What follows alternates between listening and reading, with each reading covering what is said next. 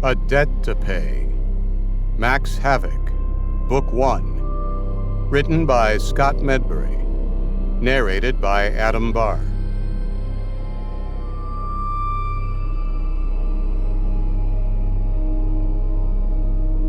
Part 1. Send a Message. Chapter 1. The reek of institutional despair was the first thing that always assaulted Daniil Volkov in the visiting room of Blackwood State Penitentiary. It was a complex olfactory assault. Stale sweat, industrial-grade disinfectant, failing to mask the underlying human musk, the faint, metallic tang of fear. It was the smell of caged ambition and forgotten men. Volkov, however, had never considered himself forgotten, merely temporarily inconvenienced. He sat with an unnatural stillness, his prison grays, though clean, doing little to diminish the predatory aura that clung to him like a second skin. His hands, scarred and powerful, rested on the scratched laminate counter, fingers interlaced loosely. Behind the smear-streaked plexiglass separating them, Mikhail Abramov, his lawyer, fidgeted. Abramov's expensive suit of charcoal wool looked out of place, almost an affront to the room's grim functionality. The man himself seemed to shrink within it, nervous, as he always was when meeting in this forum. "The situation with our associate, Mr. Wells," Abramov began, his voice a low, cautious murmur that barely carried through the perforated speaker holes in the plexiglass. He cleared his throat, a dry, rasping sound. "It has developed certain, shall we say, complications." Volkov's eyes, the pale, flat gray of a winter sky just before a blizzard, remained fixed on Abramov. He didn't blink. He rarely did when assessing a threat or a weakness. And Abramov, for all his legal acumen, was radiating weakness like body heat.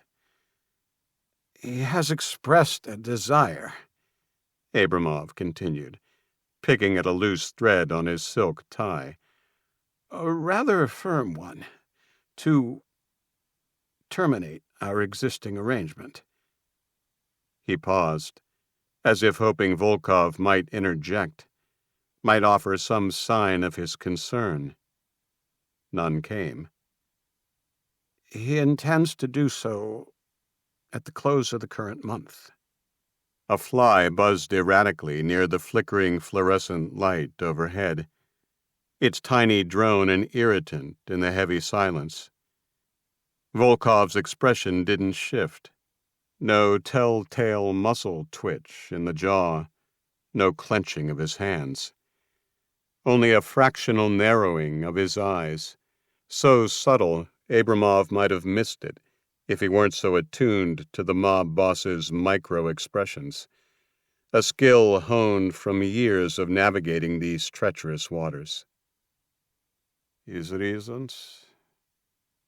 Volkov's voice, when it finally came, was soft, almost gentle, a low rumble that seemed to vibrate in the very air between them. It was this quietude that was most unnerving. A shouting man was a man expending energy. A quiet man, like Volkov, was a man conserving it, calculating, his mind a steel trap, clicking through possibilities. "He cited moral objections, Daniil. Growing anxieties regarding the precise nature of the transactions. He claims he can no longer reconcile it with his conscience."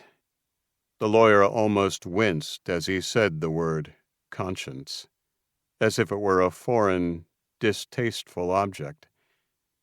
He was quite resolute, uncharacteristically so, difficult to sway.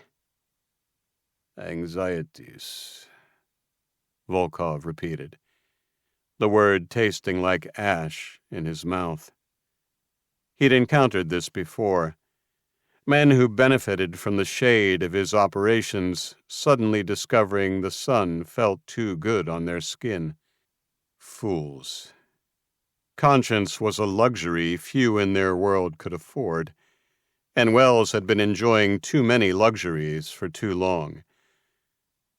And he fully comprehends the implications of such a unilateral decision.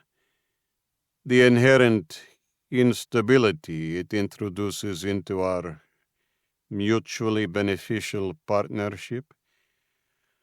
I believe I impressed upon him the gravity. Yes, Abramov said, his gaze flicking nervously towards the guard, then back. I reiterated the established protocols, the expectations.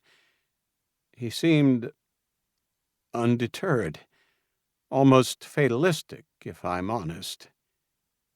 He leaned closer, his voice dropping further. He mentioned something about wanting a clean slate, about being able to sleep at night. Naivety, of course, but deeply felt, it seems. Volkov allowed a moment of silence to stretch, letting the weight of Abramov's words settle.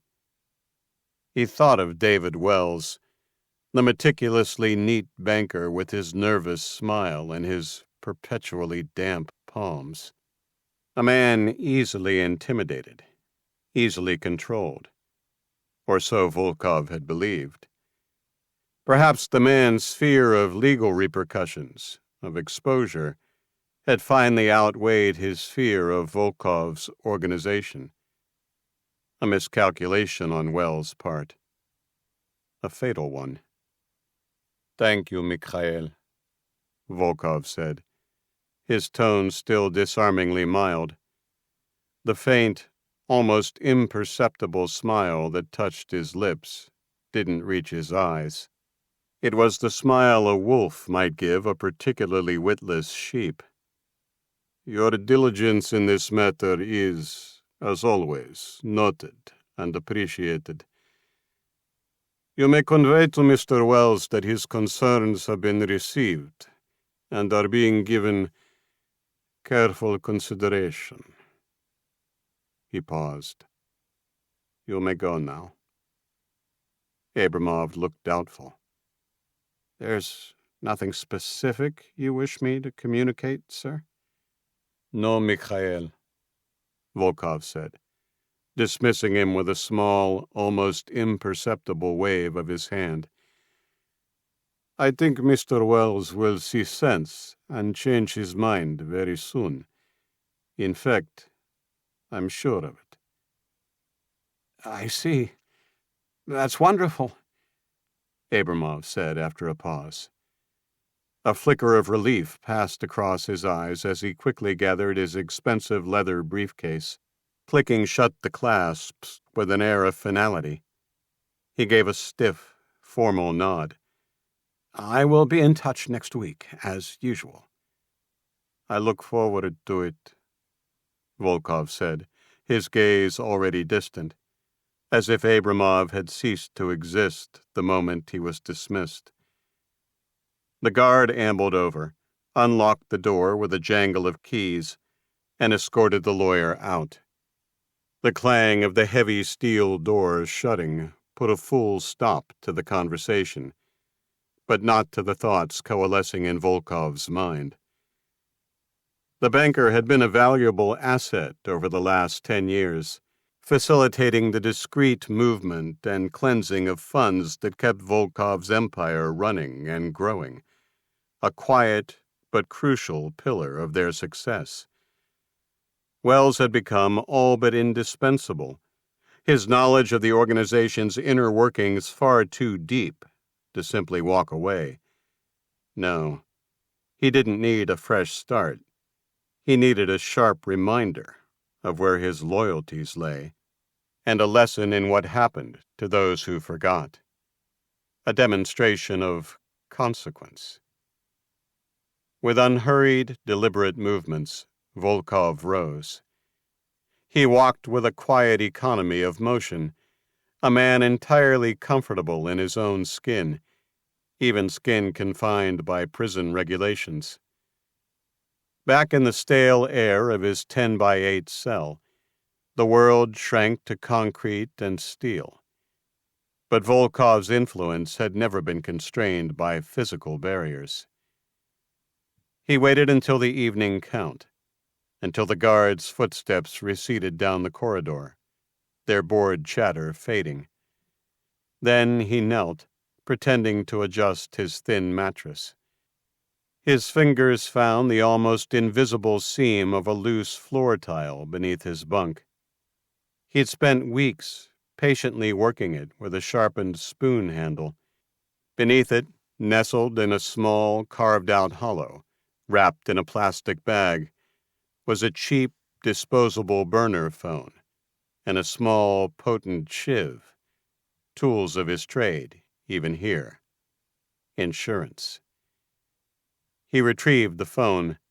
Its plastic casing felt flimsy in his powerful grip.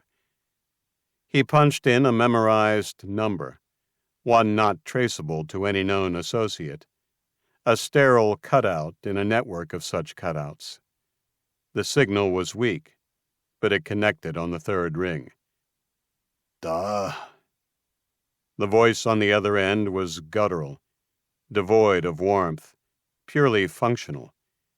It was Yuri Vasiliev, his most trusted enforcer on the outside, a man who understood nuance, wrapped in brutality. Volkov didn't waste words. Regarding the banker, he began, in low and precise Russian. He's developed a crisis of conscience, it seems. A beat of silence, heavy with unspoken meaning. Send a message. There was no need for elaboration. Send a message was their euphemism for a warning that was both brutal and terrifyingly personal. Onyo, Yuri grunted. Understood. No questions. No hesitation. That was why Yuri was trusted. Volkov ended the call. He didn't snap this phone in half. This one still had uses. He carefully rewrapped it and the shiv, replacing them in their hiding spot, tamping the tile back into place. He smoothed his blanket. He lay back on his bunk, hands laced behind his head, staring up at the stained concrete ceiling. A faint smile touched his lips, genuine this time, but cold and predatory. David Wells wanted to sleep at night. Soon, sleep would be the last thing on his mind. Anxiety and guilt, Volkov mused, were curable conditions, with the right motivators in place. He heard the distant clang of a cell door, the shout of a guard, the murmur of prisoners, the mundane soundtrack of his current existence. But in his mind, Daniil Volkov was already outside, orchestrating the precise, chilling application of force that would bring his straying banker back into the fold. Chapter 2.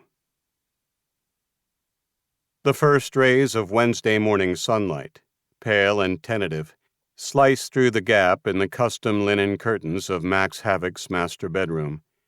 They illuminated dust motes dancing in the still air, a silent daily ballet that usually went unnoticed. Today, however, each particle seemed to mock Max, a tiny spotlight on the deceit he carried within the otherwise pristine calm of his meticulously ordered life. He lay still, feigning sleep, listening to the rhythmic breathing of his wife, Elizabeth, beside him. Her blonde hair, usually a vibrant gold, looked softer, almost ethereal in the dim light, spread across the pillow. One arm was flung out, her hand resting lightly on his side of the bed, a familiar, comforting presence that now felt like a brand. He resisted the urge to pull away.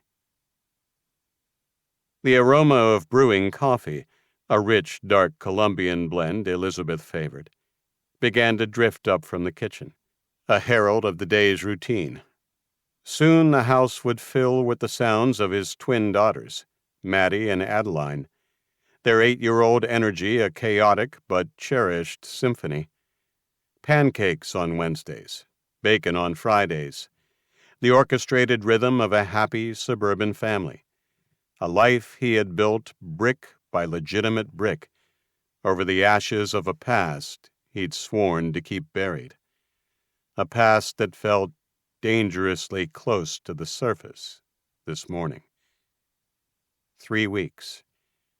It had been 3 weeks since Chicago. 3 weeks since the conference, the late-night drinks at the hotel bar with Zoe Jordan, the persuasive charm of a client who was both intelligent and attractive.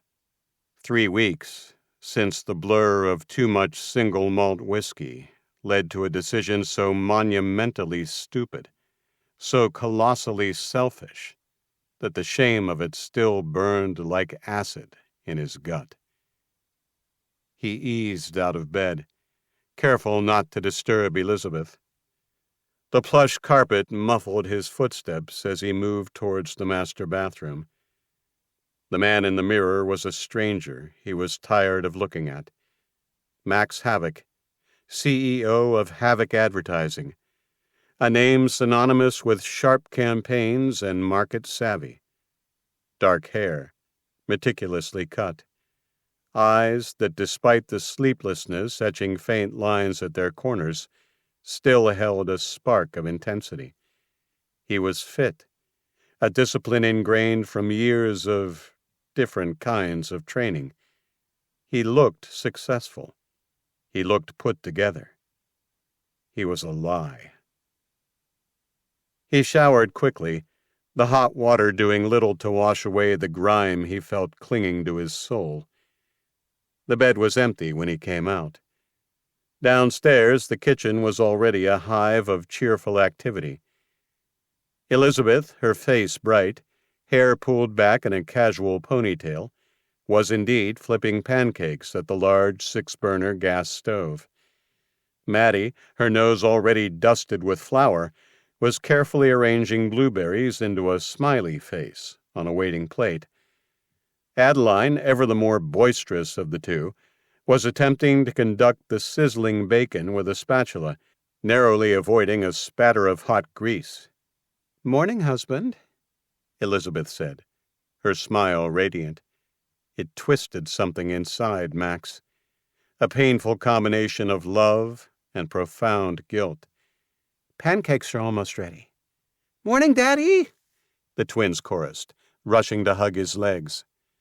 He bent, enfolding them in his arms, burying his face in their fragrant hair. The scent of them, baby shampoo, pancake batter, and pure, uncomplicated innocence, was a lifeline and a condemnation. This was what he was jeopardizing, this perfect, fragile world. "Daddy, can you help us build the volcano tonight?" Maddie asked, her bright blue eyes, identical to her mother's, searching his face with an earnestness that made his chest ache. "Mrs. Davison said it needs to be super-duper authentic." Adeline bounced on the balls of her feet. "Yeah, and it has to erupt, with lava and smoke and everything. Can we make red lava, Daddy? Please?" Max forced a wider smile than he felt, the muscles around his mouth stiff. "A super-duper, red lava erupting volcano it is, Munchkins. We'll make it the best volcano the 3rd grade has ever seen." He ruffled Adeline's already wild brown curls, then smoothed Maddie's. His touch felt heavy, undeserved. Breakfast felt like going through the motions, each word and movement choreographed to hide the storm gathering inside him. He complimented Elizabeth on the pancakes, listened with feigned enthusiasm to the twins' detailed plans for their volcanic masterpiece, and offered pronouncements on the optimal consistency of baking soda lava. All the while, a separate internal monologue ran on a relentless loop. Fraud. Liar. You don't deserve this. He noticed Elizabeth watching him, a slight furrow in her brow. You okay, Max? She asked, her voice soft, laced with that gentle concern that always made him feel worse. You seem a little distracted this morning, more than usual. He manufactured a reassuring expression, one he'd been perfecting for weeks. Just a lot on my mind with the new Kestrel account, he lied, naming one of their biggest clients. It's a massive campaign, global reach, crunch time. In fact, he added, the next lie forming even as the first left his lips, I'll probably have to work late tonight. Just need to tie up some loose ends, make sure everything's locked down before the presentation tomorrow. Her smile faltered, just for a fraction of a second, but he saw it. Disappointment. Again? Max, that's the third time this week. The girls were really hoping you'd be here for volcano duty. I know. And I'm sorry, Liz, he said, his voice infused with a sincerity he wished was entirely genuine.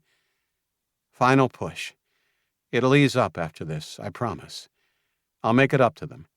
We'll have a whole volcano weekend if they want. She sighed softly, then nodded. Okay, just don't burn yourself out. She reached across the table, her fingers briefly touching his.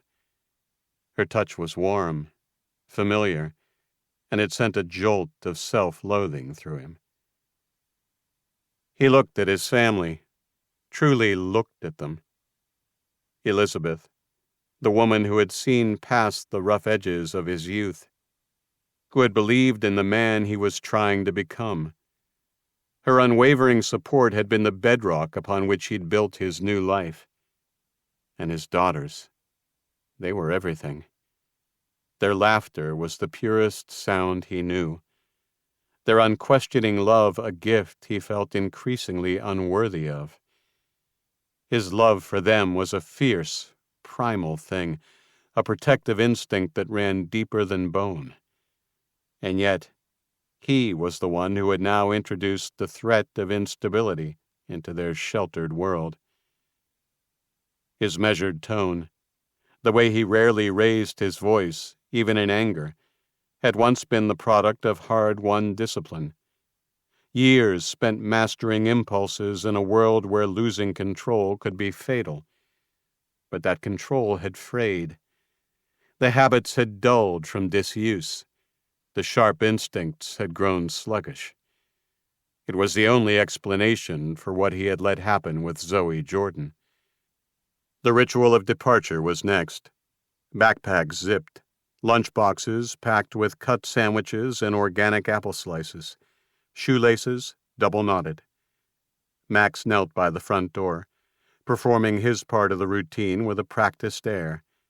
He hugged Maddie first, her small arms wrapping tightly around his neck. Be good in school, princess, he whispered into her hair, inhaling the scent of her, trying to brand it into his memory. I will, Daddy, she murmured against his shoulder. Then Adeline, who launched herself at him with characteristic exuberance, nearly knocking him off balance. Don't forget the red lava, she instructed, her voice muffled against his chest. Wouldn't dream of it, firecracker, he said, his voice thick with an emotion he struggled to conceal. It wasn't just love. It was a desperate, clawing fear of loss, a premonition that felt like a cold hand gripping his heart. Elizabeth waited by the door, car keys in hand. She leaned in for a kiss, quick and warm, her lips tasting faintly of coffee and maple syrup.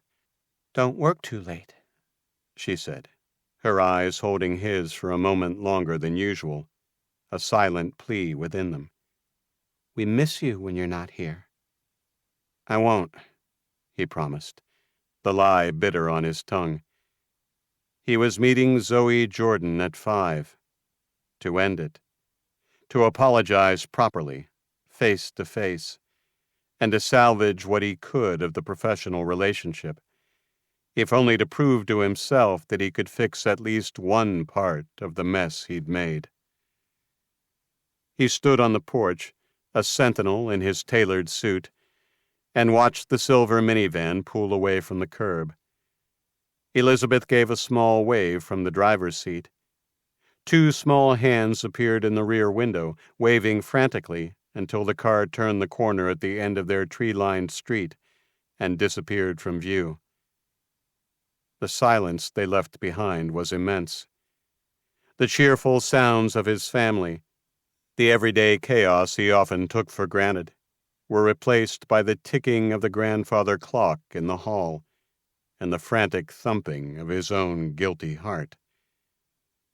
He carried a heavy briefcase, but the weight on his soul was far greater.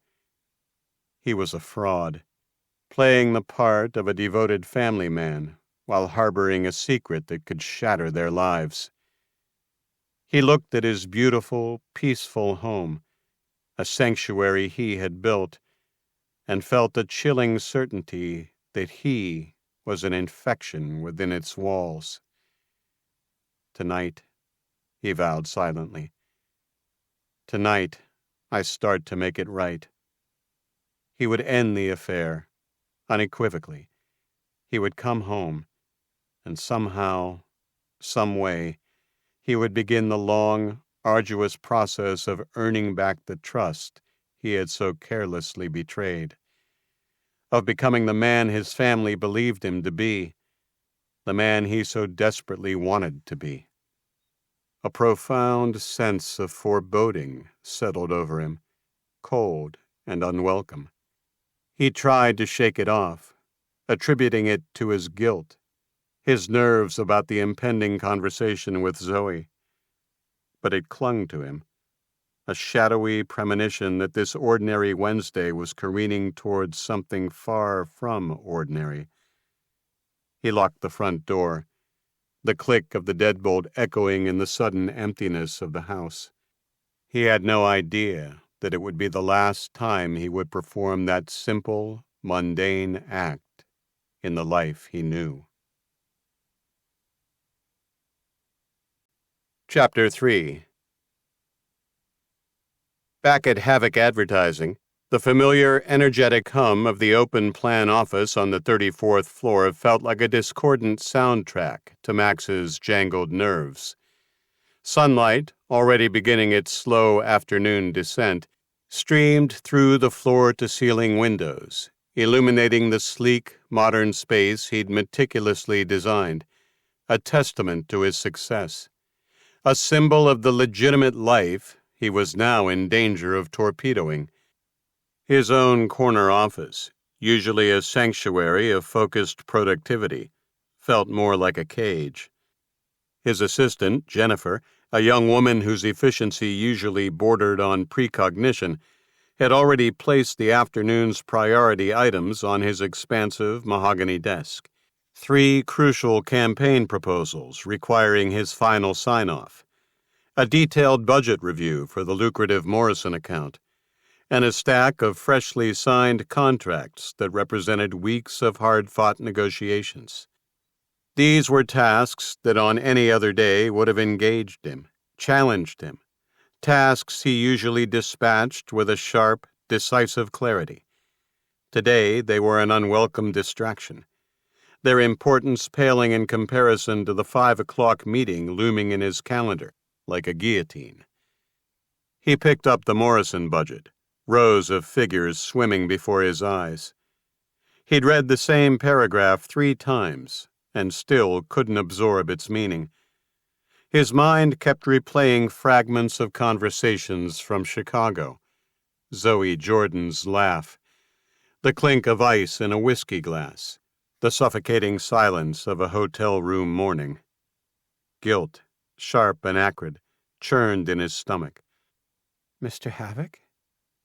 Jennifer's voice, usually brisk and confident, held a note of caution. She stood in his open doorway, a sheaf of papers in her hand, her brow slightly furrowed. "The Kestrel presentation materials you requested earlier. Should I have the design team prepare multiple versions, or focus on the primary concept?" Max looked up, startled. He'd been staring at the Morrison budget, unseeing, for what felt like an eternity, but was probably closer to 10 minutes. He blinked, trying to pull his scattered thoughts into focus. "Multiple versions, Jennifer," he managed, his voice sounding distant even to his own ears. "Yes. Have them prepare contingencies for various scenarios." He saw the flicker of confusion in her eyes, but didn't elaborate. How could he explain that the biggest contingency he was worried about had nothing to do with Kestrel's market share, and everything to do with the fallout from his own personal idiocy? "Right away, sir," she said, backing out, her professional smile not quite reaching her eyes. She knew him well enough to sense when he was off kilter. He pushed the Morrison budget aside and pulled out a pristine notepad, intending to jot down key points for his conversation with Zoe. "Apologize. Sincerely. Take full responsibility. Emphasize professional relationship. No excuses." The words looked stark, inadequate. He scribbled them out, then rewrote them, then crumpled the page and tossed it into the bin. This wasn't a business negotiation to be strategized. It was a personal mess to be cleaned up, an act of contrition. His heart hammered a nervous rhythm against his ribs. He kept glancing at the expensive chronometer on his wrist, the seconds ticking by with agonizing slowness, then with alarming speed. 4:15. 4:30. Each minute brought him closer to the reckoning. He got up, paced the length of his office, the plush Persian rug muffling his footsteps. He adjusted his tie, though it was perfectly straight. He ran a hand through his hair. Physical manifestations of an anxiety he was struggling to contain. He felt like a fraud in his own well-tailored suit, in his own carefully crafted life. At precisely 4:45, Max grabbed his briefcase, though it contained nothing relevant to his impending meeting. It was a prop. "Jennifer, I have an off-site meeting. I'll be back later this evening to clear these," he said, gesturing vaguely at the papers on his desk. "Of course, Mr. Havok. Have a good meeting." Her gaze lingered on him for a moment, a silent question in her eyes. The elevator ride down to the lobby felt like a descent into a personal hell, alleviated somewhat when he emerged onto the street, the cacophony of downtown traffic assaulting his ears. The Gilded Glass, a sophisticated downtown bar just a few blocks away, took him through the pulsing heart of the financial district. Towers of glass and steel scraped the sky, monuments to ambition and commerce, housing the legitimate dreams and daily grinds of thousands. Max watched a young couple sharing a late lunch on a park bench, their heads close together, their easy laughter carrying on the crisp afternoon breeze. A pang of something painful twisted in his chest. When had he and Elizabeth last laughed like that, so freely, so unburdened? Before Chicago, certainly. The weight of his betrayal had cast a pall over everything, poisoning even their most casual, intimate moments. He saw a father patiently explaining something to his small daughter as they waited at a crosswalk, her face upturned in rapt attention. His own daughters, Maddie and Adeline, would be home from school by now, probably already clamoring for snacks, their afternoon energy filling the house. The image brought a fresh wave of guilt. What kind of father was he, sneaking off to meet another woman, even if it was to end things? He arrived at the Gilded Glass 15 minutes early. The bar was already beginning to fill with the after-work crowd, the low hum of conversations and the clinking of glasses creating a veneer of sophisticated conviviality. He chose the corner booth deliberately. Oxblood leather, deep shadows for privacy, clear sight lines to the entrance, his back to the wall. Old habits that resurfaced every now and then when he was in unfamiliar surroundings. He ordered a club soda with a lime wedge from the passing waitress, the effervescence doing little to settle the acid churning in his stomach. He watched the other patrons, men in sharp suits discussing deals, women in elegant dresses sharing confidences, normal people living normal lives, seemingly untroubled by the kind of sordid secret he carried. He felt like an imposter among them. He took out his phone, ostensibly to check emails, but really just to have something to do with his hands. He rehearsed his opening lines to Zoe again, his internal monologue a frantic loop of apology and attempted damage control. This has to go well. It just has to. He saw Zoe Jordan the moment she entered. She paused just inside the doorway, her gaze sweeping the room with a calm, appraising look before it landed on him. Even from across the dimly lit space, her composure was striking.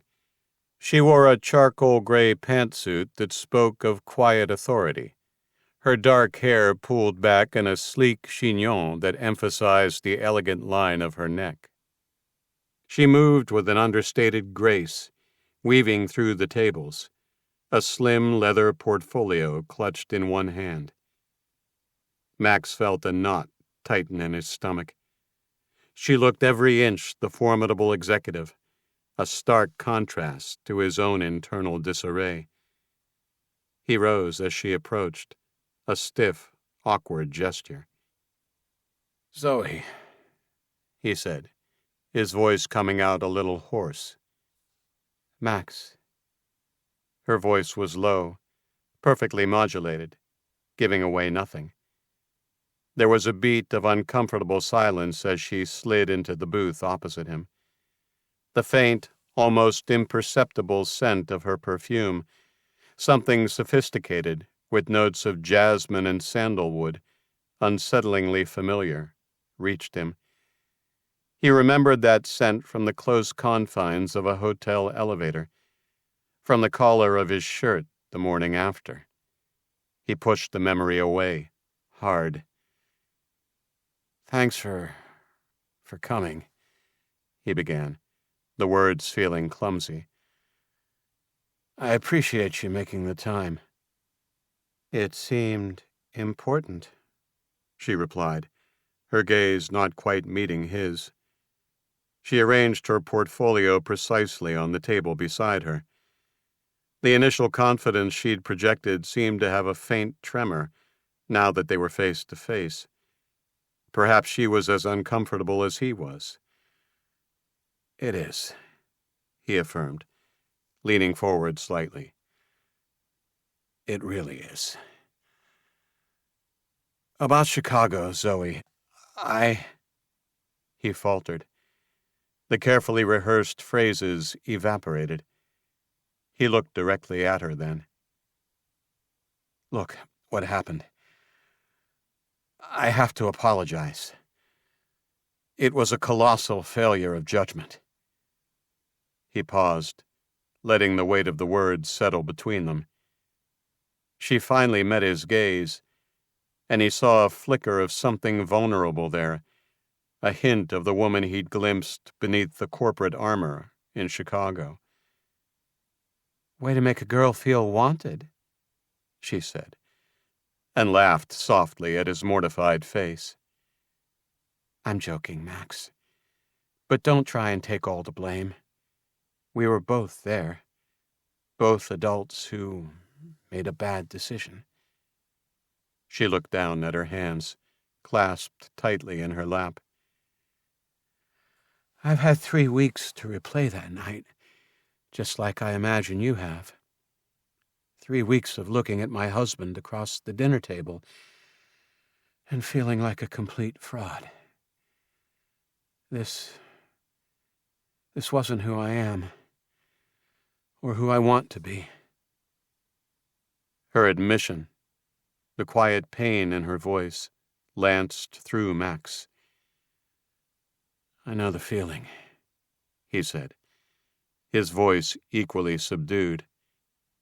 A waitress appeared, a brief, almost welcome interruption to the charged atmosphere. Zoe ordered mineral water with lemon, her composure reasserting itself slightly. Max ordered another club soda. When they were alone again, the fragile intimacy of their shared regret lingered in the air. "The thing is, Zoe," Max continued, choosing his words with immense care, "beyond my own personal shame, my primary concern now, apart from offering you my sincerest apology, is our professional relationship. I hope we can salvage it. The thought that my idiotic actions could have jeopardized a partnership with Kestrel Dynamics, it's—" He trailed off, unable to articulate the depth of his professional anxiety. "I understand," he said finally, his voice quiet. "I understand the impossible position I've put us in. And if you say the risk is too great, if you decide Kestrel needs to go in another direction, I won't fight it. I'll deserve it." He met her gaze, his own sincerity absolute. "But if you are willing to consider it, I give you my word, Zoe, my absolute, unbreakable word. Our interactions will be nothing but professional. The boundaries will be iron, not just for my sake, but for yours. I will do whatever it takes to ensure this partnership is defined by the work and nothing else." Zoe was silent for a long moment, studying his face, seeing the same exhaustion and regret she felt reflected in his eyes. She took a slow, deep breath, a decision solidifying, not with anger, but with a kind of grim resolve. "I can't let my career be defined by one stupid night," she said softly, more to herself than to him. "And I can't, in good conscience, pass on what's best for my company because of it." She looked at him directly. "So, if we do this, it has to be a pact between us." Max nodded, leaning in, waiting. "Chicago is a closed door," she stated, her voice gaining strength. "It's never opened. We are 2 executives and nothing more, and the moment, the second, either of us feels that line blurring, we have the professional integrity to step back. No drama, no fallout. We reevaluate. Can you agree to that?" This wasn't an ultimatum. It was a proposal for survival, a set of rules for a game they both had to play perfectly. "I agree," Max said, his voice firm, imbued with a conviction born of deep regret and a desperate desire for redemption. "It's a pact." A barely perceptible easing of the tension in Zoe's shoulders told him his sincerity had registered. "Good," she said, the single word carrying a world of meaning. The vulnerability receded, replaced by the executive persona, and it was a shield now, not a weapon. "The next step is a full presentation to our board. You have 2 weeks. Don't make me regret this, Max." "I won't," he promised.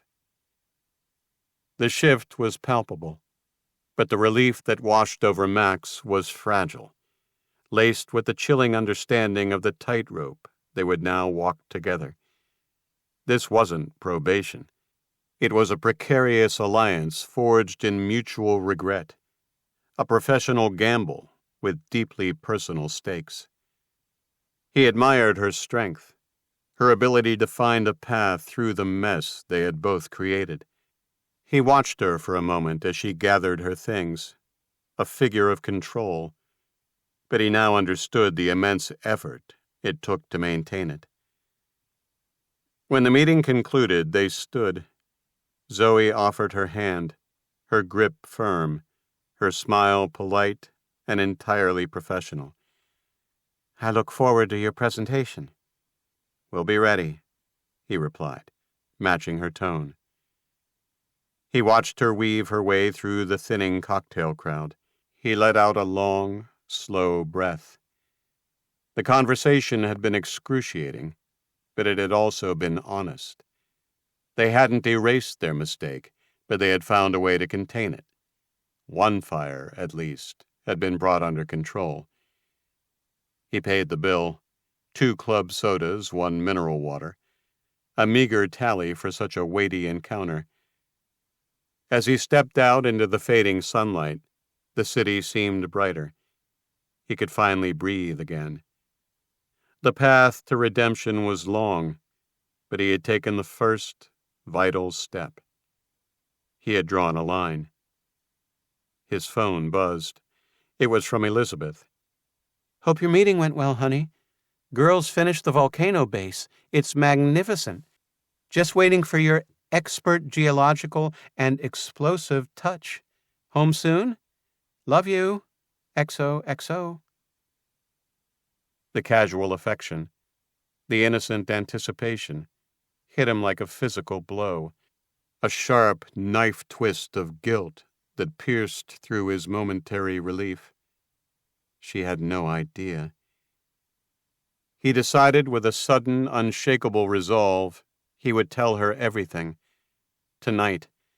Without knowing what kind of emotions or conflict his disclosure would let loose, though, he decided it would be better if the girls were in bed.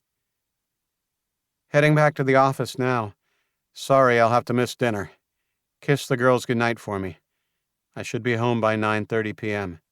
Love you. XX." In the office, Max threw himself back into his work with a desperate, almost manic energy. He signed off on the campaign proposals Jennifer had left, his focus surprisingly sharp now that the Kestrel meeting was behind him. He dictated a series of complex emails, reviewed analytics reports, and even sketched out some initial ideas for the Kestrel presentation. In the back of his mind, he knew he was delaying the inevitable, doing anything to postpone the inevitable journey home and the confession that awaited him there. The office emptied around him as the evening deepened. His team, one by one, called out their good nights, their footsteps echoing in the cavernous space before fading into the ding of the elevator.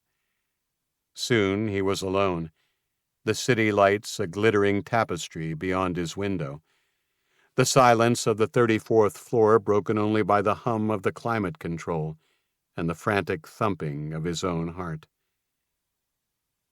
He tried to script the conversation with Elizabeth in his head, each attempt more futile than the last. "Elizabeth, I need to tell you something. Something terrible. About Chicago." No, too blunt, too brutal.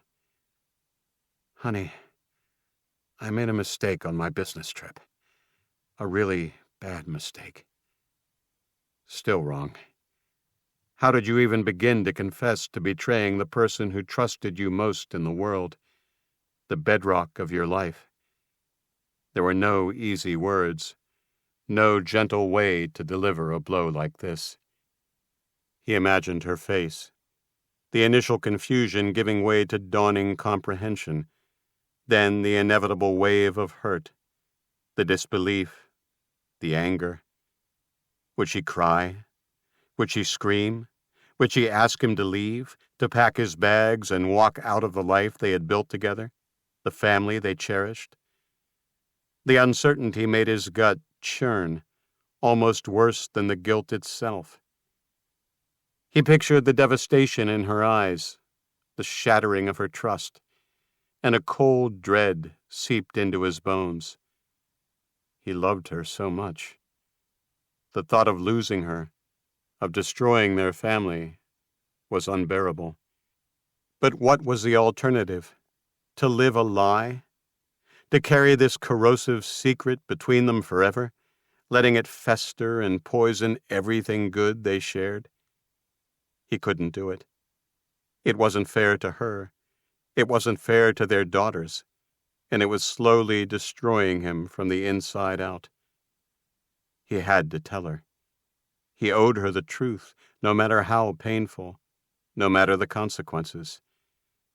He had to believe, to pray, that their love, their history, the family they had built, was strong enough to withstand this, or at least strong enough to find a path through it, however broken.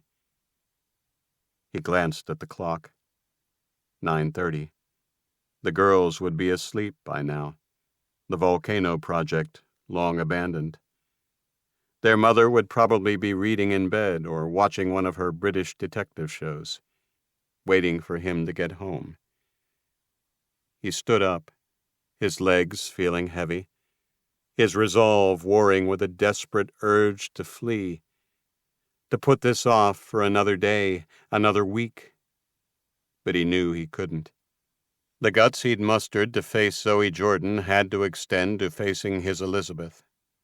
He had to lance this boil, no matter how much it hurt. Chapter 4. The drive home was a blur of city lights bleeding into suburban darkness. Max navigated the familiar route on autopilot, his mind a turbulent storm of rehearsed apologies, imagined reactions, and a gnawing, visceral fear of the conversation to come. The relief he'd felt after the meeting with Zoe Jordan had all but evaporated, consumed by the monumental task of confessing his infidelity to Elizabeth. Each mile closer to his quiet, tree-lined street felt like a step towards an inevitable personal detonation. He rehearsed opening lines, phrases of profound regret and pleas for understanding, none of which felt adequate. How do you tell the woman you love, the mother of your children, that you had broken the most sacred vow between you? How do you prepare for the look in her eyes when the truth, ugly and brutal, finally lands? He pictured her face, the initial confusion, then the dawning horror, the anger, the tears. His stomach churned. This would be the hardest thing he had ever done, harder than facing down gang rivals in his youth, harder than building a business from nothing. Everything important in his life hinged upon how the next few hours would play out. He'd told Elizabeth he'd be working late, a lie that now felt like cruel irony. He had been working, in a way, trying to salvage one part of his life while simultaneously steeling himself to potentially shatter another. He glanced at the clock on the dashboard, 10:03 p.m., later than he'd intended. A tiny, selfish part of him hoped that perhaps his wife had fallen asleep. As he turned onto his street, a familiar sense of unease began to prickle at the back of his neck. It was quieter than usual. Fewer porch lights glowed their welcoming beacons. His own house, halfway down the block, was dark. Completely dark. Not even the soft glow of the hallway nightlight, the one Elizabeth always left on for the girls, was visible. And the porch light. She always left it on if she knew he was coming home after dark. A knot of anxiety tightened in his chest, sharp and sudden. He pulled into the driveway, the crunch of tires on gravel unnaturally loud in the stillness. He cut the engine. The silence that descended was almost suffocating. No rhythmic hum from the HVAC unit, no distant bark of a neighbor's dog. Just nothing. Liz? He murmured to himself, a thread of genuine alarm weaving through his apprehension about the confession. He got out of the car, his briefcase feeling like a lead weight in his hand. He walked up the bluestone path, his footsteps echoing. The meticulously manicured flower beds, Elizabeth's pride and joy, seemed to shrink into the shadows. Then he saw the front door. His breath hitched. His heart hammered against his ribs, a frantic, trapped bird. The solid oak door, usually a symbol of security and warmth, was grotesquely splintered around the lock set. Jagged shards of wood, pale against the dark stain, littered the welcome mat, the one Mattie had chosen, with its cheerful "Home Sweet Home" inscription. A dark, gaping cavity yawned where the deadbolt and latch should have been. "Elizabeth?" The name tore from his throat, raw with a sudden, terrifying premonition. Panic, cold and absolute, seized him. He dropped his briefcase. It landed with a dull thud. He fumbled for his keys, his fingers clumsy, slick with a sudden sweat. But they were useless. He shoved the damaged door. It swung inward with a sickening, unopposed creak, opening onto a scene of unimaginable horror. The hallway was plunged into near darkness, the only illumination a pale, ghostly light filtering in from the street lamp outside. A floor lamp, the one Elizabeth had inherited from her grandmother, lay shattered on the polished hardwood floor, its shade crumpled like a discarded tissue. And near the foot of the stairs, a dark, irregular shape was silhouetted against the faint light. "Elizabeth!" he screamed, his voice cracking, echoing in the tomb-like silence of his home. He stumbled forward, his legs suddenly weak, his eyes, struggling to adjust to the gloom, fixed on the shape. It was her. She was sprawled in an unnatural contortion. Her blonde hair, usually so vibrant, was now dark and matted, fanned out around her head like a tragic halo. Her eyes, those beautiful blue eyes that had always held such love and laughter, were wide, unseeing, fixed on some point beyond him, reflecting the dim light with a terrifying vacancy. A single, neat, dark bullet hole, like a third malevolent eye, marred the perfect skin of her forehead. A dark stain had blossomed on the pale fabric of her blouse and was seeping into the wood beneath her. A sound, primal and agonized, ripped from Max's lungs, a sound he didn't recognize as his own. He collapsed to his knees beside her, his hands hovering, trembling, afraid to touch, afraid to confirm the irrefutable, devastating truth his mind was screaming at him. "No, no, God, no. Liz, no, please, no." His vision blurred with tears, his breath coming in ragged, tearing gasps. He reached out a shaking hand, his fingers brushing against her cheek. It was cold. So terribly, unnaturally cold. The carefully constructed world Max Havok had built, the life he had been so desperate to protect, to atone for, disintegrated in that instant, shattered into a million pieces. The guilt over his affair, the planned confession, all of it was incinerated in the inferno of this new, all-consuming horror.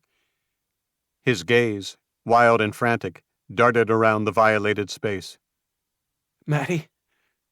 Adeline?" His voice was a raw, choked whisper, barely audible even to himself. A fresh wave of terror, sharper and more urgent than anything he had ever known, clawed at him. The girls. He scrambled to his feet, his movements jerky, his legs threatening to buckle beneath him. He lurched towards the living room, his heart a leaden weight in his chest. A silent prayer, desperate and futile, formed on his lips. Please, God, not them. Not the girls. The living room, their family room, the place of bedtime stories, movie nights, pillow forts, and just this morning, excited chatter about a volcano project. The scene that greeted him there ripped the last vestiges of sanity from him. They lay on the expensive Persian rug, the one they'd spilled juice on 100 times, the one where they'd wrestled and giggled. His daughters, his beautiful, vibrant, irreplaceable twin girls, Maddie and Adeline. They were tangled together, as if seeking comfort from each other even in their final, terrifying moments. Small, still forms whose pajamas were now stained a dark, glistening crimson. Their arms were flung out, small hands uncurled. Their eyes, those bright, inquisitive eyes that had mirrored his own, were open, staring up at the ceiling with the same vacant expression as their mother's. "No! God, no! My babies!" Max's anguished roar was a sound of pure, unadulterated agony, a cry that seemed to tear through the very fabric of the night. He collapsed, his legs no longer capable of supporting him, landing heavily beside their small, lifeless bodies. Sobs racked his frame, convulsive shudders that shook him to his core. He reached out, his hands trembling so violently he could barely control them. He touched Maddie's soft brown hair, then Adeline's matching curls. They were cold, still, gone. He gathered them into his arms, pulling their limp forms against his chest, cradling them as he had done when they were infants, when they'd had bad dreams, when they'd scraped their knees. But there was no warmth, no life, no comforting sigh, just the unyielding stillness of death. "I'm sorry," he choked out, the words shredded by his grief, his tears hot and blinding, soaking into their hair, their clothes. "I'm so sorry. Daddy is so sorry. I should have been here. I should have protected you. Oh, God, I should have been here." The crushing weight of his final lie to Elizabeth crashed over him with fresh, nauseating force. Working late. It had rolled off his tongue so easily at breakfast, just hours ago in this very house, when she'd asked about his evening plans. While she'd been spreading peanut butter on the girls' sandwiches, while Maddie had been arranging her volcano notes, while Adeline had been chattering about soccer practice, he'd been planning his meeting with Zoe Jordan, planning to end an affair that never should have begun. "I'll make it up to them," he'd promised Elizabeth. "We'll have a whole volcano weekend." The bitter irony was a knife twisting in his chest, while he'd sat in that bar, consumed with his own selfish guilt, trying to clean up his personal mess. They had been here, alone, facing their killers. Elizabeth had died thinking he was working late on some important client presentation. She'd never known about Zoe, never had the chance to forgive him or rage at him or demand he leave. She'd died trusting the lie he'd told at breakfast, believing in the husband and father she thought he was. The guilt he had carried for weeks over his affair was a pinprick compared to this colossal, crushing mountain of self-recrimination. His betrayal of Elizabeth paled in comparison to this ultimate failure as a husband, as a father, as a protector. The metallic tang of blood, sharp and cloying, filled his nostrils, mingling with the faint, acrid scent of gunpowder. A home invasion, it would appear, a horrifically violent one. But why? They weren't ostentatiously wealthy, not in a way that would attract this kind of savage attention. They were just a family, his family. Through the thick, suffocating fog of his grief and despair, a distant sound began to penetrate, a wail, growing closer. Sirens. Someone must have heard. The gunshots, his own tormented screams. He didn't remember calling 911. His phone was still in his pocket, forgotten. Perhaps a neighbor. He held his daughters tighter, rocking them gently, his anguished cries subsiding into broken, guttural moans.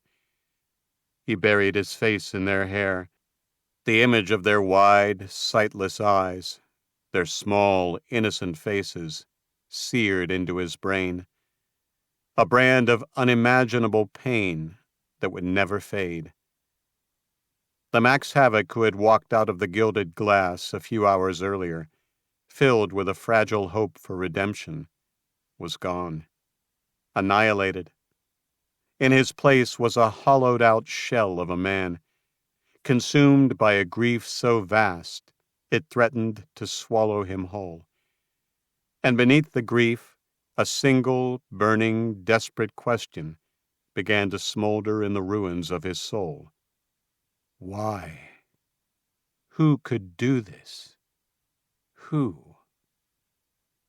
The sirens grew louder, their mournful, urgent cry drawing nearer, the soundtrack to the irrevocable end of his world. They were coming for him, or what was left of him. Chapter 5.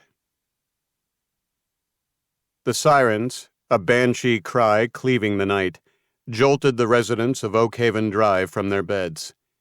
Windows lit up one by one, sleepy faces peering through curtains, a ripple of alarms spreading down the usually tranquil suburban street. At the Havok residence, number 214, the world had already ended. Inside, Max Havok knelt amidst the wreckage of his life.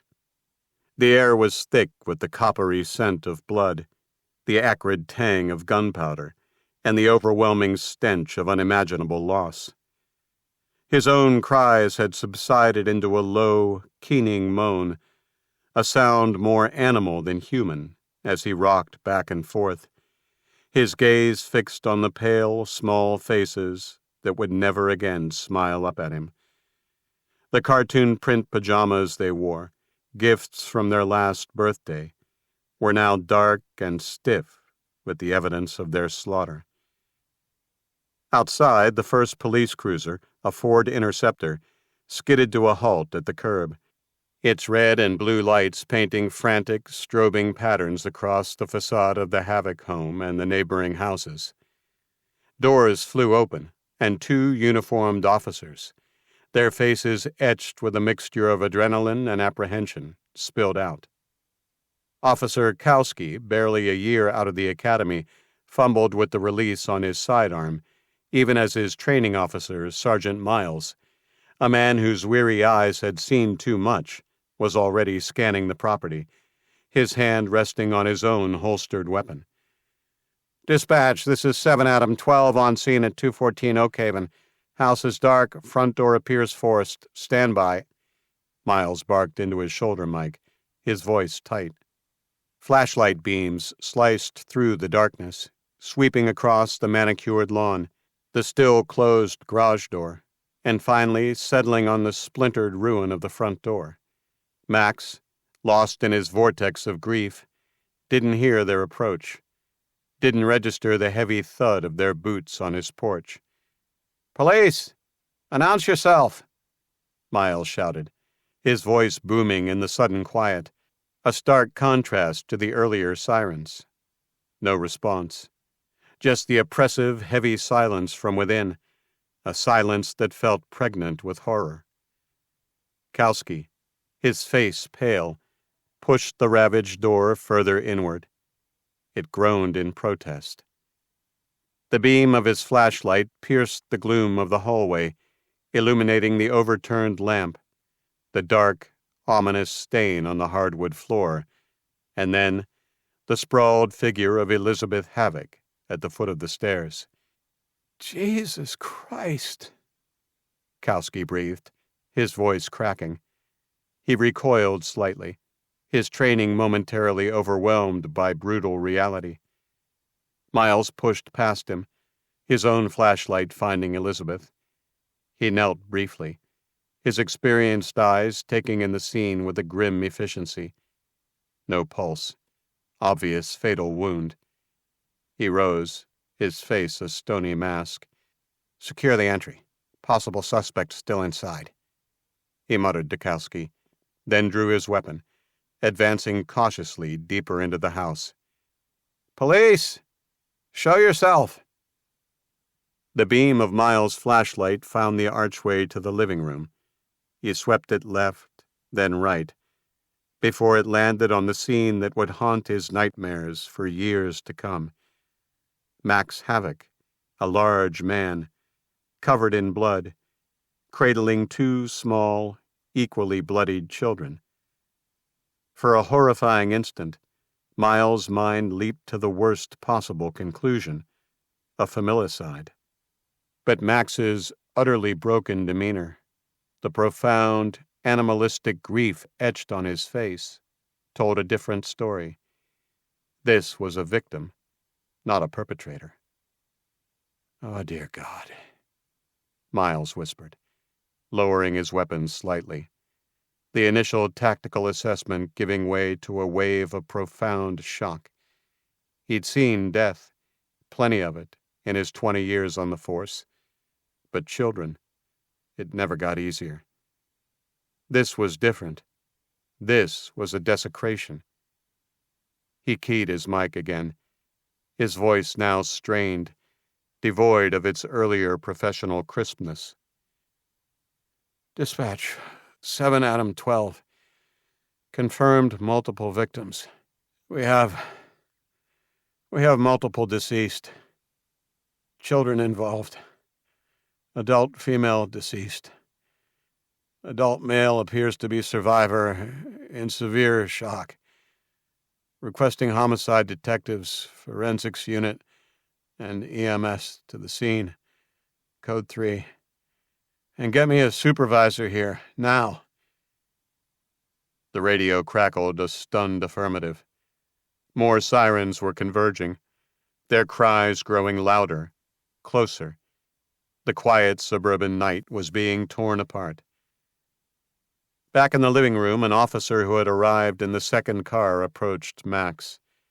Brian Miller was a father himself, with a boy and a girl not much older than the lifeless forms the man clutched. The sight twisted something deep inside him. "Sir," Miller said, his voice thick with an emotion he fought to control. "I'm Officer Miller. We need to help you, sir. We need to take care of them." He gestured almost imperceptibly towards the girls. Max looked up, his eyes vacant, hollowed out by a grief so immense it seemed to have consumed his very soul. He blinked slowly, as if struggling to focus, to comprehend the uniformed figure before him. They're gone, he whispered, his voice a raw, shredded sound. My babies. They killed my babies.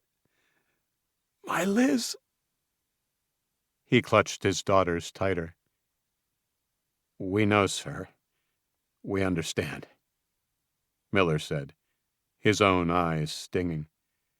He knew the official protocol: secure the scene, preserve evidence, identify witnesses.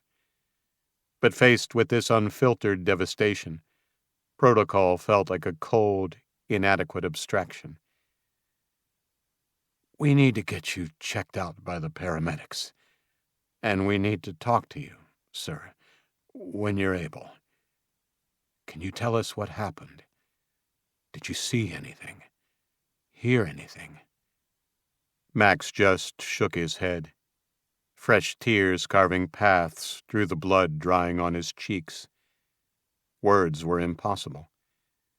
The horror was a living thing, coiling in his chest, choking him.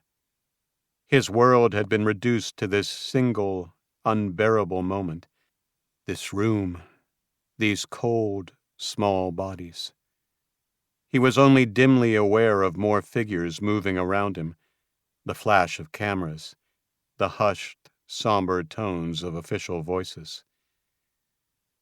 Outside, Oakhaven Drive had become a chaotic tableau of flashing lights and grim-faced officials. Yellow crime scene tape, stark and unforgiving, was being strung across the Havok's front lawn, creating a sterile perimeter around the epicenter of the tragedy. Neighbors, bundled in robes and pajamas, their faces pale and etched with a mixture of fear and morbid curiosity, gathered in hushed clusters on their lawns and sidewalks. The initial whispers of "what happened" were slowly morphing into horrified, fragmented accounts, as glimpses of the activity within the Havok home, stretchers being brought in, the sheer number of officers, began to paint a terrifying picture. I heard something like a loud bang, maybe around 10, Mrs. Henderson from 3 doors down told a young officer, her voice trembling. I thought it was a car backfiring. Oh, dear Lord. Elizabeth and those sweet girls. Mr. Carmichael, who lived directly opposite, stood stoically, his arms crossed, but his eyes betrayed his shock. Never heard a thing. Nothing. Just woke up to the sirens. Good people, the Havoks. Quiet. Kept to themselves, mostly. Can't imagine. He trailed off, shaking his head. Max and Elizabeth's immediate neighbors stood in the center of their yard, looking at the surreal scene next door. David Wells, a New York bank executive, clad in a navy blue silk dressing gown hastily thrown over his pajamas, held his weeping wife, Susan. Her thin cotton nightdress offered little protection against the night's chill, or the greater chill emanating from the scene before them. She clung to him, her sobs muffled against his chest. The flashing lights cast an almost theatrical, grotesque glow on her tear-streaked face and the disarray of her usually neat blonde hair. Oh, David, it's monstrous, she choked out, her voice barely a whisper. Max, and Elizabeth, she was always so kind. And those precious little girls, Maddie and Addie. Who could do such a thing? In our neighborhood, it feels so brutal, so senseless. David Wells held her, his arm a rigid band around her trembling shoulders. He murmured what he hoped were comforting words. I don't know, sweetheart. I don't know. It's a terrible, terrible tragedy. Some goddamn freak or junkie. His mind, like every other neighbor's, was struggling to comprehend the sheer barbarity that had erupted in their safe and peaceful enclave. He watched as a plainclothes detective arrived in an unmarked sedan. He was a tall, grim-faced man with tired eyes and a rumpled suit that suggested he'd been roused from sleep or was perhaps deep into a late shift. The detective began conferring with a uniformed cop near Havok's splintered front door, his expression growing more severe as the cop gestured towards the interior of the house. The detective's presence signaled the official's shift. This was no longer just a welfare check or a response to a neighborhood disturbance. This was now unequivocally a homicide investigation, a multiple homicide.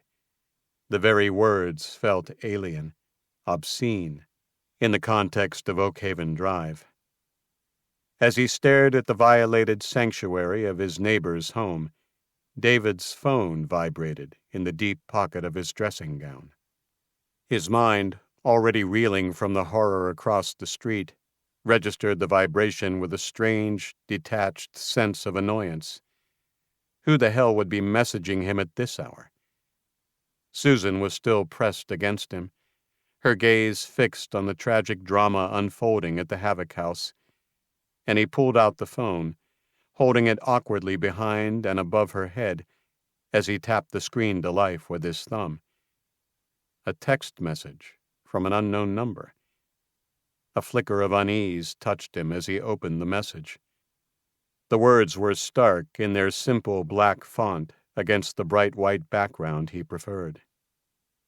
Sorry to hear about your neighbors. Terrible to have tragedy so close to home.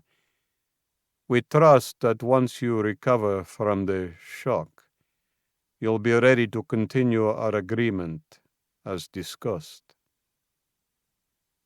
For a long, silent moment, David Wells simply stared at the screen, the words refusing to make sense. Sorry to hear about your neighbors. Terrible tragedy. Continue our agreement. Then, like a series of tumblers clicking into place in a complex lock, the pieces slammed together in his mind with the force of a physical blow. The blood drained from David's face, leaving it a sickly, ashen gray. The sounds of the street, the hushed, horrified whispers of his neighbors, clad in their nightclothes, the crackle of police radios from across the road, Susan's quiet sobs, all receded, replaced by a deafening roar in his ears. David? What is it? You look like you've seen a ghost, Susan whispered, alarm cutting through her grief. His face had gone white. He swayed, eyes wide, stricken. David stared at the phone in his hand as a sickening realization crashed over him. The family next door was destroyed because of him. He couldn't let Susan see the message, couldn't let her know of the evil that had crept so close. He could almost feel its warm breath on his neck. Spam, I think, he lied, voice shaky. Don't recognize the number. He shoved the phone deep into his pocket, then pulled Susan close, clinging to her as much as comforting her. Let's go inside, he said, barely holding it together. As he led her away, his eyes drifted back to the Havok house, where the emergency lights pulsed like a heartbeat from hell. He didn't see a crime scene anymore. He saw a message from Daniil Volkov, one painted boldly in innocent blood. Part 2. A Tragic Accident. Chapter 6. The first coherent thought to cut through the thick fog of Max Havok's grief was the cold, impersonal chill of the room. He sat on a hard plastic chair, in front of a stainless steel table that was bolted to the cement floor. The windowless space was painted a lifeless, institutional beige. It seemed to swallow light and hope. Somewhere beneath the shock, he registered it was an interview room at the downtown precinct. How he got there was a blur, just jagged flashes, a paramedic's latex-gloved hands, a flashlight in his eyes, a young officer asking distant-sounding questions, the ride in the police cruiser, the stench of old sweat and despair clinging to the vinyl seat, a weary voice from the front seat asking for his sister's number, Claire. Repeating her number in his mind like a lifeline, the only thread keeping him from unraveling. He remembered the blinding station lights, the chaos of ringing phones and shouting voices that crashed into his senses like waves. Now, silence. Only the low hum of the vents and the thud of his frantic heartbeat. His suit, still stiff with dried blood, Elizabeth's, Maddie's, Adeline's, felt like a foreign skin. The stains on his hands, under his nails, churned his stomach and twisted the knife of loss deeper. They were gone. The word echoed through him, hollow and merciless. His hands shook. His jaw clenched to stop his teeth from chattering. Swallowing felt impossible.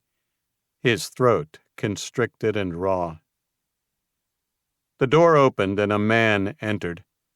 He was tall, perhaps early 50s, with a weary, lived-in face that Max would later recognize as a carefully constructed mask of paternal concern, designed to elicit trust.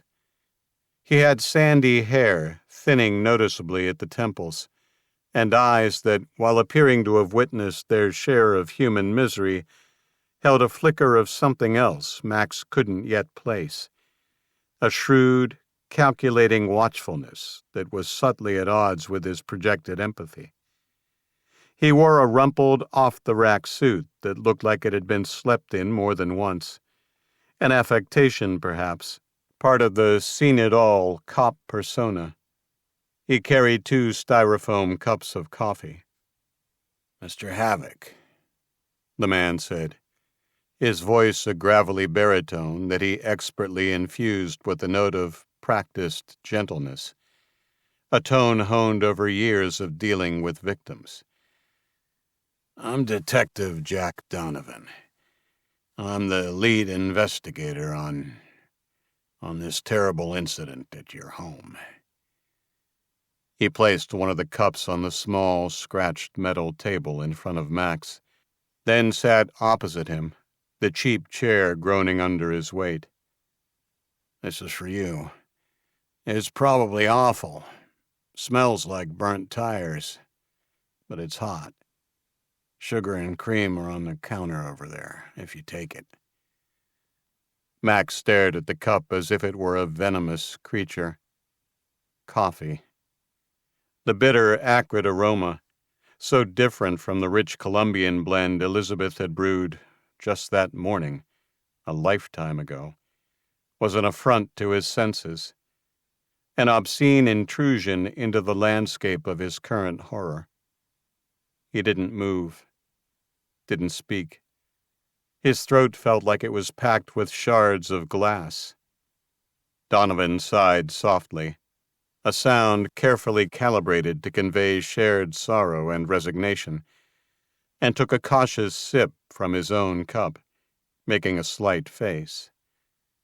"Yeah, battery acid it is," he muttered, more to himself than to Max. He set the cup down. "I know this is an impossible time, Mr. Havok. No words can make it better. Believe me, this is the last conversation any officer ever wants to have. But we need your help to understand what happened.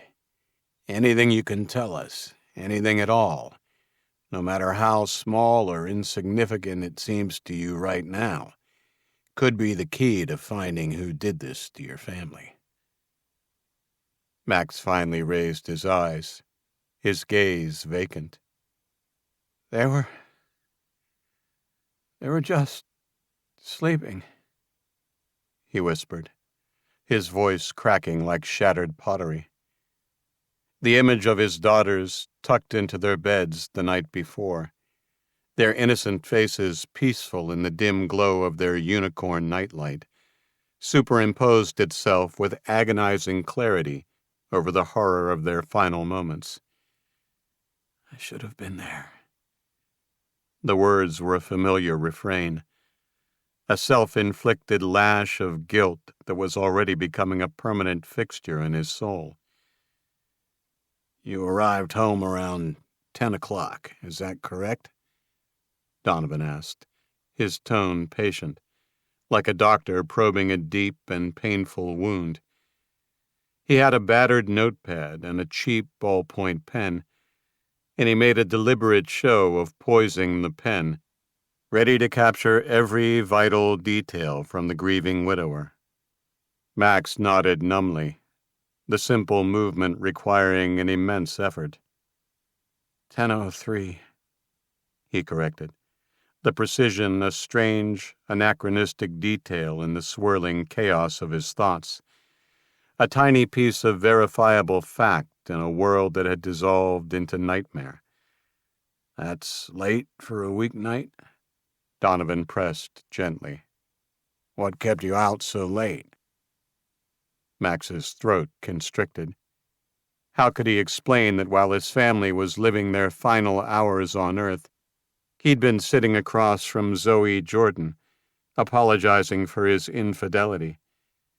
That he'd gone back to his office afterwards, having not yet worked up the courage to talk to his wife, instead of protecting them. The shame was a living thing, coiling in his gut alongside the grief. Client meeting, he managed. Then back to the office to finish some paperwork. The half-truth came easy. He couldn't desecrate their memory by admitting the truth, that his last evening as a husband and father had been wasted on cleaning up his own moral failure. And the front door was forced. Splintered, Max said, the image burning in his mind. The lock destroyed. Wood everywhere. Did you see anyone as you approached the house? Hear anything unusual? Any unfamiliar vehicles parked on the street? Anything at all out of place? Donovan's questions were methodical, routine, the standard litany of a homicide investigation. To Max, each one felt like a fresh, agonizing torment. No, nothing. It was quiet. Eerily quiet. Too quiet.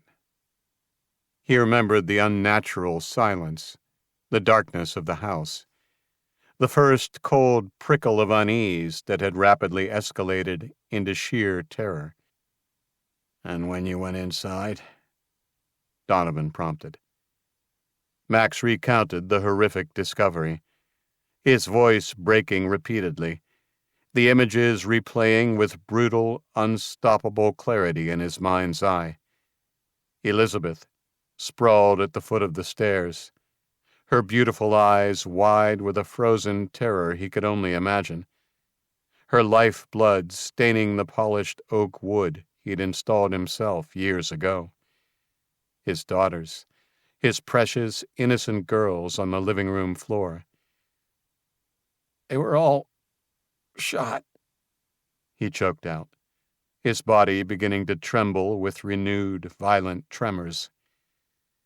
Donovan's face tightened with what appeared to be genuine sorrow. He reached out a hand, as if to pat Max's trembling arm, then seemed to think better of it, a gesture of restraint that felt almost calculated. Mr. Havok, I am so profoundly sorry for your loss. This is an atrocity, an unimaginable, senseless tragedy. He paused, letting his words and the emotion behind them sink in. From what we've pieced together so far, it looks like a home invasion, a burglary that went wrong. The front door was clearly forced. We found some drawers pulled out in the master bedroom, a jewelry box overturned on the dresser. It seems they were surprised by your wife and things escalated. Then it appears they encountered your daughters in the living room. He shook his head slowly. It's the work of animals, Mr. Havok. Pure, senseless, brutal animals. Max latched onto the words, desperate for any kind of framework, however horrific. Home invasion. Burglary gone wrong. It was a narrative, something to try and make sense of the utterly senseless. But even through the fog of his grief, something felt off. The coldness of it, the precision.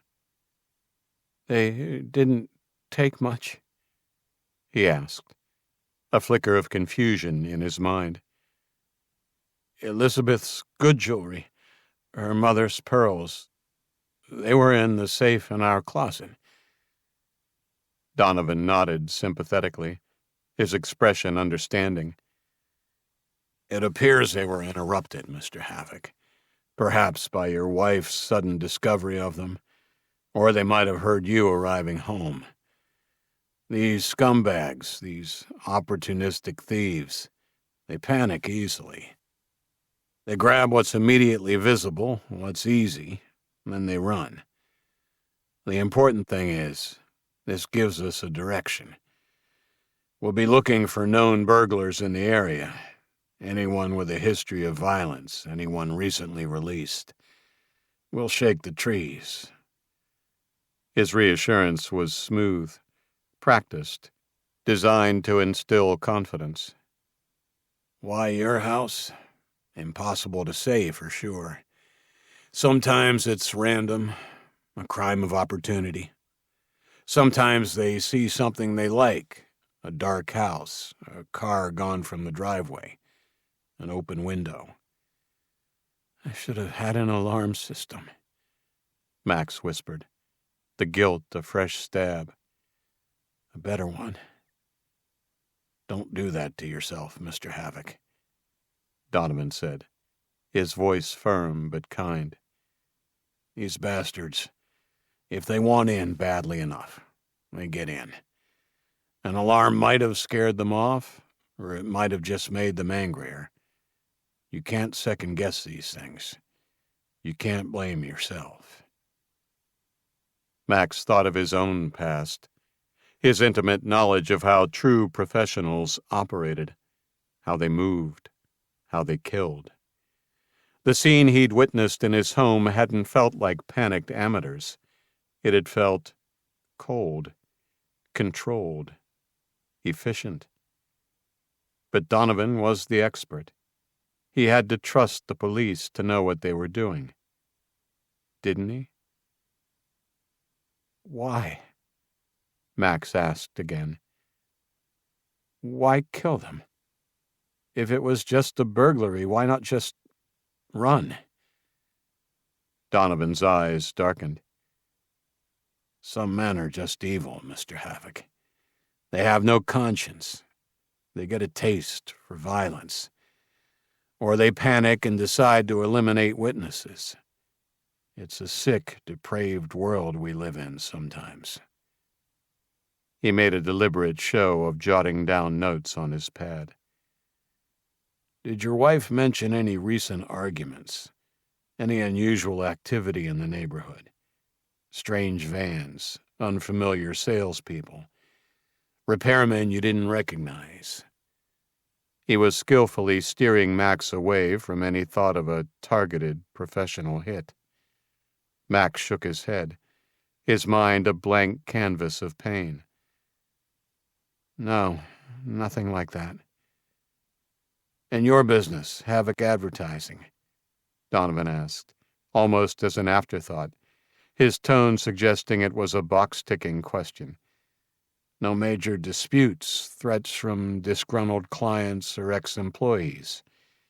Anything that might conceivably spill over into something as extreme as this?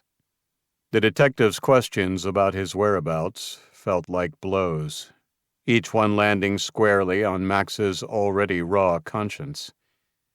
How could he admit where he'd really been last night? That while his wife and daughters were being murdered, he was at a downtown bar with Zoe Jordan, tangled in the shame of his infidelity. His betrayal hadn't just broken his vows. It had stolen from him the chance to be there in their final moments. He'd been so wrapped up in hiding his secret, never imagining Elizabeth would never get the chance to forgive him, or even find out. Speaking it aloud felt unthinkable, like staining their memory with something sordid and small beside their suffering. No, he said, his voice flat. Standard business pressures. Demanding clients, yes, but nothing remotely like this. He couldn't bring himself to mention Zoe. Not yet. It was his shameful secret, his private burden, and it had no bearing on a random, brutal home invasion, did it? It couldn't. Donovan nodded, his expression accepting. Okay. Well, we'll focus our initial efforts on the burglary angle, then. It seems the most likely scenario, given the evidence at the scene. We'll get forensics to dust for prints, check for DNA everywhere. These types of lowlifes are often sloppy. They make mistakes. We'll find them, Mr. Havok, I promise you. My team and I. We will bring these animals to justice. The interview continued for what felt like several more lifetimes, with Donovan gently but persistently guiding Max through his observations, always framing the questions and Max's answers within the context of a home invasion gone terribly wrong. He asked about easily pawned valuables, typical household routines, anything that might have made their house an attractive or easy target for common burglars. A few days later, Donovan met Max at the claustrophobic hotel room that had become his temporary prison. His demeanor was still one of weary compassion, but his update was carefully managed, designed to maintain the established narrative. Forensics found some partial prints on a windowsill at the back of the house, Mr. Havok, he said, his tone conveying cautious optimism. Not a clear match in the AFIS system yet, but it's something we're working on. And we found some disturbed earth near the back fence, like someone might have been watching the house, looking for an opportunity. He didn't mention that the prints were so smudged as to be utterly unusable by any competent lab, or that the disturbed earth was almost certainly from neighborhood squirrels or raccoons. It still points to opportunistic burglars, probably casing the neighborhood for an easy score. We're running down known associates of local crews, repeat offenders.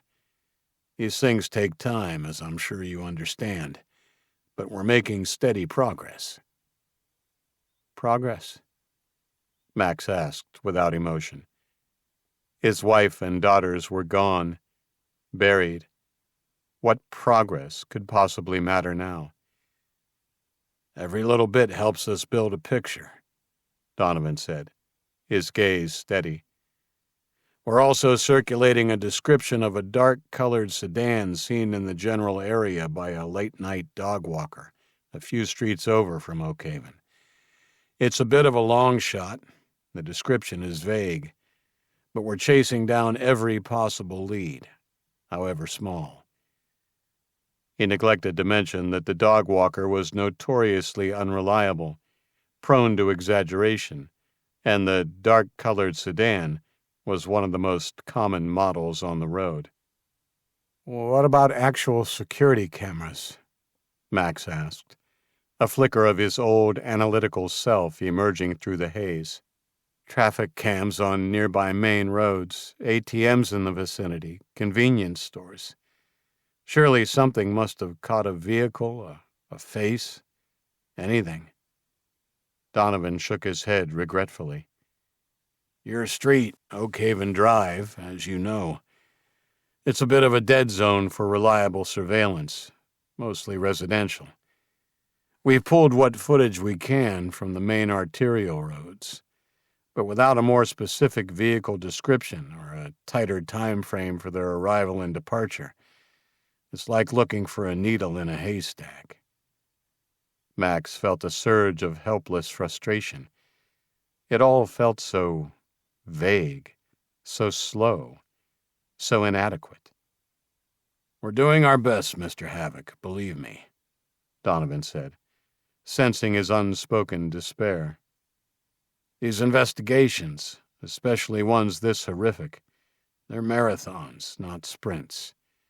But trust me, my team and I, we want these scumbags off the street and locked away for good, just as much as you do. We won't rest until they are." Claire arrived at the precinct hours after Max had given her number, summoned from 2 states away by a call no sibling ever wants to receive. The look on her face when she saw him in the drab waiting area would haunt him forever. Shock, followed by a flicker of desperate hope that it was all some terrible mistake.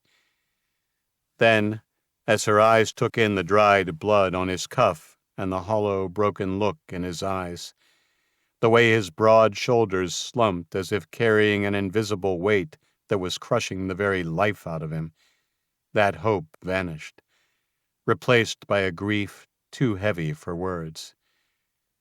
"Oh, Max," she'd wept then, her voice choked with a grief that mirrored his own, yet was uniquely hers for the sister-in-laws she had loved and the nieces she had adored. She rushed to him, her arms enfolding him in a fierce hug, her own sobs echoing his silent agony. "Oh, God, Max. Elizabeth. The girls. Maddie. Addie. I can't believe it's real. It can't be real." He clung to her familiar presence, the scent of her perfume mixed with stale airplane air, the first human contact that had felt even remotely grounding since he'd stumbled into the charnel house that had once been his beloved home. But even Claire's fierce love, her shared sorrow, couldn't penetrate the icy shell of numbness that had enveloped his soul, a necessary defense against a pain too profound to bear. Later that day, after the surreal trip to the county morgue, a journey she had insisted on making alone to spare him further trauma, she sat beside him on the edge of the uncomfortable hotel bed, her face pale and drawn, her eyes swollen and red-rimmed.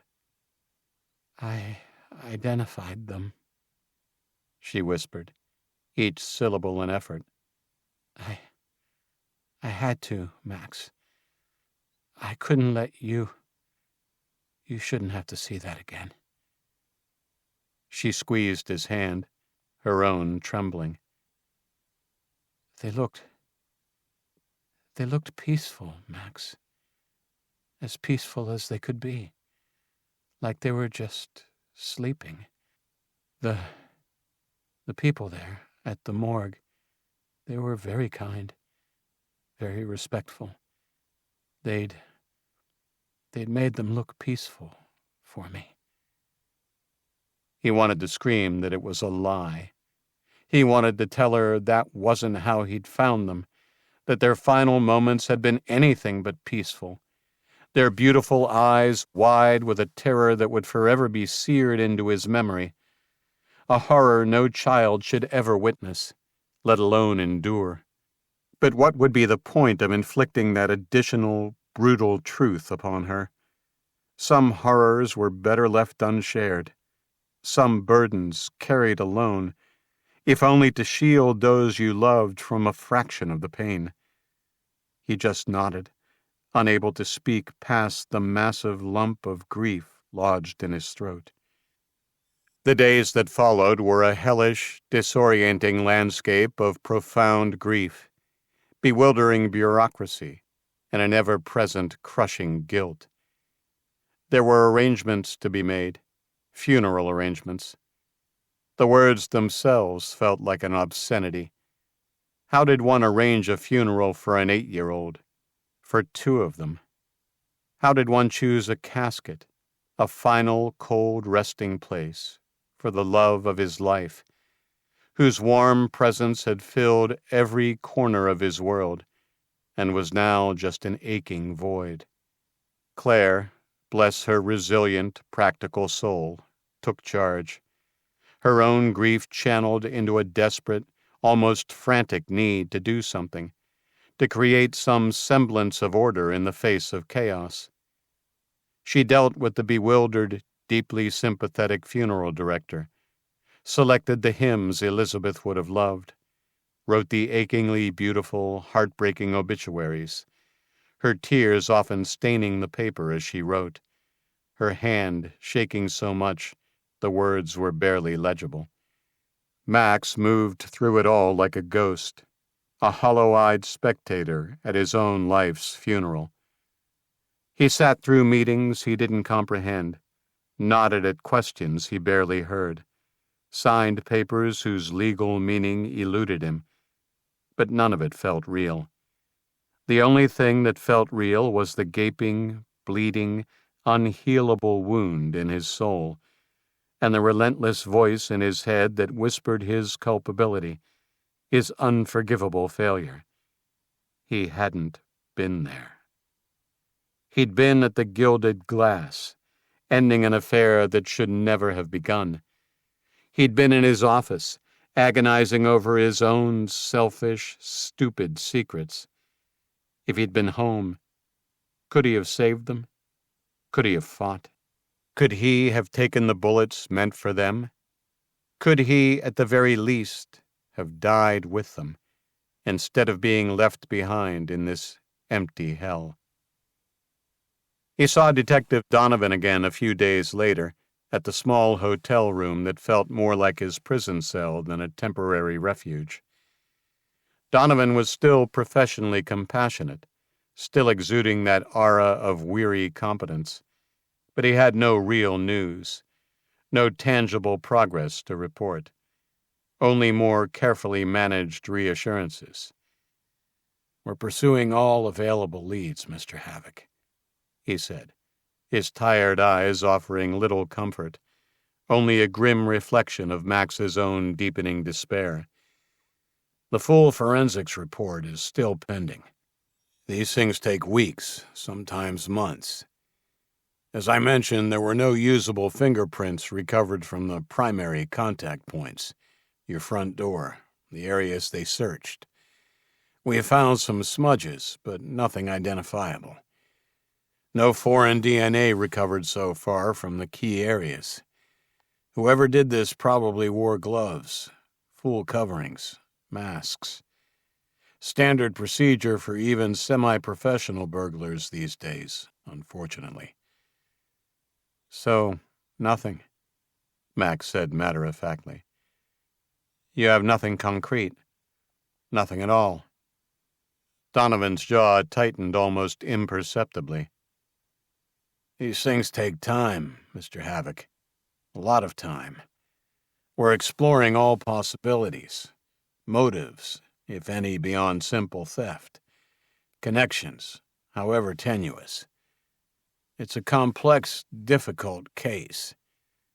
He paused, then added, with a sigh that seemed to carry the weight of the world, "We're still looking into that possible link to other high-end home invasions in the tri-state area.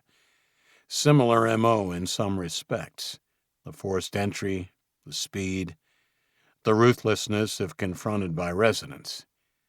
But as I said before, this one feels different. More personal somehow in its brutality. Or perhaps the opposite. Entirely impersonal. A task completed with chilling efficiency. He left the implications hanging in the air. And Max Havok was left alone, drowning in a black sea of grief, haunted by his beloved wife and precious daughters, crushed by the weight of a guilt that would be his companion for the rest of his wretched life. He had failed them, utterly, catastrophically, and unforgivably. And no police investigation, no arrest, no trial, no conviction could ever change that fundamental, damning truth. But as he sat in that sterile hotel room, day after agonizing day, listening to Claire's soft, sorrowful breathing from the adjoining bed at night, as the initial paralyzing shock began to recede, replaced by a cold, hard knot of desolation and a slowly simmering rage, a different kind of thought, alien and unwelcome at first, began to crystallize in the wreckage of his mind. The police, Detective Donovan, they had their procedures, their rules, their limitations, their bureaucracy. They would do their best, he supposed, or at least appear to be doing their best, within the confines of the law, within the constraints of manpower and verifiable evidence. Max Havok, however, was beginning to realize with a dawning clarity that justice and law were not always, not necessarily, the same thing. And if the system, with all its well-intentioned processes and its carefully managed narratives, couldn't deliver the former, if it couldn't find the monsters who had stolen his world and exact the price they owed, then perhaps it was time to remember skills he'd spent 2 decades desperately trying to forget. A part of himself he'd tried to bury deep beneath layers of respectability and suburban conformity. A part of himself that knew a different kind of justice, a darker, more primal, and infinitely more personal kind. Chapter 7. The day of the funeral dawned gray and unforgiving, the sky a bruised, weeping canvas that mirrored the desolation in Max Havok's soul. A cold, persistent drizzle fell, clinging to everything, a miserable shroud over a world already leached of color and warmth. Max stood before the full-length mirror in his sterile hotel room, staring at the stranger who stared back, a hollow-eyed, haunted man, lost in a well-tailored dark suit. It was a suit he'd bought for business triumphs, for anniversary dinners with Elizabeth, for a life that had been stolen from him with unimaginable brutality. Now it felt like a costume for a morbid, unending charade. Claire, his rock through this unending nightmare, had laid it out for him, along with a crisp white shirt and a somber gray tie. She'd even knotted the tie, her hands surprisingly steady, despite the tremors he knew she was fighting, her face a mask of grim, protective resolve. He hadn't wanted a public service. The thought of facing a crowd, of enduring their pity, their well-meaning but ultimately useless condolences, felt like another form of torture. He'd wanted to crawl into the darkest hole imaginable and pull the oblivion in after him. But Claire, with a gentleness that brooked no argument, had insisted. "People love them, Max," she'd said, her own voice thick with unshed tears. "Elizabeth, the girls, they touched so many lives. people need to say goodbye. We need to let them share our grief, even if it feels unbearable. So here he was, a ghost in his own life, preparing to face a church full of sympathetic eyes, whispered platitudes, and the suffocating weight of a community's shared, yet ultimately isolating, grief. The prospect was a physical burden, pressing down on his chest, making each breath a conscious, painful effort. The limousine ride to St. Michael's Church, the church where he and Elizabeth had exchanged vows that now felt like a cruel mockery, was a blur of rain-streaked windows and the cloying, funereal scent of lilies and roses from the wreaths Claire had painstakingly chosen. She sat beside him, her hand resting lightly but firmly on his arm, a silent, supportive presence in the echoing emptiness. He appreciated her efforts, her unwavering strength, more than he could ever articulate, but he felt 1,000,000 miles away, adrift on a vast, dark, storm-tossed ocean of sorrow. The shoreline of his old life vanished forever. The church was already crowded when they arrived, a sea of somber, grief-stricken faces, dark suits and black dresses. Friends he hadn't seen in years, neighbors whose names he vaguely recalled, colleagues from Havok advertising looking lost and uncomfortable, Elizabeth's fellow librarians with tears streaming down their faces, the parents and teachers from the girls' school wearing expressions of profound sadness, a community united in shock and mourning for a tragedy they, like Max, were being told was a senseless act of random violence. As Max walked slowly down the aisle, supported by Claire, a hush fell over the congregation. He could feel their eyes on him, a collective gaze, heavy with pity. He kept his own gaze fixed forward, on the 3 polished wooden caskets at the front of the church, 2 heartbreakingly, impossibly small, one draped in Elizabeth's favorite white roses. The sight of them was a fresh assault, stealing the air from his lungs, threatening to buckle his knees. The service itself passed in a disorienting, painful haze of hymns he barely heard, eulogies that brought fresh torrents of tears to those around him, and prayers that felt like empty, inadequate words in the face of such profound loss. He sat woodenly, a stone figure in a sea of weeping, the numbness that had enveloped him since that horrific night a fragile, cracking shield against the overwhelming tide of pain that threatened to drown him completely. He registered snippets, the pastor speaking of Elizabeth's boundless kindness, her gentle spirit, her love for her family, Maddie's 3rd-grade teacher, her voice choked with emotion, recalling Maddie's infectious curiosity and her ever-present giggle. Adeline's soccer coach, a burly man who openly wept, remembering her fierce determination on the field and her sunny disposition. Each cherished memory, each heartfelt tribute, was another agonizing twist of the knife in Max's shattered heart. This was what those animals, those opportunistic burglars Donovan had described, had stolen from the world. It was during the pastor's final blessing, as the congregation began to stir, a rustle of coats and hushed whispers preparing for the solemn procession to the cemetery, that Max's gaze, sweeping aimlessly over the mourners, snagged on a familiar face near the back of the church.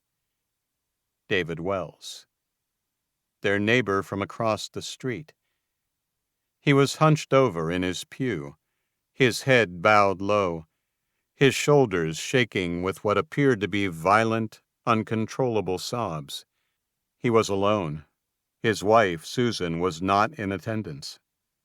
Wells appeared to be completely overcome with grief, his distress more palpable, more theatrical, even from a distance, than almost anyone else in the church, save for Max and Claire themselves.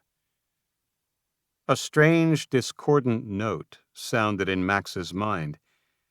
It wasn't just that Wells was present. It was the intensity, the sheer volume of his apparent sorrow.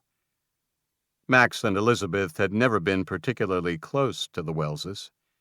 Their interactions had been limited to polite, perfunctory nods, brief sidewalk conversations about lawn care or local school events, the occasional awkward exchange at neighborhood barbecues where Wells mostly kept to himself, looking vaguely uncomfortable. In fact, their few more significant encounters, the ones that stood out in Max's memory, had been decidedly strained, even hostile. Through the fog of grief, Max suddenly recalled an incident from the previous summer. Maddie, just 7 and full of life, had chased a red kickball into the edge of Wells' obsessively maintained lawn. Wells, tending his roses with surgical precision, had erupted, yelling at her with unnecessary venom. Elizabeth had come running, pale with fury, and shut him down with a calm, cutting rebuke. He'd retreated, but the hostility had lingered, unspoken and festering between their houses for a time. And now, here was David Wells, this same prickly, easily angered man, seemingly prostrated with a grief that surpassed that of many of Elizabeth's closest friends. It didn't track.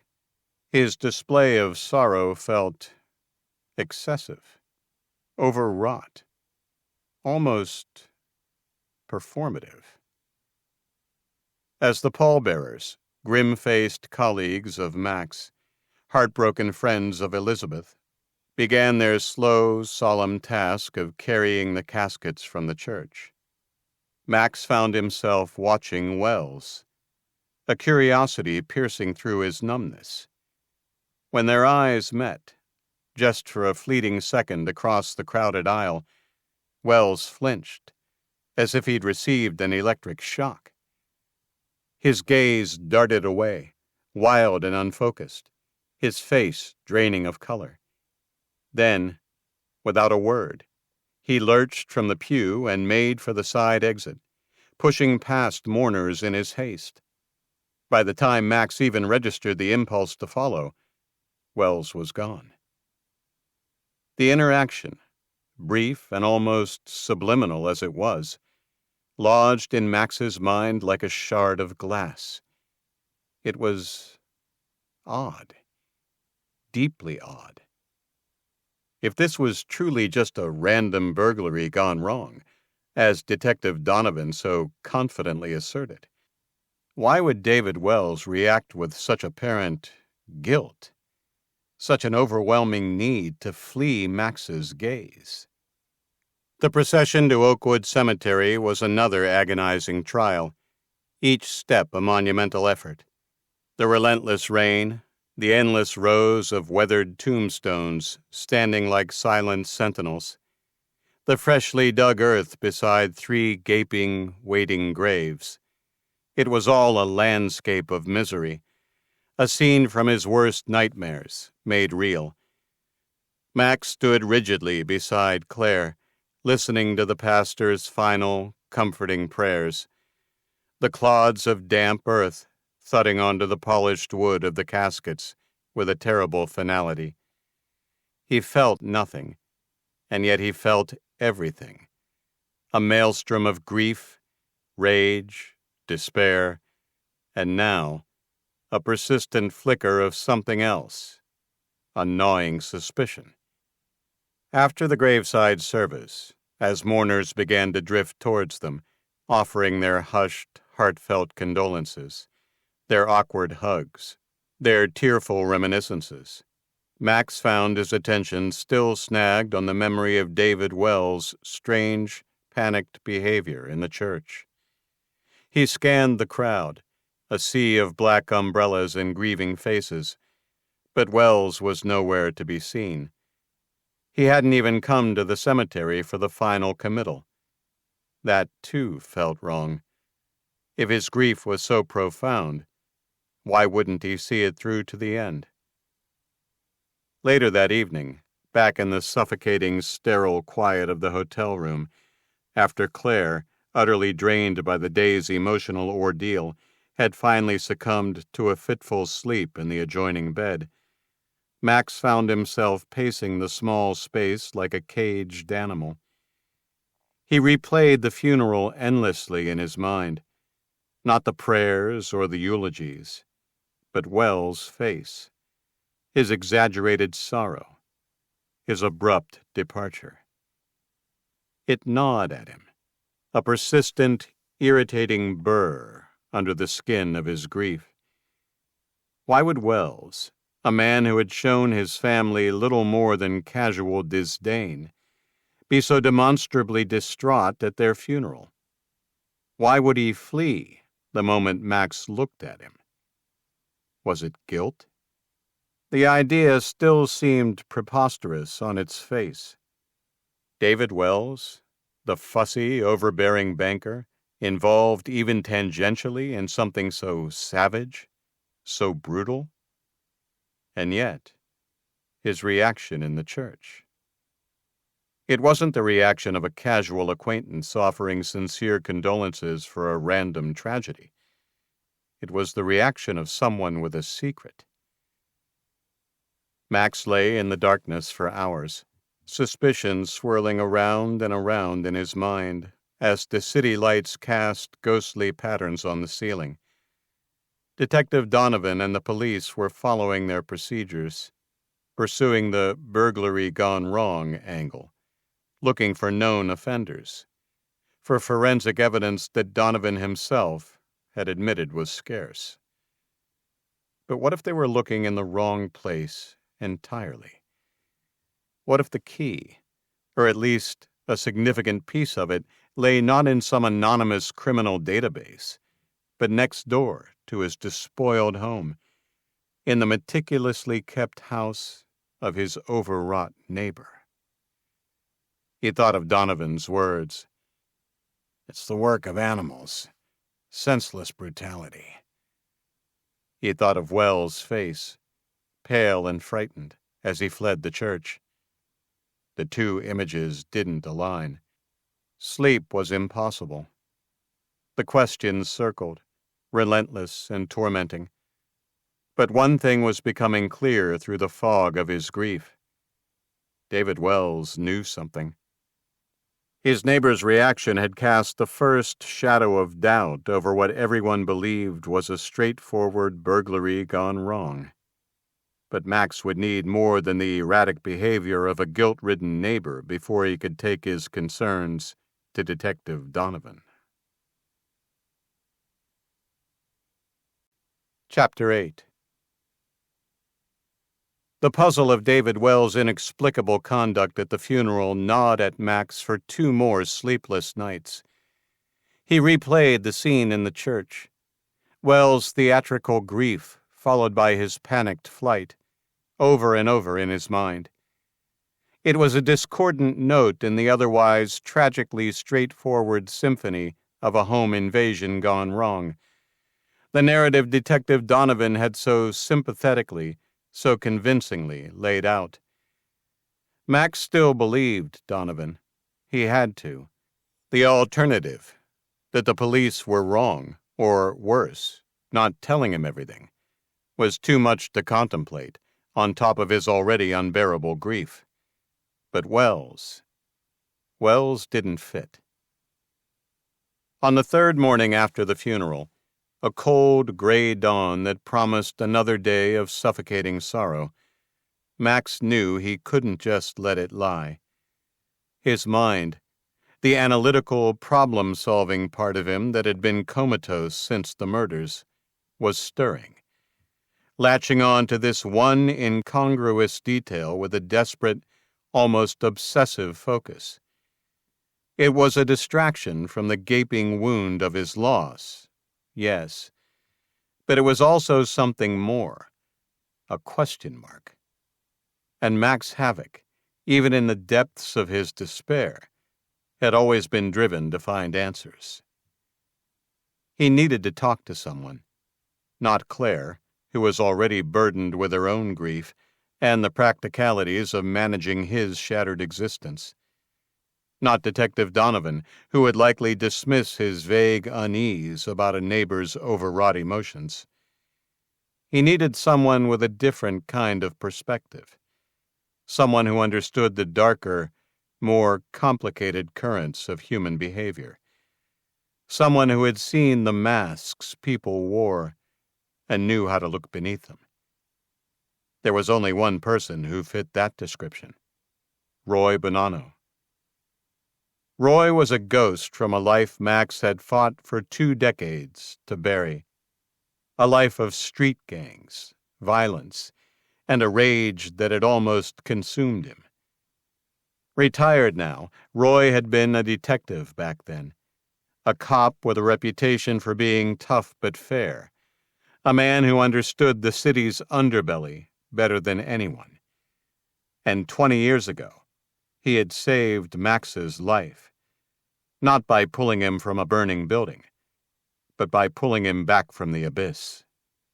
Max found Roy's number in an old address book he hadn't looked at in years, tucked away in a box of mementos from a past he rarely visited. His hand trembled as he dialed, the ghost of his 17-year-old self, angry and lost, standing beside him. Roy picked up on the 3rd ring, his voice a familiar gravelly rasp, softened slightly by age, but still carrying the unmistakable cadence of the old neighborhood. Yeah, Bonanno. Roy, it's Max. Max Havok. A beat of silence, then, Maxie.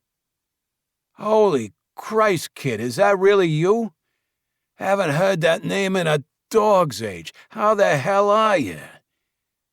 The warmth in Roy's voice was genuine, unguarded. What's it been, 5 years? 6? How's that beautiful family of yours? Elizabeth and those twin girls. They must be getting big now. Max's throat constricted. Roy didn't know. The news reports had been careful about releasing names, protecting the victim's privacy while the investigation was ongoing. Roy, I need to tell you something, Max began, his voice cracking. Something terrible happened. There was a... Roy, they're gone. Elizabeth, my daughters.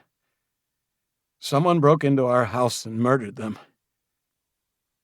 The silence on the other end stretched for several heartbeats. When Roy finally spoke, his voice had changed completely, the casual warmth replaced by the sharp, focused tone of a detective processing a crime scene. Wait. Oakhaven Drive. The home invasion I saw on the news. Roy's voice was tight now, the pieces clicking into place. The family with the mother and the 2 little girls. That was your family, Maxie. Jesus Christ. I'm so sorry, Max. Max was unable to speak. Ah, Christ. Ah, Jesus Christ, kid. Roy's voice cracked with genuine anguish. I saw the reports, followed the story, but they never released the names. My God, those poor babies. Your babies. The genuine, unfeigned sympathy in Roy's voice, a man who owed him nothing, nearly broke Max. I need to talk to you, Roy, Max managed. There are some things that don't make sense about what happened. My door's always open for you, Maxie. You know that.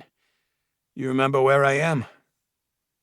An hour later, Max was standing outside the familiar red brick apartment building in Little Italy, a neighborhood he hadn't set foot in for nearly 2 decades.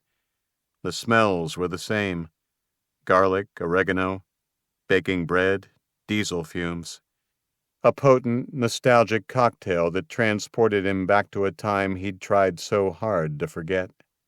Roy's third-floor apartment was small, cluttered but clean, filled with the comfortable detritus of a long life: overflowing bookshelves, framed photos of grandchildren, a worn armchair draped with an Afghan. The air smelled of old pipes, brewing espresso, and a faint, lingering scent of cigar smoke. Roy Bonanno himself looked older, of course. His once dark hair was now a shock of silver, his face more deeply lined, but his eyes, a sharp, intelligent blue, were the same, assessing, missing nothing.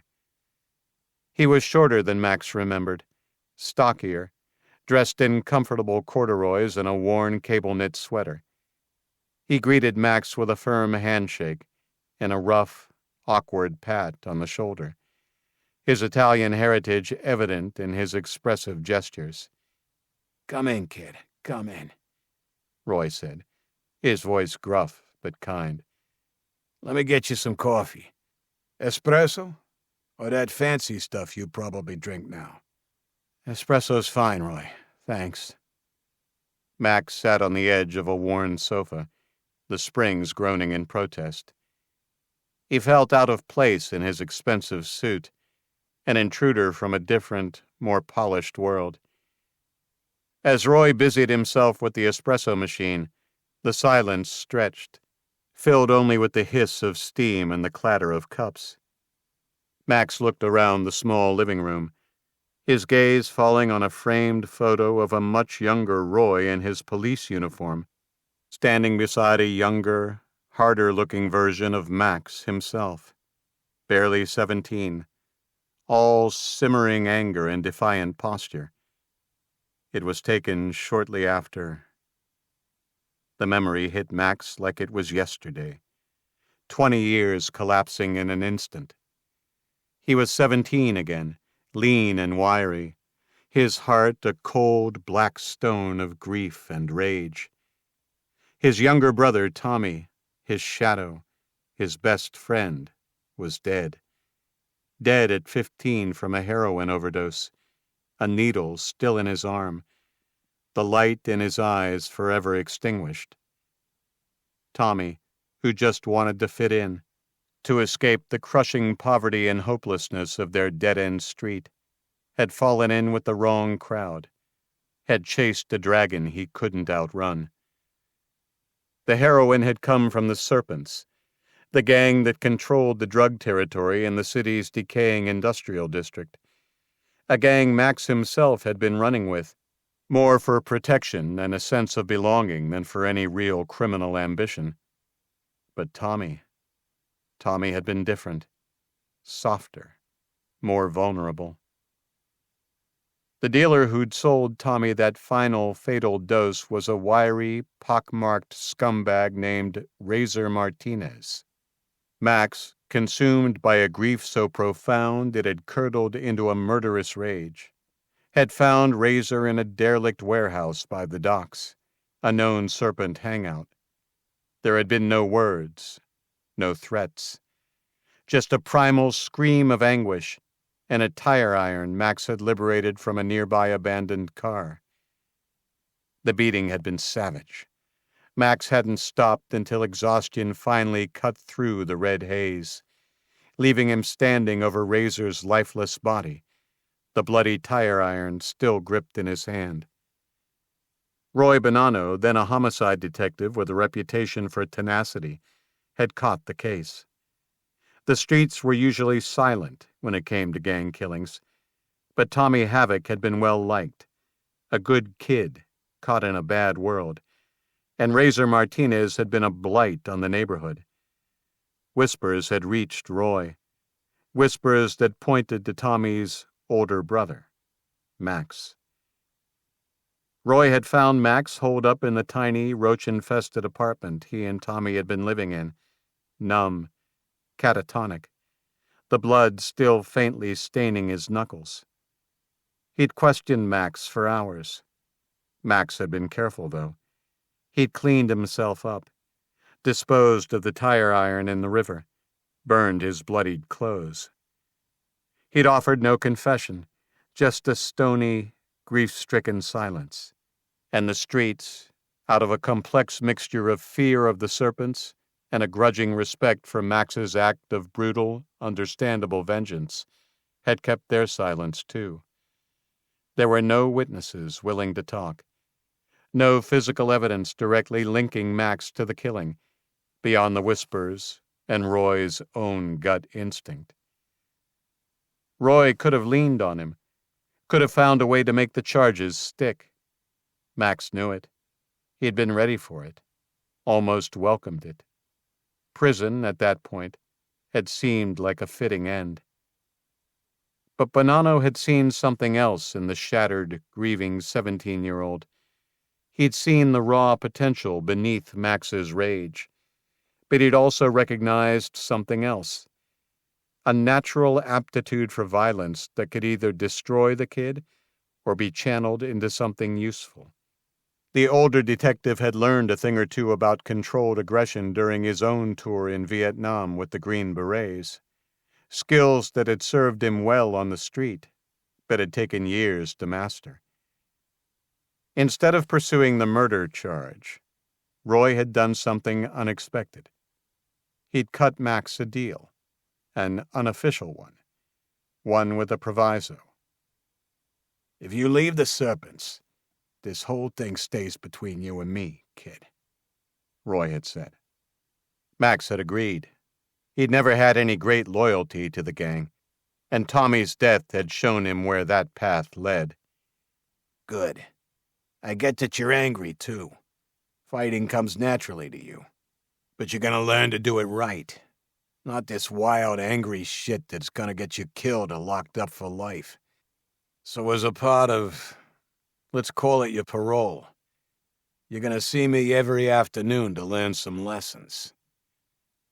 Max didn't scoff. Despite Roy's age and the soft spread that came with too many years behind a desk, there was something in the old cop's bearing that commanded respect. His hands were scarred across the knuckles, his arms still ropey with muscle, and when he moved, there was an economy to it, like a boxer ready to spring into action at any second. He wasn't some desk jockey playing tough guy, like some of the other cops Max had dealt with. This was a man who'd seen real violence and come out the other end. Over the following months, Roy had taken Max to an abandoned warehouse in the industrial district after hours.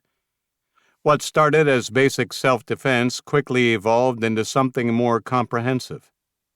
Roy taught him hand-to-hand combat techniques he'd learned in special forces, how to disable an opponent quickly and quietly, pressure points that could drop a man in seconds, knife work that was more scalpel than butcher knife. Violence is a tool, Max, Roy would say as they worked through scenarios. Like a hammer. You can build a house with it or tear one down. But you better know what you're doing before you pick it up. The firearms training had been equally methodical. Roy had access to the department's practice range during off hours, and he'd walked Max through everything from basic marksmanship to combat shooting techniques. The kid had a natural eye and steady hands, but more importantly, he had the discipline to learn proper form. The gun's not the weapon, Roy had explained, watching Max put tight groupings into targets at 25 yards. You are. The gun's just an extension of your will, but will without control is just destruction. It was Roy who had taught him to think tactically, to read a room for exits and threats, to move with purpose rather than react with emotion. Skills that had kept Max alive as he negotiated the hood after his exit from the Serpents and to a better life. Roy placed a small, steaming cup of espresso in front of Max, the rich, dark aroma pulling him back to the present. So, Roy said, settling into his worn armchair with a grunt. "Talk to me, Maxie. What's eating you, besides the obvious? God rest their souls." Max took a grateful sip of the strong, bitter coffee. It burned his tongue, but the jolt of caffeine was welcome, cutting through the fog in his brain. He recounted the events of the funeral, focusing on David Wells' bizarre, overwrought display of grief, his frantic departure when their eyes met. He described Wells' past prickliness, his complaints about the children, the stark, inexplicable contradiction between his prior disdain and his apparent sorrow. It doesn't add up, Roy," Max said, frustration lacing his voice. "Detective Donovan, the lead on the case, he's convinced it was a burglary gone wrong. Animals, he called them. Opportunistic. But Wells, his reaction felt personal. Like he knew something or felt something, much deeper than just sympathy for a neighbor he barely liked." Roy listened patiently, his keen blue eyes never leaving Max's face, nodding occasionally, his expression thoughtful. He didn't interrupt, just let Max pour it all out. The confusion, the nagging sense that something was fundamentally wrong with the official narrative, even if he couldn't yet articulate what that was. When Max finally fell silent, Roy took a slow sip of his own espresso. "David Wells, huh?" he said, his voice a low rumble. "Banker, you said. Lives across the street?" He rubbed his chin, his gaze distant for a moment. "You know, Maxie, in my years on the force, I learned one thing for sure. People are rarely what they seem on the surface, especially when they're scared. And that fellow Wells, from what you're describing, he sounds scared. Real scared." "But scared of what?" Max asked. "If it was just a random burglary, like Donovan says." "Yeah, if," Roy said, a hint of skepticism in his tone. "Look, I don't know this Donovan fella from a hole in a wall. He might be the best cop since Serpico, or he might be a donut-dunking incompetent. But a home invasion that leaves 3 people dead, including 2 kids, executed like that? It ain't usually random, Max. Not in my book. Random burglars? They grabbed a TV, maybe some jewelry, and they're gone. They don't execute whole families, unless something went very wrong. Or unless they ain't burglars at all." Max felt a cold knot tighten in his stomach. Roy was voicing the very doubts he'd been trying to suppress, the ones that didn't align with Donovan's reassuring narrative. "So, you think Donovan might be wrong? That this wasn't just a burglary?" "I think it's worth looking into other possibilities, kid," Roy said, his gaze direct. "This Wells fella, his reaction, it stinks. Could be he's just a neurotic mess, overly emotional. Or it could be he's got a guilty conscience about something. Maybe he saw something he ain't telling the cops. Maybe he knows more than he's letting on. Or maybe..." Roy paused, his eyes narrowing slightly. "Maybe he's somehow connected, even if he don't want to be." The implications of Roy's words hung heavy in the air. "What do I do, Roy?" Max asked, his voice barely a whisper.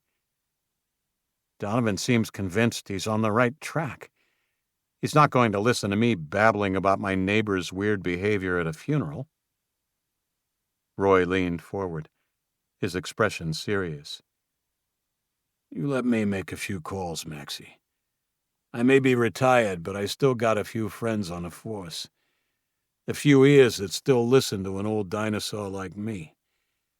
I know some guys in homicide. Maybe even know someone who knows this Donovan. I can ask around, quiet-like.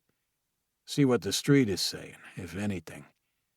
See if there are any whispers about this burglary that don't quite add up. He emphasized the word burglary with a touch of sarcasm. "You do that for me?" Max asked, a surge of gratitude welling up inside him. Roy snorted. "Kid, after what you went through with Tommy, after what I saw you become, yeah, I'd do that for you. You cleaned up your act, Max. You built a good life. What happened to your family? It ain't right. It ain't just." He stood up, a silent signal that their conversation was, for now, at an end. "Give me a day or two. I'll be discreet. I'll reach out to some old contacts, see what shakes loose. No promises, but I'll see what I can find out, unofficially. You try and hold it together, okay? For Elizabeth's sake. For the girls." Max nodded, a lump in his throat. He stood, feeling a sliver of something he hadn't felt since that horrific night. Not hope, exactly, but a sense that he wasn't entirely alone in his quest for answers, that someone else saw the cracks in the official story. "Thanks, Roy," he said, his voice thick. "It means more than you know. Forget about it, kid. Now get out of here," Roy said, clapping him on the shoulder again. "And Maxie," he paused as Max reached the door, "be careful. If this thing is bigger than just some burglary gone wrong, you want to be wary poking around in the dark." Max nodded again, then stepped out of the cluttered apartment, back into the gray, unforgiving city. The ghosts of his past swirling around him, but now with a new, faint glimmer of purpose. He wasn't just a grieving husband and father anymore. He was a man with a puzzle to solve. And Roy Bonanno, the grizzled old cop who had changed the course of his life, was going to help him find the answers. Chapter 9. Roy Bonanno's words, his cautious skepticism about the burglary gone wrong narrative, echoed in Max's mind long after he'd left the old detective's apartment. Roy's promise to make discreet inquiries offered a sliver of hope, a sense that he wasn't entirely alone in navigating this labyrinth of grief and unanswered questions. But a day or two felt like an eternity. The image of David Wells' face at the funeral was imprinted on Max's consciousness, a persistent itch he couldn't scratch. Max wasn't thinking of Wells as a suspect in the murders. The idea still seemed preposterous, almost insulting to the calculated savagery of the crime. But Roy was right. Wells looked scared. And scared people sometimes knew things, saw things, or felt a guilt that wasn't directly tied to the act itself, but to some peripheral involvement or knowledge. Max couldn't shake it. He had to know why Wells had reacted so strangely. Waiting for Roy's contacts to yield something felt too passive. He needed to do something. The next morning, after another night of fitful, nightmare-plagued sleep in the impersonal confines of the hotel room, Max made a decision. Claire had taken on the grim task of dealing with insurance companies and probate lawyers, her practical nature a godsend. Max, feeling useless and adrift, found himself with too much time to think, too much time for the image of Wells' face to fester in his mind. He knew Wells worked at Sterling Trust Bank, downtown, an executive in their wealth management division. It wasn't hard to find the bank's address.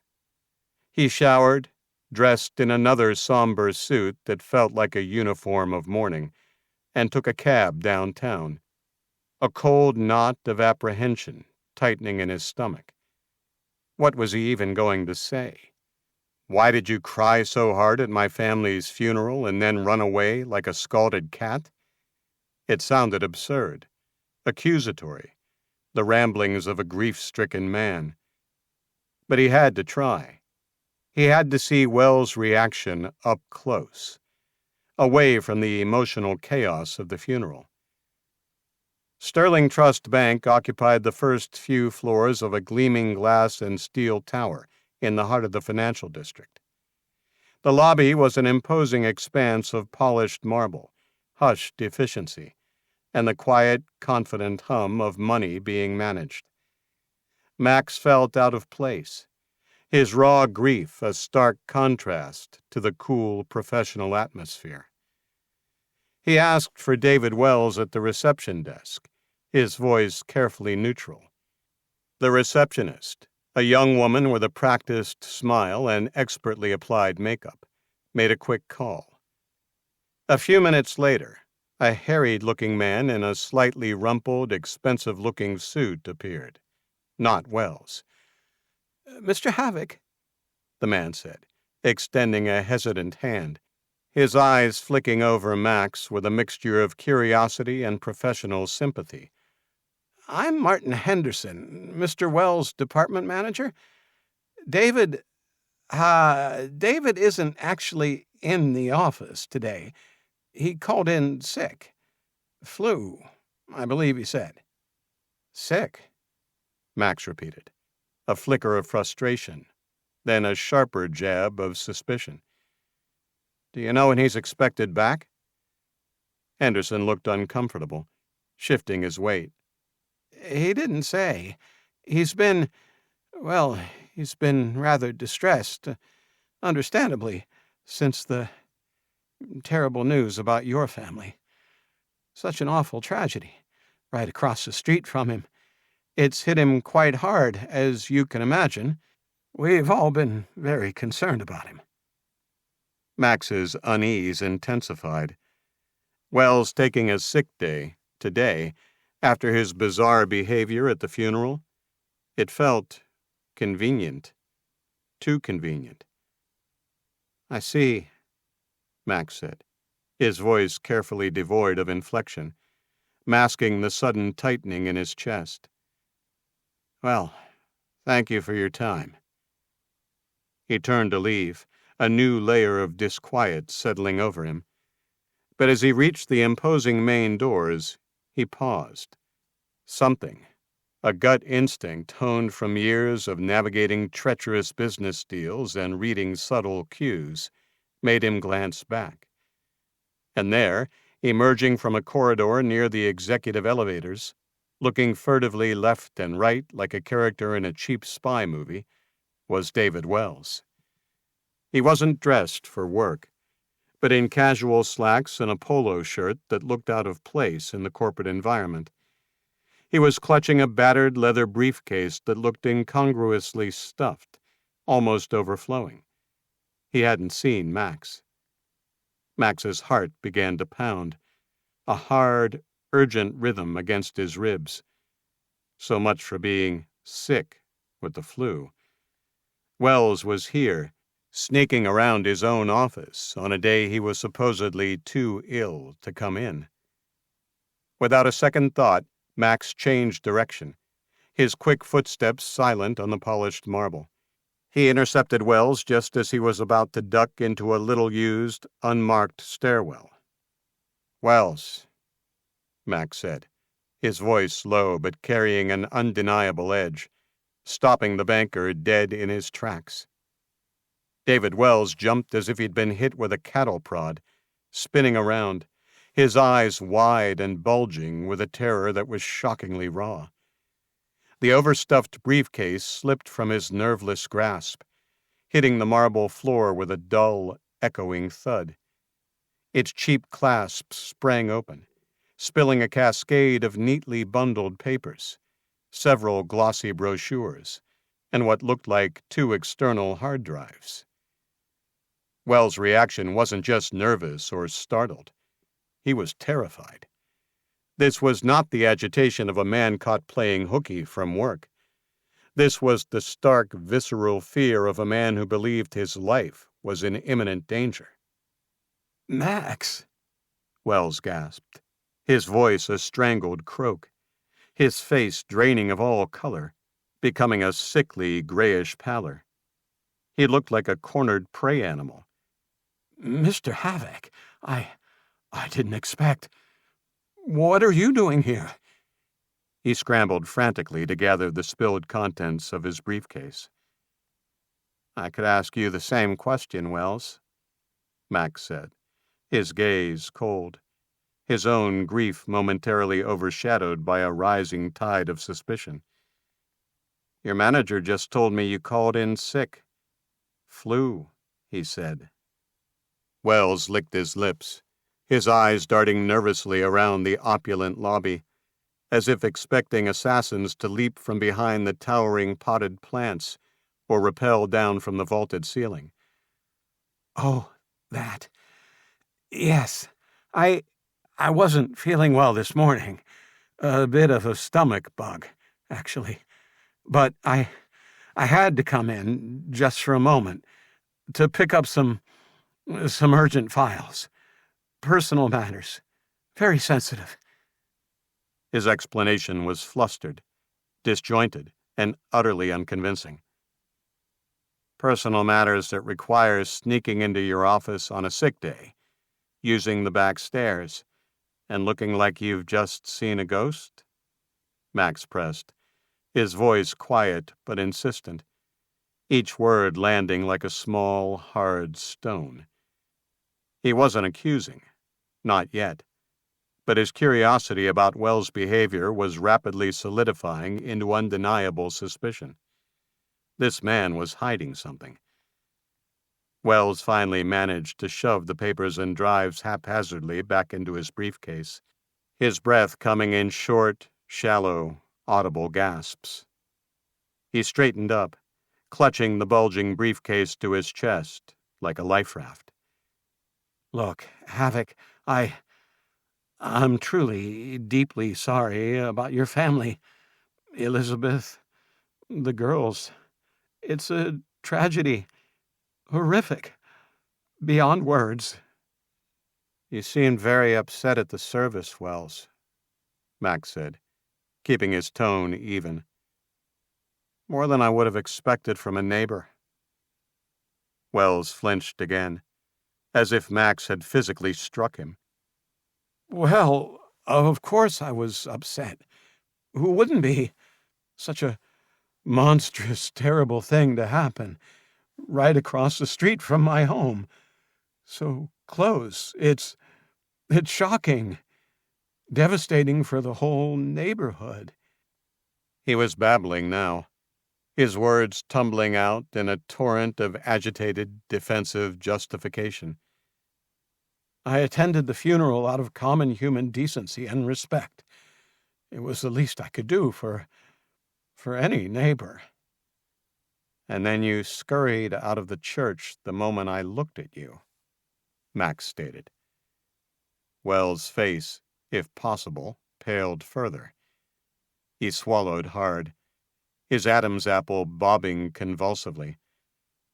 I was overcome," he stammered, his gaze skittering away from Max's, fixing on some invisible point on the far wall. "The grief, it was just too much. I'm not good in those kinds of emotional situations. I had to get some air. I didn't mean any disrespect. Sorry." The man was a wreck. Max saw it in the hunted, desperate look in his eyes. As much as he protested, he wasn't just overcome with grief. He was terrified. But of what? Or whom? "You and I haven't always been the closest of neighbors, Wells," Max said. his voice dropping lower, more direct. But to be honest, even though you were acting strangely at the funeral, you just look downright terrified now. What's wrong? Do you know something about that night? Wells' grip on the suitcase tightened imperceptibly. I don't know what you're talking about. Something's not right with you, Max pressed, taking a half step closer. So I'm going to ask you again, Wells. Do you know something about the murders? Wells recoiled, the word murders seeming to hit him like a physical blow. No, that's insane, he said, his voice rising an octave or two. Look, I'm sorry for your loss, Havok, but they said it was a random burglary. Nothing to do with me.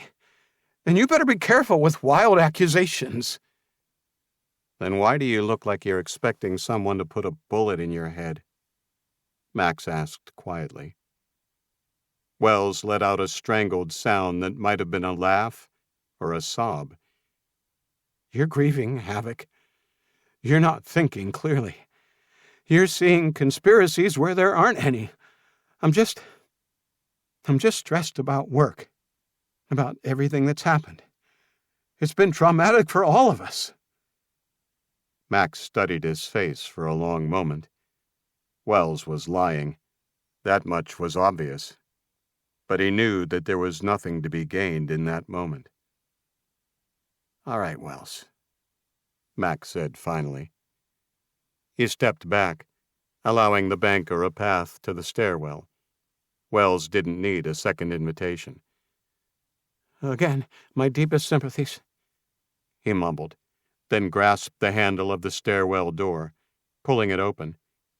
He began to go through, then paused and looked back at him with something akin to sympathy. You should talk to a counselor, Max. And as to what happened, just let the police handle it. Don't go looking for answers that aren't there. His words hung in the air for a moment before Wells disappeared into the stairwell, the doors sighing shut behind him. The sound of his footsteps, rapid and uneven, echoed briefly before fading. Max stood there for a long moment, processing the encounter.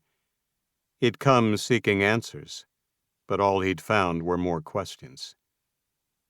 He turned and walked out of the bank, back into the indifferent bustle of the city. While the unsettling encounter with Wells had left him baffled, it had also solidified one thing in his mind. The banker was running scared from something, and he was going to find out what that was. Chapter 10. Preoccupied with his thoughts as he negotiated the crowded streets to the hotel, Max spotted Elizabeth up ahead, wearing her pink pea coat, hair tucked behind one ear as she walked. He opened his mouth to call out before the truth struck him like a slap. She was dead. The moment left him rattled. He remembered Elizabeth's mother once telling him she'd experienced the same thing after her husband died, catching glimpses of him in crowds, mistaking strangers for him on the street. A trick of grief, she'd called it. Now he understood. Back in the hotel room, he fixed himself an instant coffee.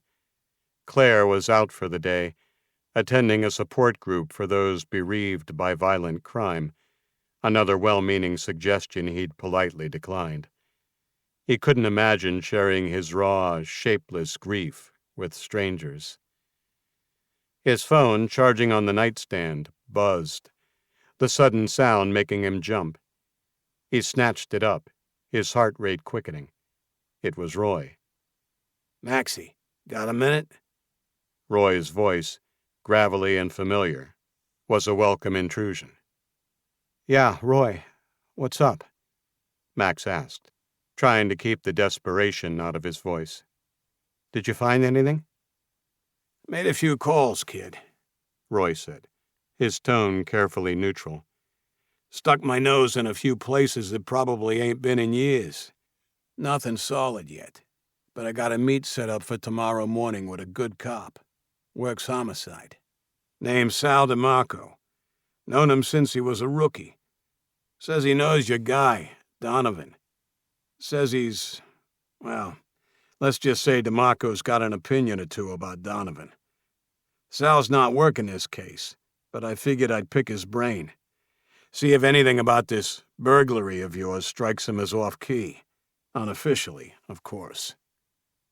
A meeting with someone who knew Donovan. Someone who might offer a different perspective. It was something. "Thanks, Roy," Max said, the words heartfelt. That's more than I could have hoped for right now. Don't thank me yet, kid. Might be a whole lot of nothing. But DeMarco's usually got a good nose for bullshit, even if it's coming from inside the department. We'll meet up tomorrow at Val's Diner for lunch at 1 p.m., and I'll let you know whatever I've got. You know it? Val's? Yeah, I know it, Max said. He hesitated, then added, "Actually, Roy, something else happened today. I confronted Wells at his bank." He quickly recounted the tense, awkward encounter. Wells' lies about being sick, the overstuffed briefcase, the man's terrified demeanor. "He's scared stiff, Roy, and he's hiding something." There was a pause on the other end of the line. Wells, huh? Roy said finally, his voice thoughtful. Good work, Maxie. You might have just given me something to ask DeMarco about. Now, seriously, lay low. Let me run with this for a bit, and I'll see you at Val's. All right, Roy. And thanks. Really. Forget about it. Take it easy, Maxie. The line clicked dead. Havok set the phone down, a sliver of restless energy now coursing through him, mixed with a new apprehension. Roy was looking into it, armed with the additional information about Wells. This detective, Sal, might be able to dig something up on Wells, something that would lead to some kind of answer about his strange behavior. He just had to be patient now, and make it through to lunch tomorrow. He had a black coffee after the call with Roy, but the lack of sleep and emotional exhaustion finally claimed him. He collapsed onto the unmade hotel bed, still fully clothed, and fell into a heavy, dreamless stupor, his mind too weary to conjure nightmares. He woke hours later, disoriented, the room shrouded in the dim gray light of early evening. His mouth was dry, his head thick. The constant ache of grief was a dull throb behind his eyes, a heavy weight on his chest. He glanced at the clock. 6:30 p.m. He'd slept through the afternoon. He felt a familiar pang of hunger, though the thought of a proper meal was repulsive. He rummaged in his overnight bag and found the tube of Pringles he'd bought at a gas station days ago, a pathetic substitute for dinner. He sat on the edge of the bed, munching on the salty, processed crisps, the silence of the room amplifying the sound of his own chewing. He couldn't bear the quiet long. He reached for the TV remote, flicking through channels, looking for anything, any mindless distraction to fill the void. He landed on a local news channel. He wasn't really watching, just letting the drone of the newscaster's voice provide a thin layer of sound over the turmoil in his mind, a barrier against the memories that constantly threatened to overwhelm him. His gaze landed on the framed photo, placed on the hotel dresser by Claire. It was Elizabeth and the girls, smiling, frozen echoes of lives he'd failed to protect.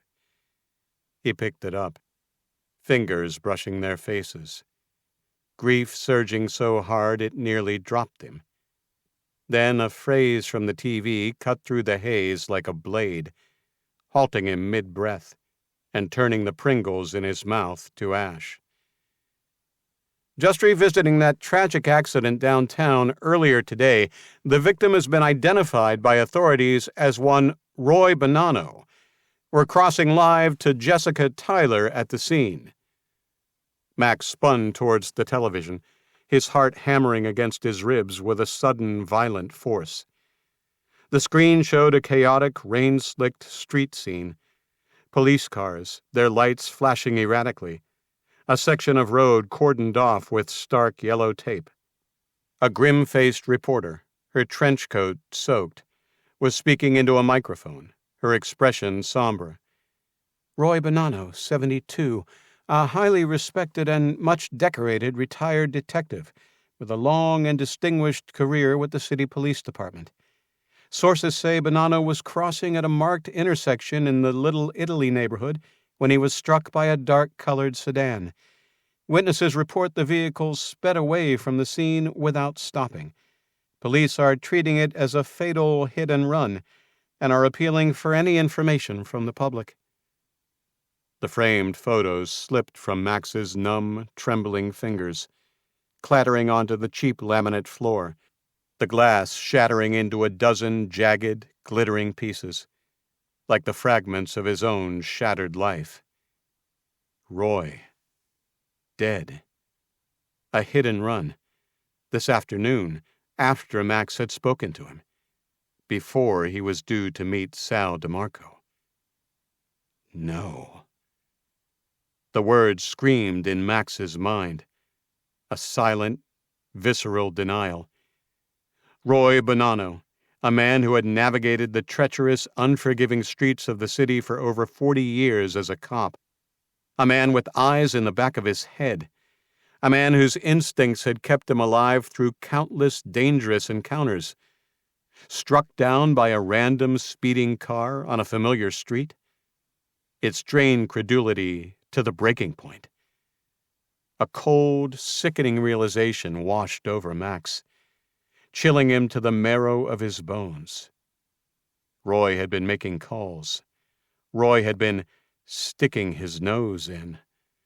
Roy had a meeting set up for tomorrow with another cop, Sal DeMarco, someone who knew Donovan, someone who might have an opinion about Donovan and the official investigation into the Havok family murders. Max had even told Roy about his confrontation with Wells, adding another volatile piece to Roy's inquiries. And now Roy was dead. This wasn't an accident. And if Roy's death wasn't an accident, that meant the deadly home invasion that claimed the lives of his wife and 2 daughters wasn't random. Roy's last words to him, spoken just hours ago, echoed in his ears with chilling, prophetic force. If this thing is bigger than just some burglary gone wrong, you want to be wary poking around in the dark. He had poked around, and had encouraged his old friend to do the same. Now Roy Bonanno, the closest thing to a father he'd ever known, had paid the ultimate price. The weight of that, added to the crushing, unbearable burden of his family's loss, was almost too much to bear. But beneath the fresh wave of grief for Roy, something else began to harden within Max Havok. Something cold, something deadly, something he hadn't felt in 20 years.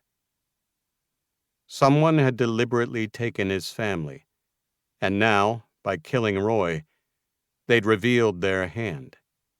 Random burglars didn't eliminate retired detectives making calls to cops and asking questions.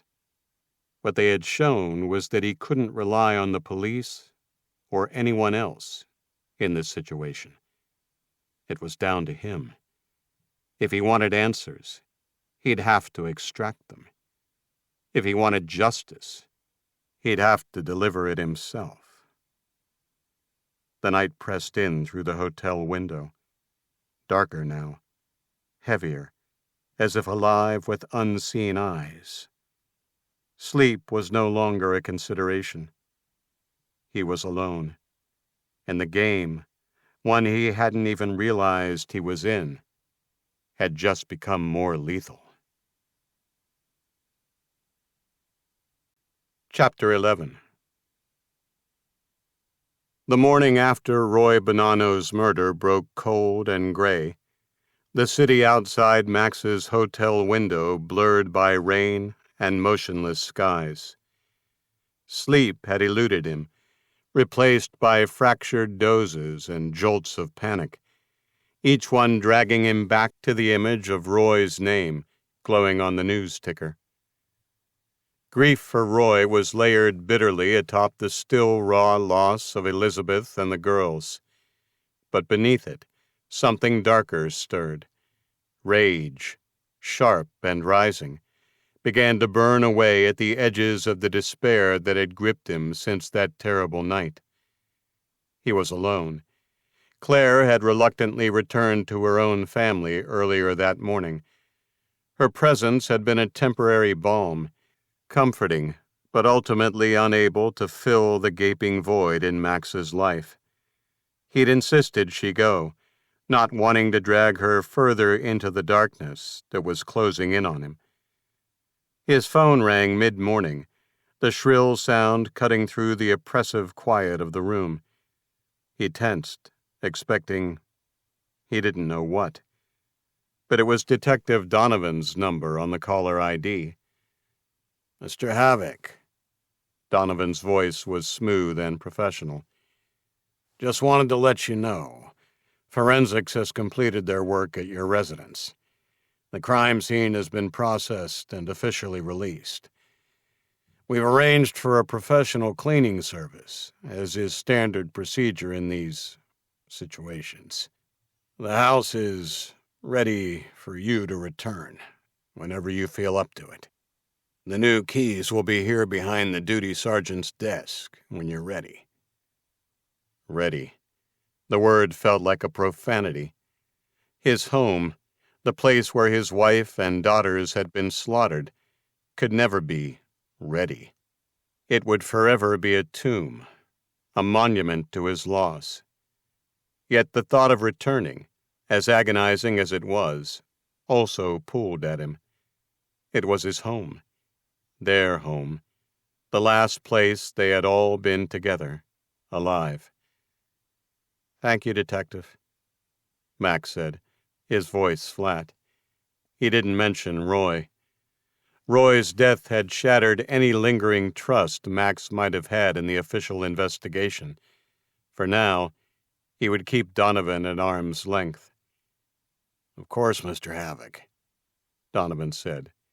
Then after a beat, "Let me know if I can help with anything." Was there something in his tone? Or was it Max's imagination amplifying suspicions after the shock of Roy's death? Max ended the call, a cold resolve settling over him. He would go home. He had to. Staying in this anonymous hotel room, a prisoner of his grief and growing fear, was no longer an option. He needed to be in his own space, surrounded by their memories, even if those memories were now inextricably linked with unimaginable horror. He called Claire, his voice carefully neutral as he told her the house had been released. She offered immediately to drive him, to stay with him again. "You shouldn't be there alone, Max," she pleaded, her voice thick with concern. "I need to do this by myself, Claire," he said gently but firmly.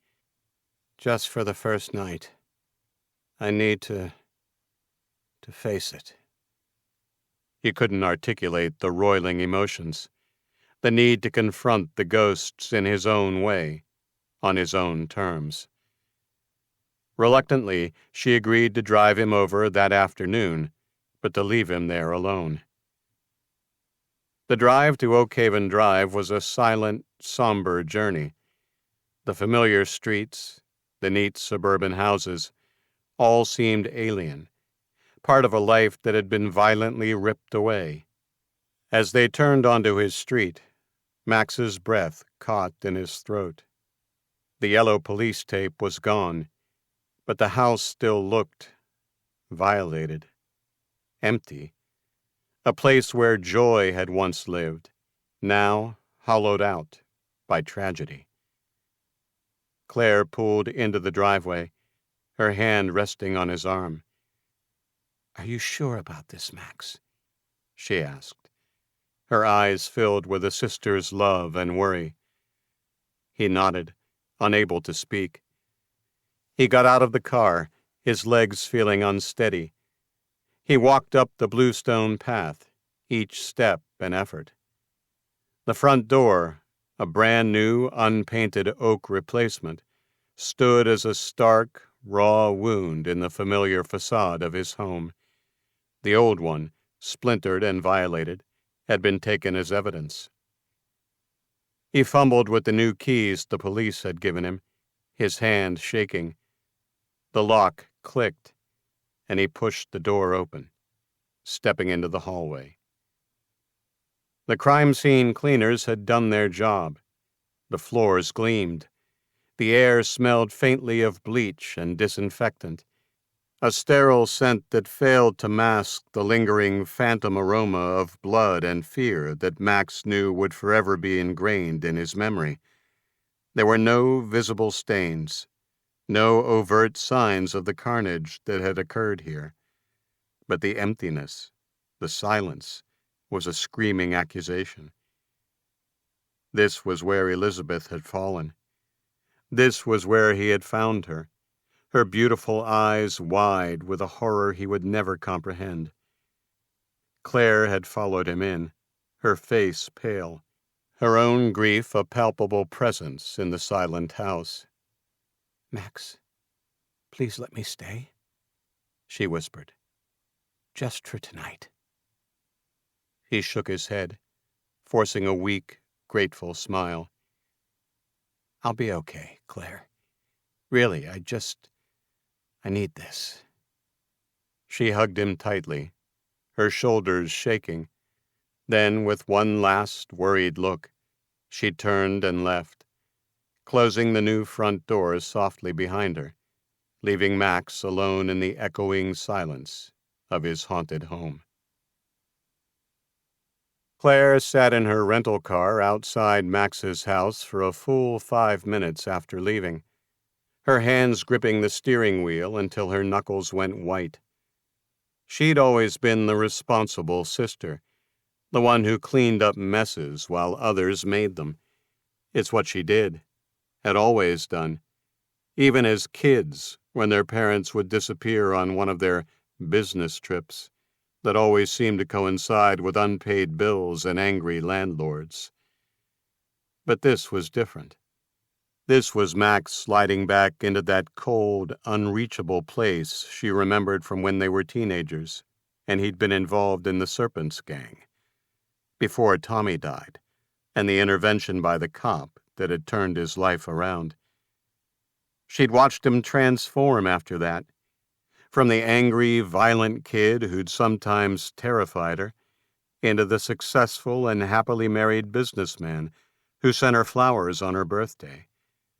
Roy Bonanno had been the catalyst for that change, but meeting Elizabeth and having those beautiful girls had sealed the deal. Now they were gone, and behind the immense grief, she could see him retreating into that shell. The flat tone when he said he needed to face it. She knew that voice. It was the same one he'd used at 17, when he told her that he was handling the situation with Tommy's dealer. 2 days later, the dealer was dead, and Max disappeared for 3 months.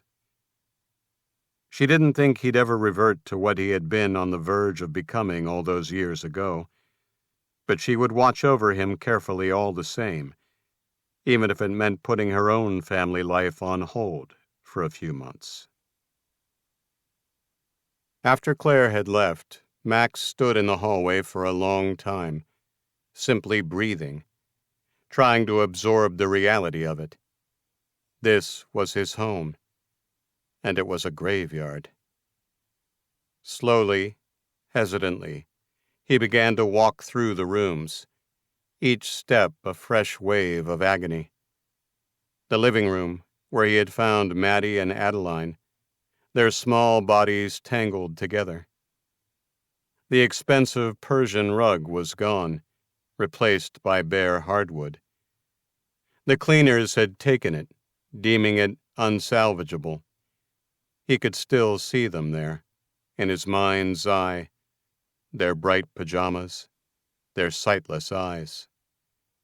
He sank to his knees, his hand reaching out to touch the bare floor where they had lain, a choked sob escaping his lips.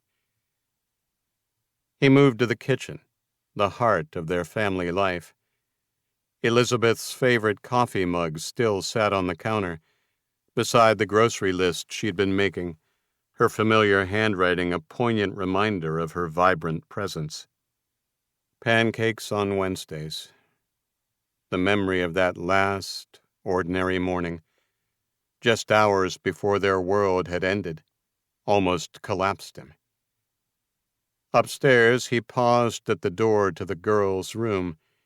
It was a riot of pink and purple, stuffed animals piled on their neatly made beds, drawings taped to the walls, a half-finished Lego castle on the floor.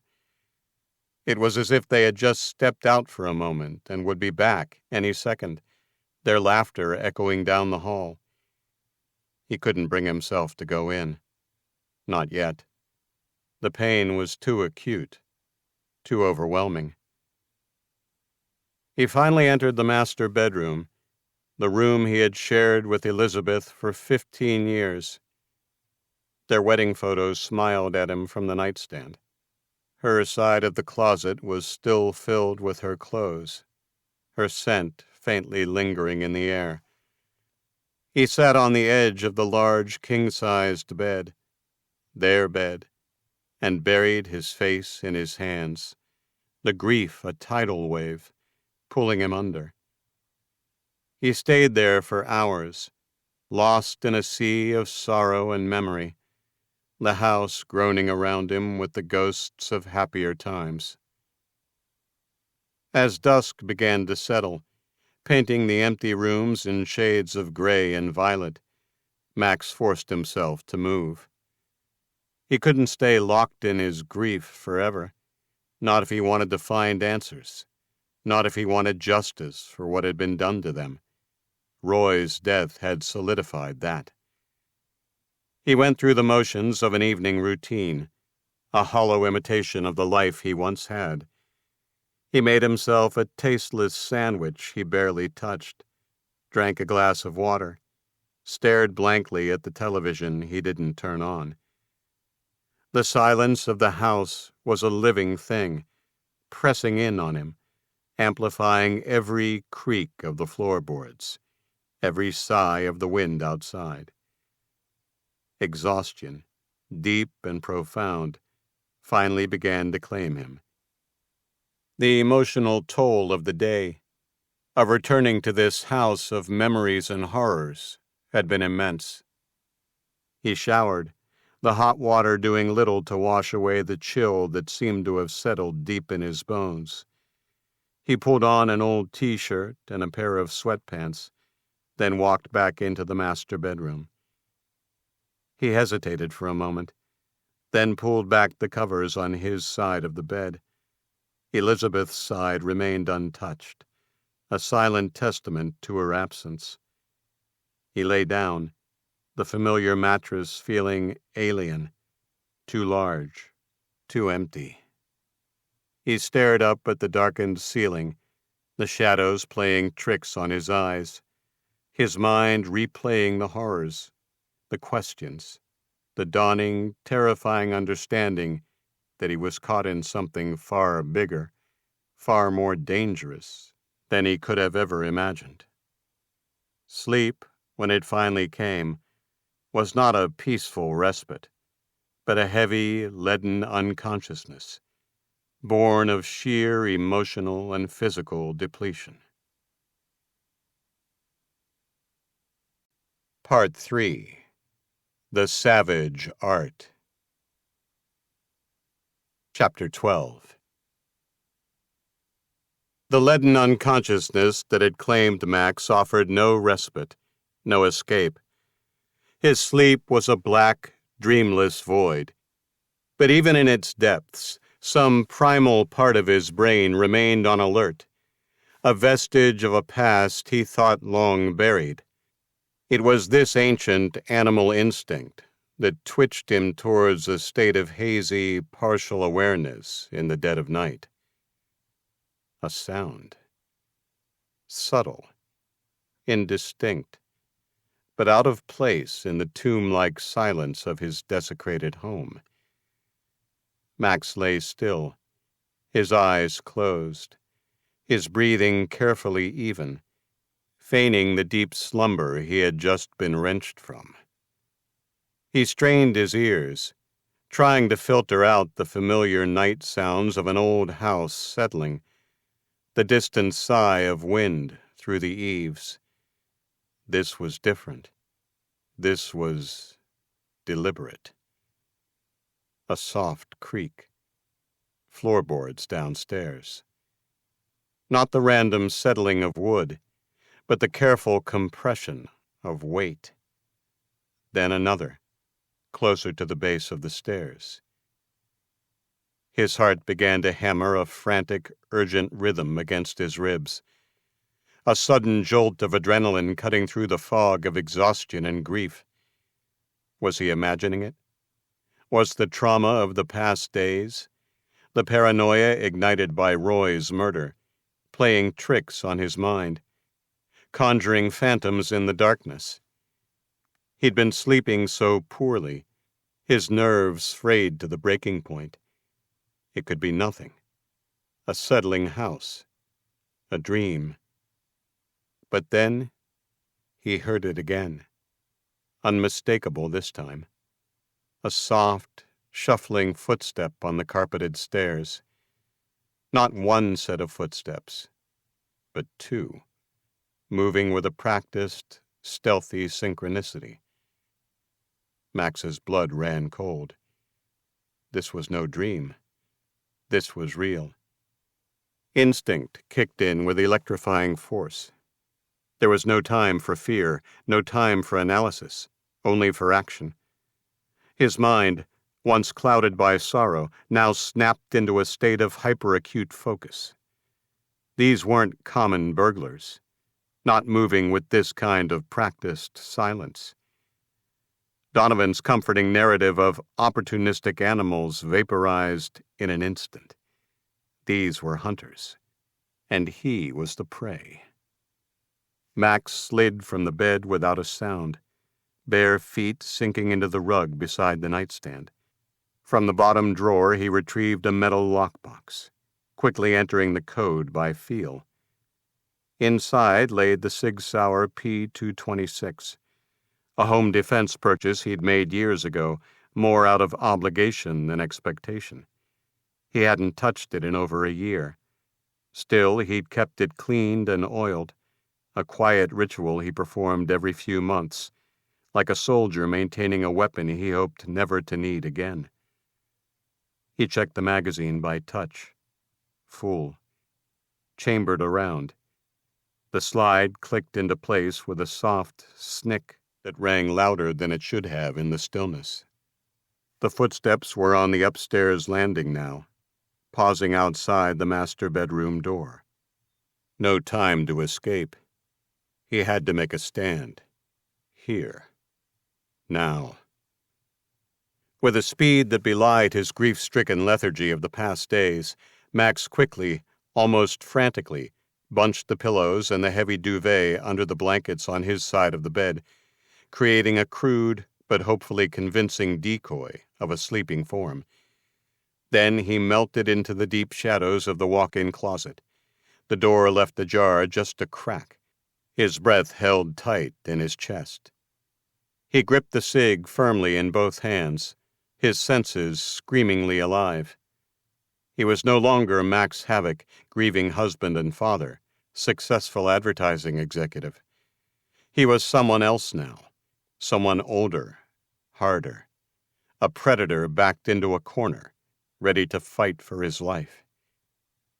The bedroom door handle turned, slowly, silently.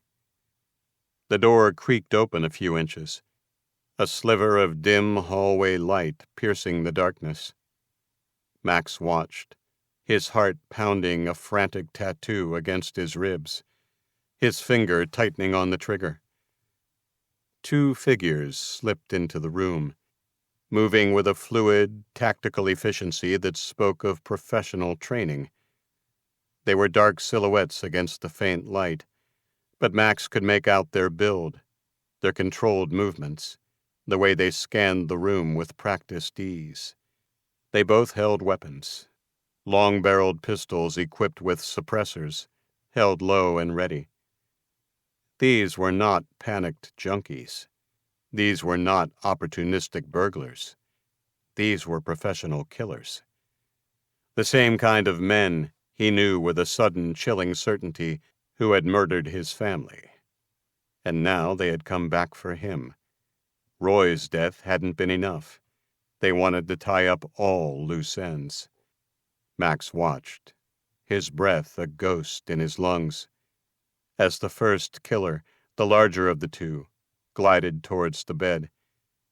He raised his suppressed pistol, aiming at the lump under the covers where Max's head would have been. Pfft, pfft, pfft.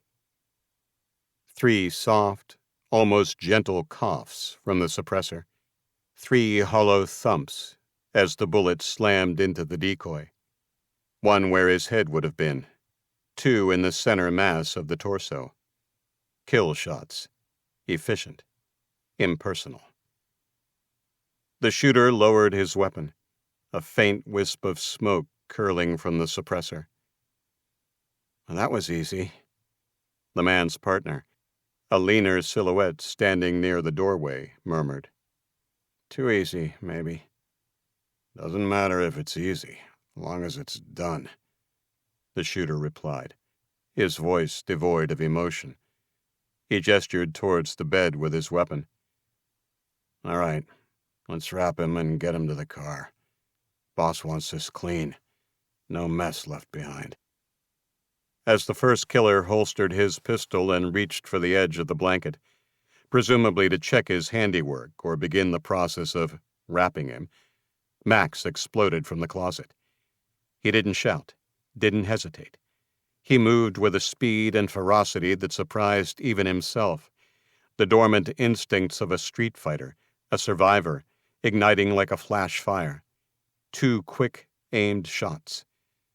The first bullet caught the killer who had fired into the bed just as he was turning, hitting him high in the temple.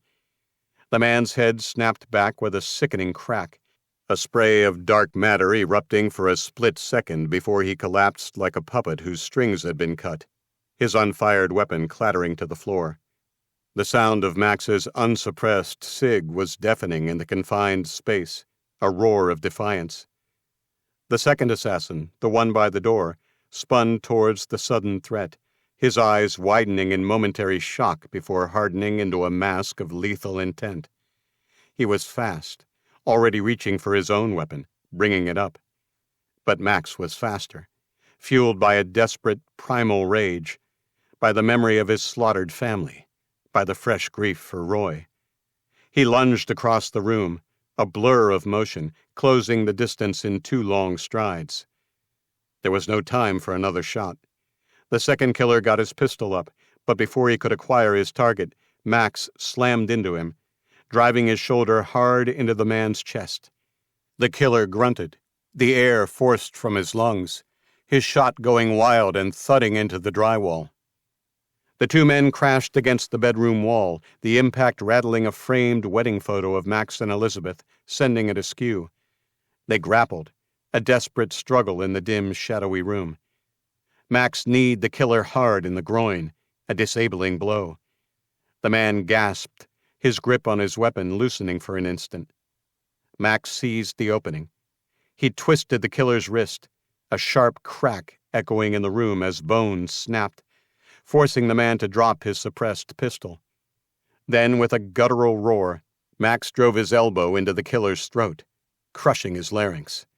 The man gagged, his eyes bulging, clawing at his ruined throat. They stumbled, locked in a deadly embrace, crashing into Elizabeth's antique vanity table. Perfume bottles and silver-backed brushes scattered, shattering on the floor. The fight was vicious, a whirlwind of desperate blows and grunts of pain among the personal belongings of Max's shattered life. The killer, though injured, was strong. He fought back with a desperate ferocity, landing a glancing blow to Max's temple that sent stars exploding behind his eyes. But Max was fueled by something more than training, more than desperation. He was fueled by an ocean of grief, by an unquenchable rage, by the faces of his dead wife and daughters. He slammed the killer's head against the edge of the heavy oak dresser, once, twice. The man went limp, his eyes rolling back. Max didn't hesitate. He grabbed the man's own fallen, suppressed pistol from the floor. He pressed the cold muzzle to the killer's temple. "Who sent you?" Max snarled, his voice a raw, unrecognizable rasp. "Talk!" The man just gurgled, blood trickling from his lips, his eyes unfocused. He was wearing a dark balaclava, pulled down to obscure his features, just like his partner, professional, untraceable. Max knew he wouldn't get anything. Not from this one. Not anymore. With a final, cold surge of adrenaline, he pulled the trigger. The suppressed shot was a dull, muffled cough, almost an anticlimax after the brutality of their struggle. The killer's body slumped to the floor, lifeless. Max stood there, panting, his chest heaving, his body screaming with pain from a dozen bruises and strained muscles. The acrid smell of gunpowder filled the air, mingling with the faint, lingering scent of Elizabeth's perfume from the shattered bottles. 2 dead men lay at his feet, in the bedroom he had shared with his wife. Their faces were obscured by the tight-fitting black masks. His hands were shaking, not from fear, but from the receding tide of adrenaline, from the shocking reawakening of the killer he thought he had buried 20 years ago.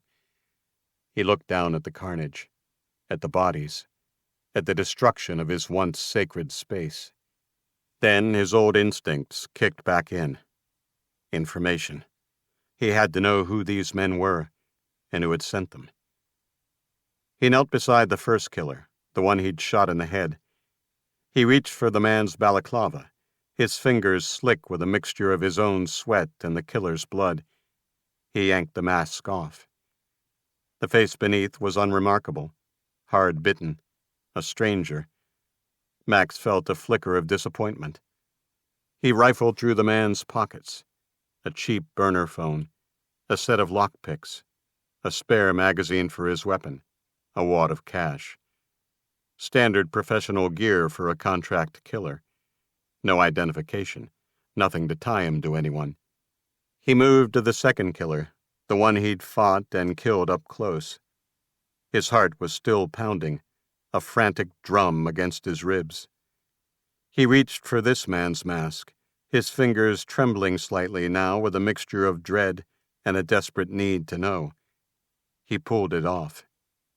Max recoiled as if he'd been slapped. He knew this face. He knew this face. Not well, not by name, but he'd seen him before, at the police precinct, the day after the murders, when Max had been a hollowed-out shell of grief, being questioned by Detective Donovan.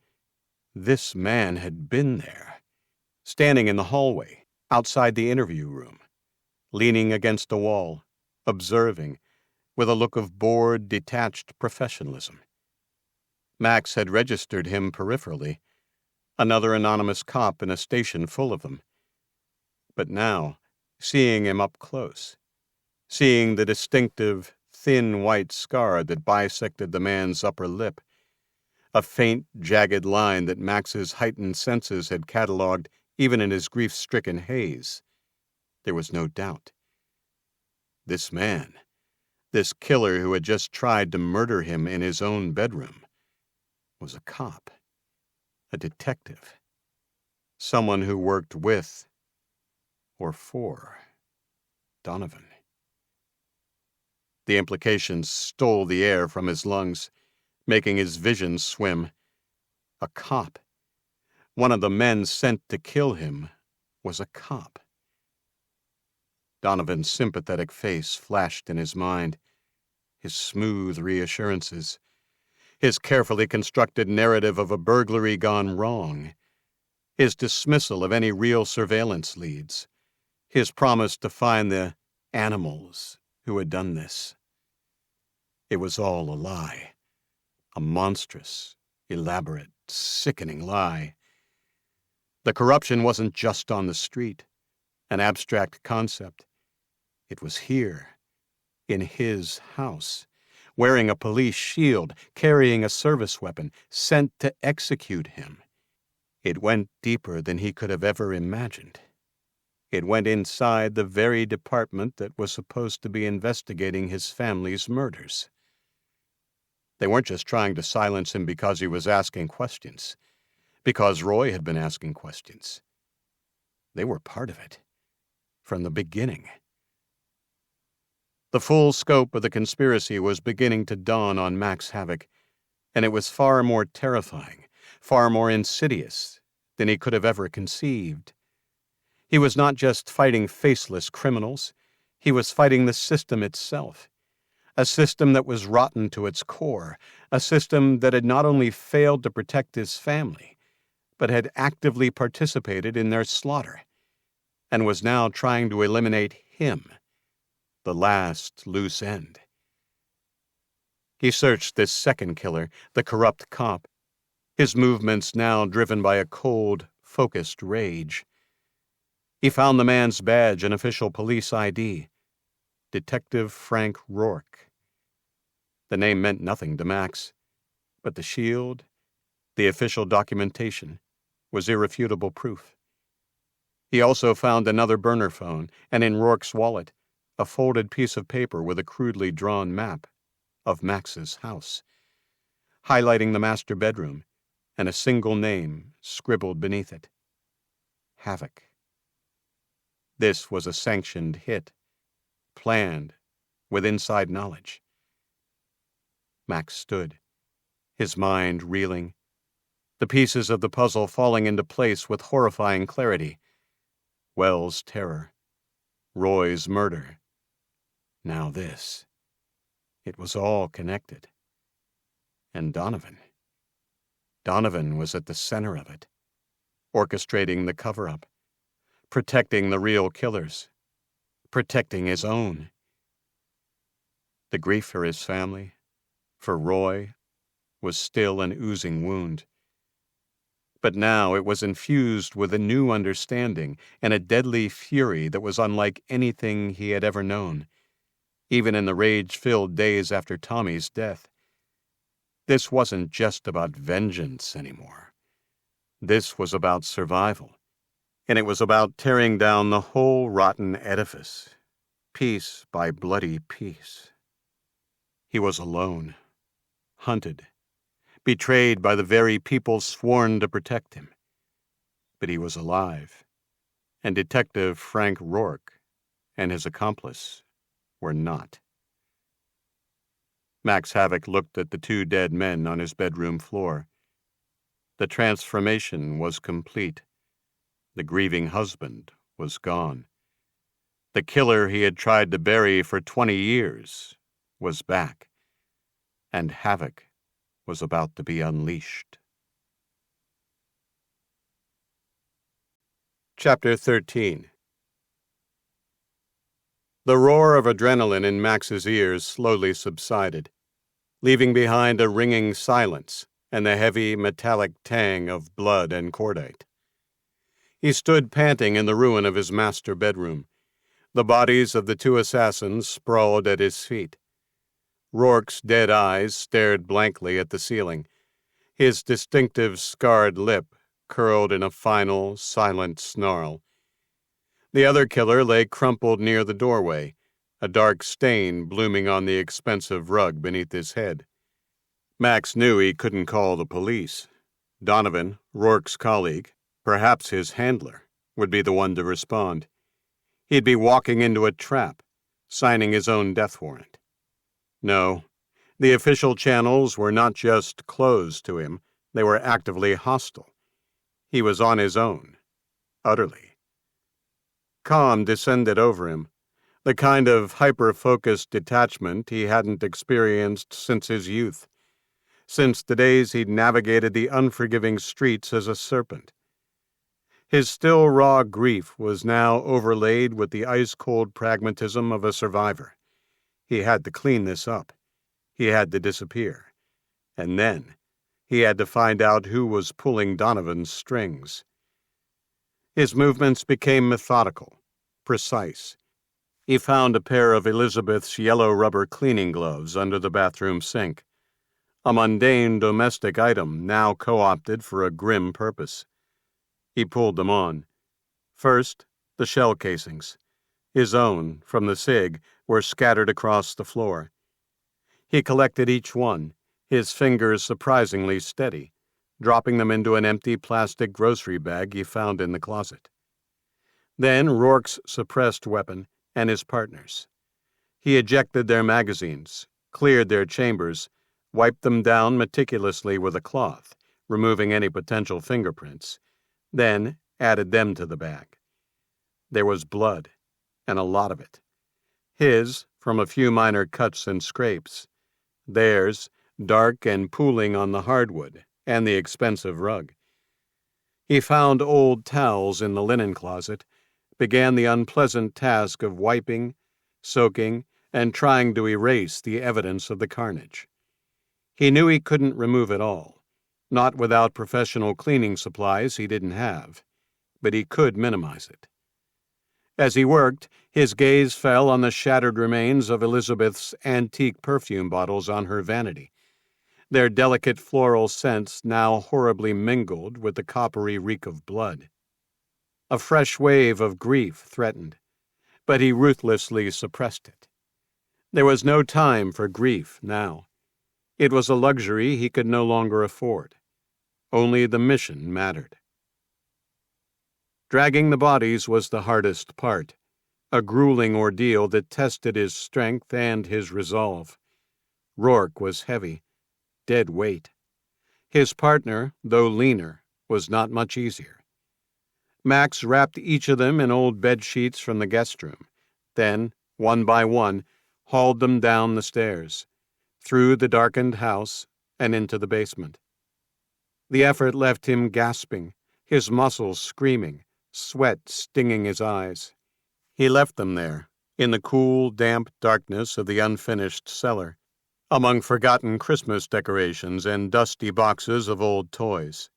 Out of sight, for now. Back upstairs, the adrenaline had completely worn off, leaving him shaky and bone-weary. But he couldn't rest. He moved through the house, his mind a calculating machine. He knew he couldn't stay here. Soon enough the alarm would be raised, and Donovan would investigate. While he was interested in how the dirty cop would attack the dilemma of his missing assassins, Max knew he had to disappear. For Donovan, he was now a loose end, and soon the dirty cop would realize a very dangerous one. He went to the hidden safe in the back of his study closet, a place not even Elizabeth had known about. Inside was a stash of emergency cash, nearly $10,000, accumulated over years. A rainy day fund from a time when rainy days often meant bullets and betrayal. He also retrieved a compact Glock 26, his preferred backup piece from his Serpent days, lighter and more concealable than the SIG. This one had a threaded barrel, already fitted with a compact suppressor, ideal for close work. He took several spare magazines and a well-oiled shoulder holster. Then he found a worn leather duffel bag, another relic of his past, and began to pack essentials. A few changes of plain clothing, a basic first aid kit, the cash, the weapons. As an afterthought, he also slipped in a half bottle of Jack Daniels. He took one last, lingering look around the study, at the photos of his smiling family, at the awards from his successful advertising career, the trappings of a life that was now over. He was no longer Max Havok, respected CEO, grieving widower. He was someone else now, a fugitive, hunted by the criminals who had murdered his family and the corrupt cops who were in their employ. He wiped down every surface he remembered touching, donned a pair of brown leather gloves, and let himself out the back door, locking it behind him. He walked, not to his own car in the driveway, but to a bus stop on the corner of their street. When he got off downtown, he left his phone wedged deep between the seat and the wall of the bus. Let them trace that, if they could. An hour after he left home, he checked into a seedy no-tell motel on the city's grim industrial outskirts, under a false name. Michael Case, a nod to a pulp detective novel he'd read as a kid, and paid 2 weeks up front in cash. The room was small and smelled of stale cigarette smoke, cheap disinfectant, and desperation. It was a world away from his comfortable suburban home, but right now, it felt like the safest place on earth. He double-locked the flimsy door, wedged a chair under the knob, and finally allowed himself to sit on the edge of the lumpy, stained mattress. He laid out his weapons on the bedside table and checked their loads again. He was a hunted man, but now he would become a hunter, too. He spread out a city map he'd picked up at a 7-Eleven, his mind already beginning to formulate a plan. His first target was obvious, David Wells. The banker was the key, the first link in the chain. He had to know what Wells knew, and he had to get it tonight, before Wells could disappear, and before the forces lined up against him became aware their assassination attempt had failed and brought more trouble down on his head. The pre-dawn hours, that liminal space between night and morning, found Max Havok parked a block away from David Wells' home, observing from the shadows of an overgrown hedge. The house was dark and quiet, a picture of unsuspecting tranquility. Max, dressed head to toe in black, his face an emotionless mask, moved with the practiced stealth of a predator returning to familiar hunting grounds. He disabled the motion sensor exterior security lights earlier, a simple matter of locating the junction box at the side of the house and snipping a few key wires. A rudimentary skill, but one of many less savory talents acquired during his misspent youth with the serpents.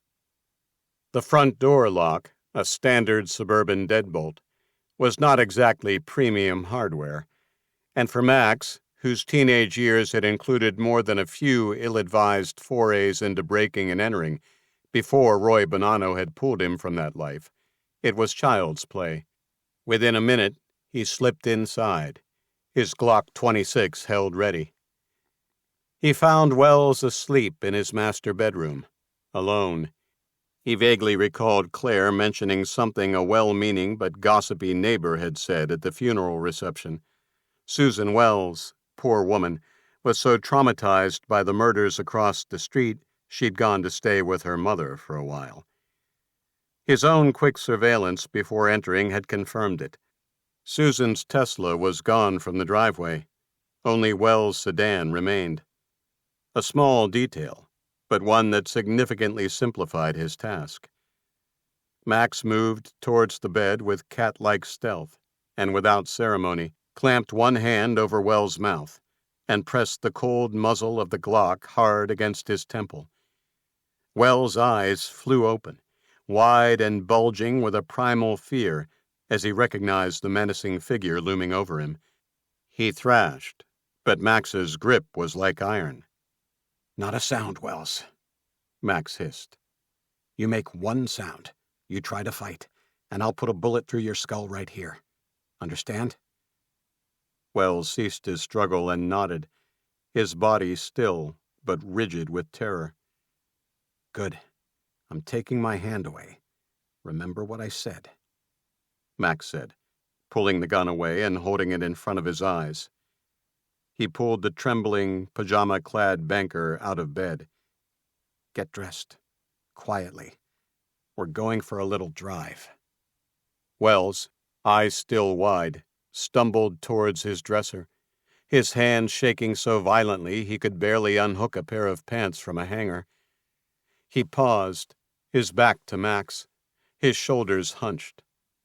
Max could see the tremor running through him.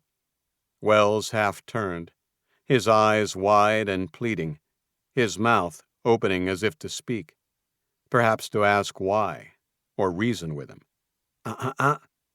Max cut him off before a single syllable could escape. He raised the Glock and put the barrel of the suppressor up to his own lips in an unmistakable shushing gesture. "Silence, Wells. Remember? Not a sound." Wells' mouth snapped shut, and the brief flicker of desperate inquiry in his eyes died.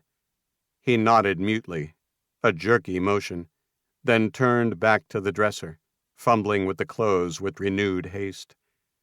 Max watched him, his expression impassive, the Glock now held loosely at his side. Every rustle of fabric, every hesitant movement from Wells seemed amplified in the pre-dawn stillness of the house, each second stretching into an eternity of suspense. "Shoes," Max bit out, gesturing with the pistol towards the closet. "And a jacket. It's cold out." He wasn't being considerate. He just didn't want Wells slowing them down by complaining about the chill. The drive was short, silent, and charged with Wells' palpable terror. Max had him drive his sedan, the Glock pressed discreetly but firmly into the banker's ribs. He directed him to a place that sent a fresh, unexpected pang of grief through Max's own chest, lock and leave storage on the city's west side. It was the facility where he and Elizabeth had rented a unit years ago, when they'd first moved from their cramped apartment into the Oakhaven house. They'd stored some of their outdated furniture and boxes of things they couldn't bear to part with, but didn't want to clutter the new home with just yet. Old college textbooks, Elizabeth's art supplies from before the twins were born, sentimental clutter that had marked the early chapters of their life together. They hadn't visited it in over a year, maybe longer. The monthly rental fee was on auto-pay, a forgotten expense for a forgotten space. Now, it was about to be used for something it was never intended for.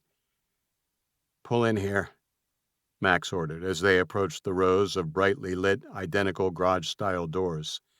The facility was automated, accessible by keypad code at this ungodly hour, and thankfully deserted.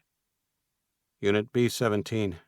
That's ours," Max said, the ours a slip, a ghost of the shared past. Wells looked at him, his eyes wide. "What are we—" "Get out," Max said, his voice flat. He kept the gun trained on Wells and directed him to the roller door. Max punched the 4-digit code into the keypad, the same as the one that had opened the gate, 2123, the same code he and Elizabeth used for everything, created shortly after they'd decided they were serious enough an item to open joint bank accounts. She'd been 21, he'd been 23. He swallowed the bitter lump in his throat. "Open it up." The banker fumbled with the heavy roll-up door, his hand shaking so badly it took him several attempts to get a grip and heave it upwards. It opened with a soft metallic groan onto a cramped space filled with the dusty, shrouded shapes of their past. Old armchairs draped in yellowing sheets, stacks of cardboard boxes labeled in Elizabeth's neat handwriting, wedding gifts, unused, baby clothes, M&A, college photos. The air was thick with the smell of dust, aging cardboard, and the faint, ghostly scent of Elizabeth's lavender sachets she'd tucked into the boxes of linens. It was a time capsule of a happier life, a life that now felt like it belonged to someone else. Max shoved Wells inside, towards a rickety wooden dining chair that had once graced their first tiny apartment. "Sit," he commanded.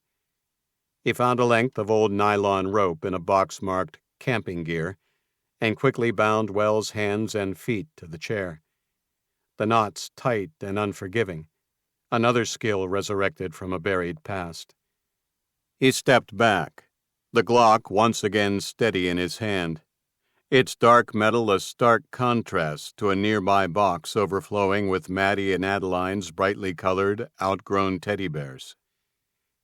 "All right, Wells," Max said.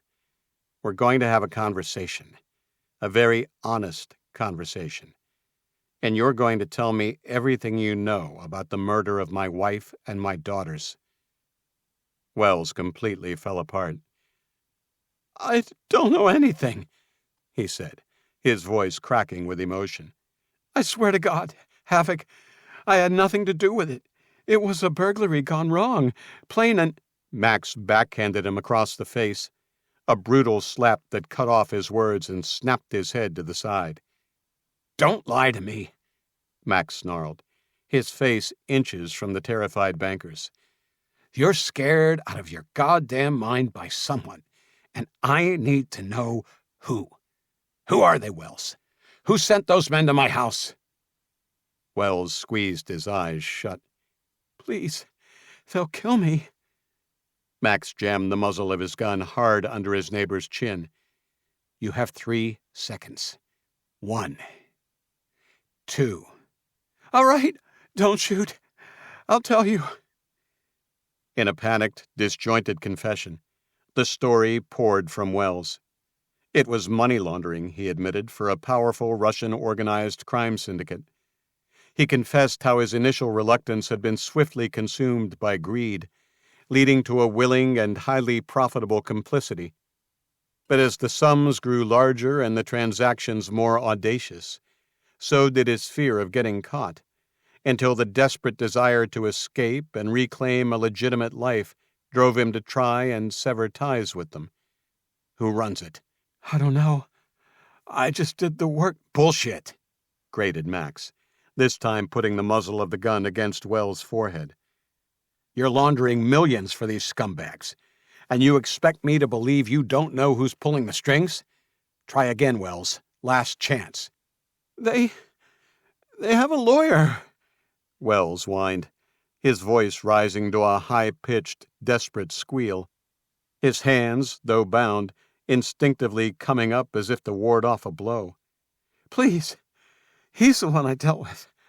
I swear on my children's lives.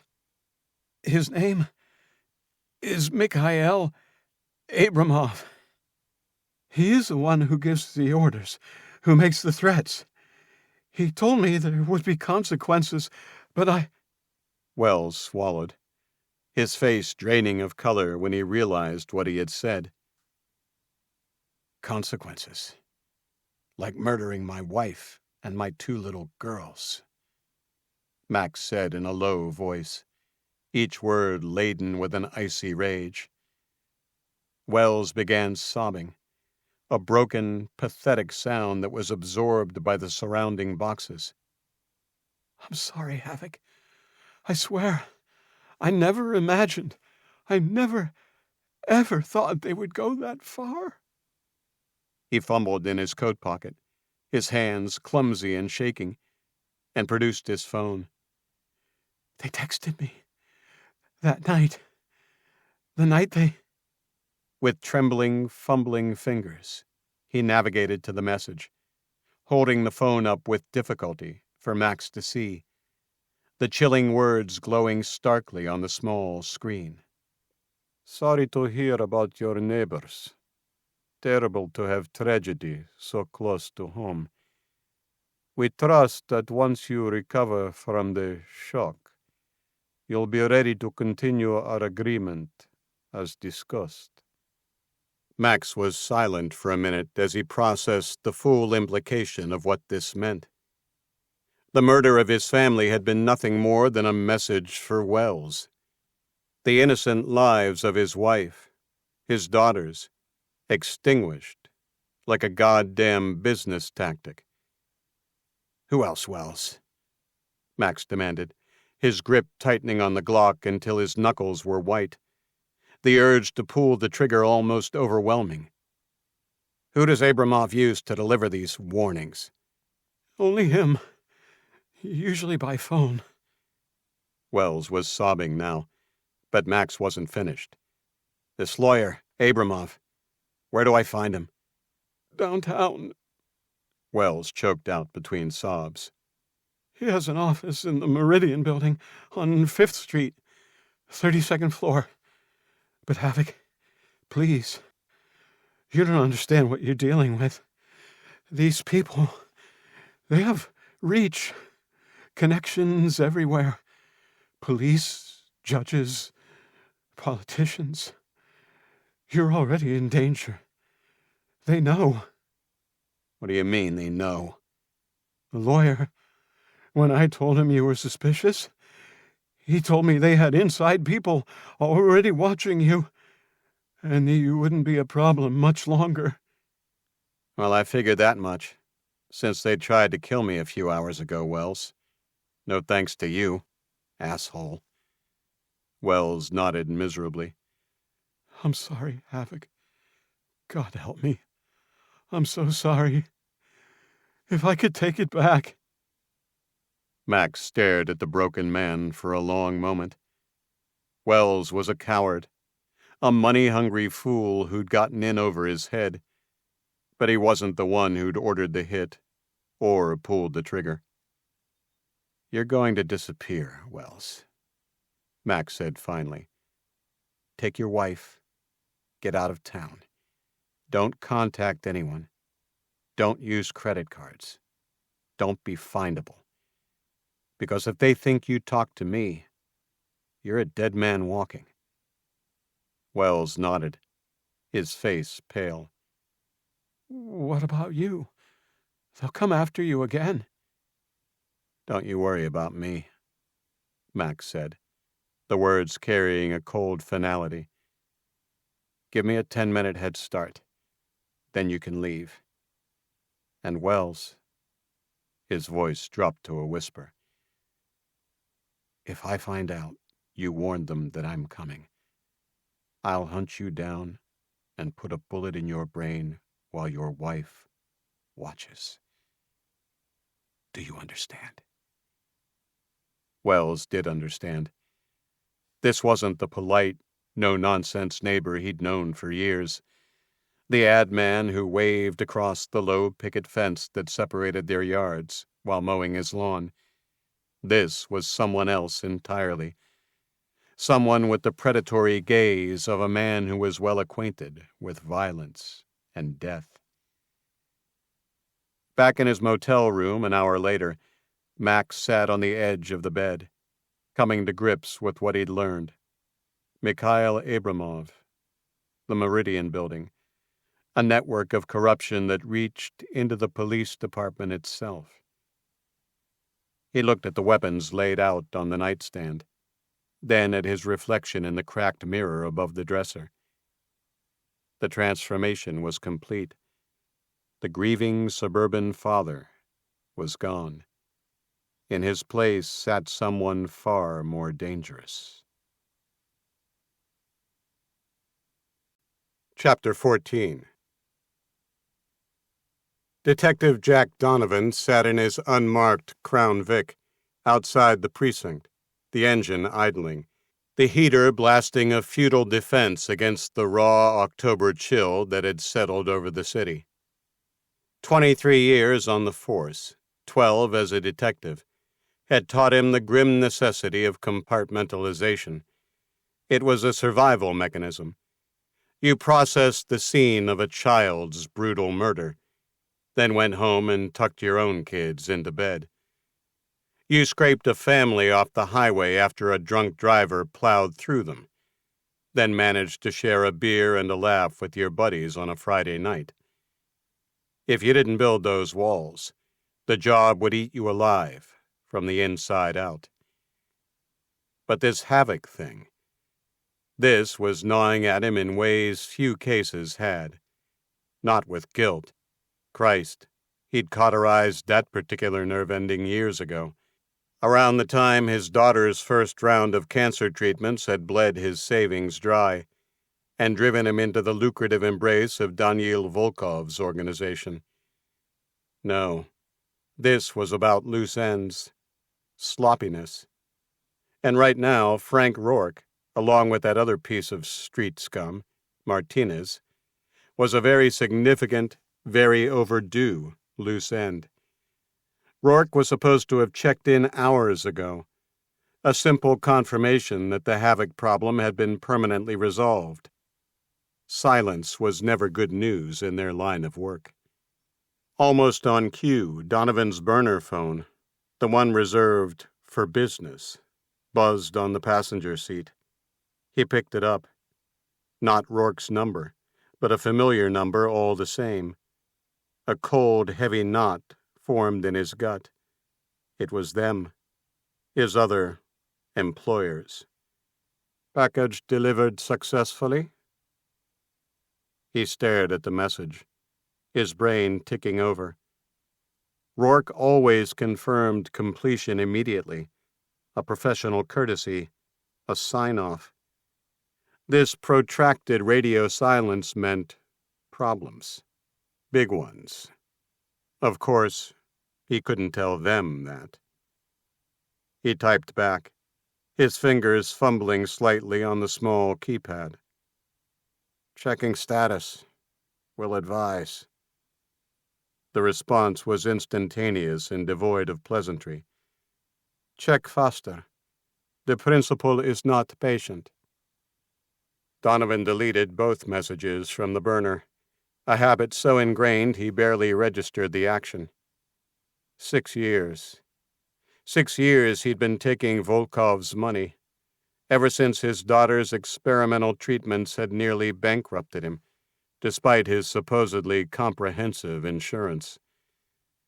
It had started small, misplaced evidence files, conveniently delayed lab results, warrants that got lost in the bureaucratic shuffle.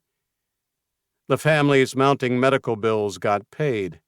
His marriage managed to limp along for 2 more years before Melinda finally couldn't take it anymore. And justice, for the most part, merely got delayed or subtly rerouted rather than outright denied, most of the time.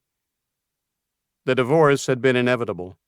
Melinda knew something was wrong, knew money was coming from somewhere it shouldn't. But Donovan could never tell her the truth. How could he explain that their daughter's life had been bought with blood money?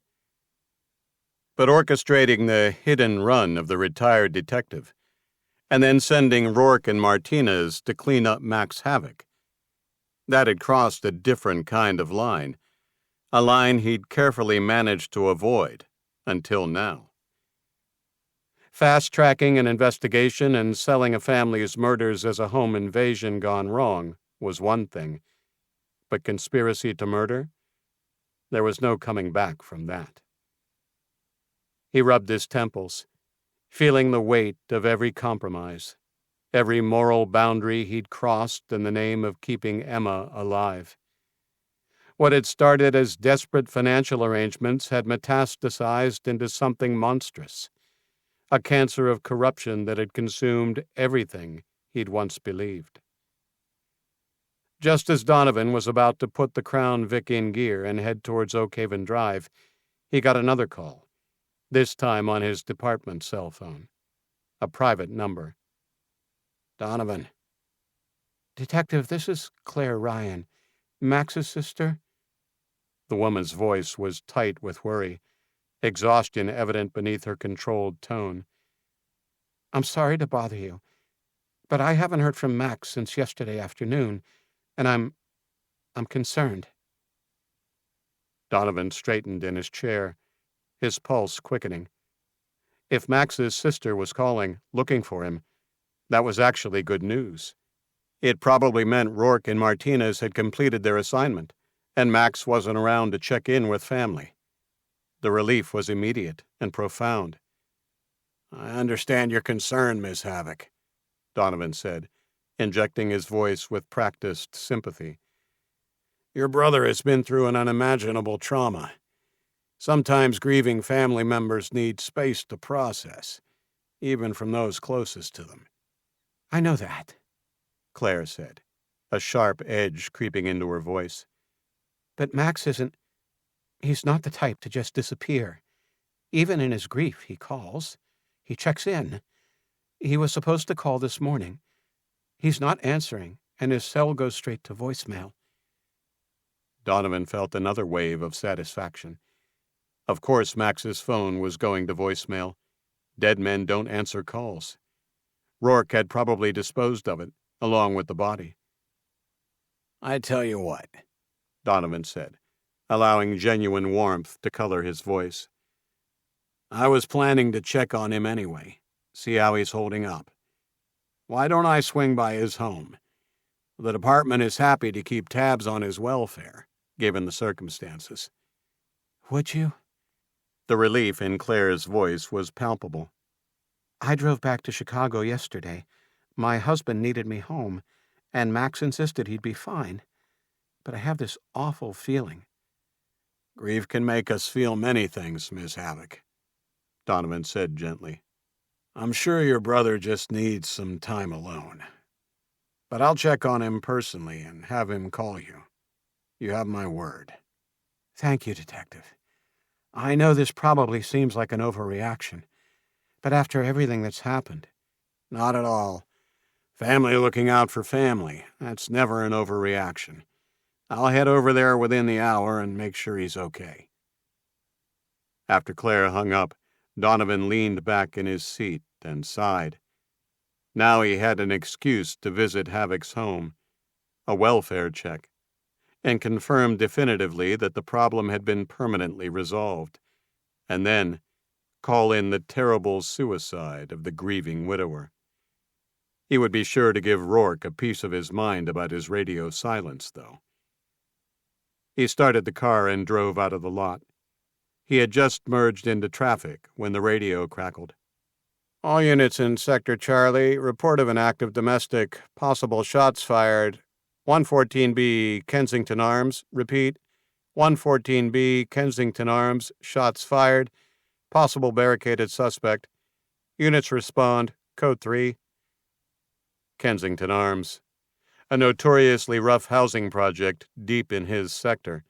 Shots fired. Barricaded suspect. That meant all hands on deck. Prolonged containment. Negotiators.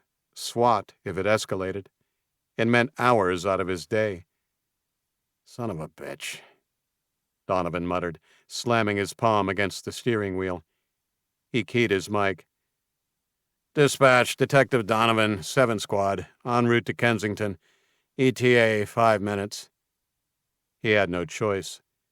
A call like this, he had to respond. Rourke and Havok would have to wait. But the anxiety was already coiling in his gut. This felt wrong. Very wrong. He tried Rourke's burner again. Straight to voicemail. 2 hours earlier, Havok woke on the hard motel bed after 4 hours of restless sleep. Running on a potent mix of adrenaline and ice-cold resolve, he had already shed the skin of the hunted. He was now the hunter, and his first significant target was Mikhail Abramov, the lawyer Wells had named as a key contact and mouthpiece for the shadowy organization that had destroyed his life. He showered. The hot water did little to wash away the exhaustion clinging to him, but it helped clear his mind. He shaved with care, his hand steady, then dressed, not in the dark, functional clothes of a fugitive, but in one of his own expensive, perfectly tailored business suits. A last-minute inclusion when he'd fled home. He knotted the navy blue tie and stepped into the polished Italian leather shoes that completed the outfit. In the cracked bathroom mirror, he didn't see Max Havok, grieving widower. He saw a high-powered executive, calm, capable, in control. It was a role he'd filled for years as CEO of Havok Advertising, and a skin he now slipped on like a mask in a play. Finally, he slid his Glock and spare magazines into a slim shoulder holster, hidden neatly beneath the suit jacket, and headed out, locking the door behind him. He spent an hour in a dimly lit, anonymous internet cafe several blocks from his motel, using a public terminal and paying in cash, and conducted a swift but thorough online search for Mikhail Abramov and his law firm. Professional headshots of Abramov were readily available on the firm's website and in various legal directories. A man with a neatly trimmed graying beard, cold, appraising eyes, and an almost palpable air of smug self-importance. Max committed the face to memory, along with the firm's address in the prestigious Meridian building. His second stop that morning, even before heading downtown, was a small 24-hour print shop he'd scouted on East 83rd Street, the kind of place that asked few questions and specialized in quick turnarounds. He paid cash for a rush order of 250 business cards, the minimum print run. It read, Michael Thorne, CEO, Thorne Global Investments. He pocketed 3 and unceremoniously dumped the rest in a trash can. His next stop was a men's warehouse near Grand Central, where he paid cash for a new, expensive-looking but unremarkable leather briefcase.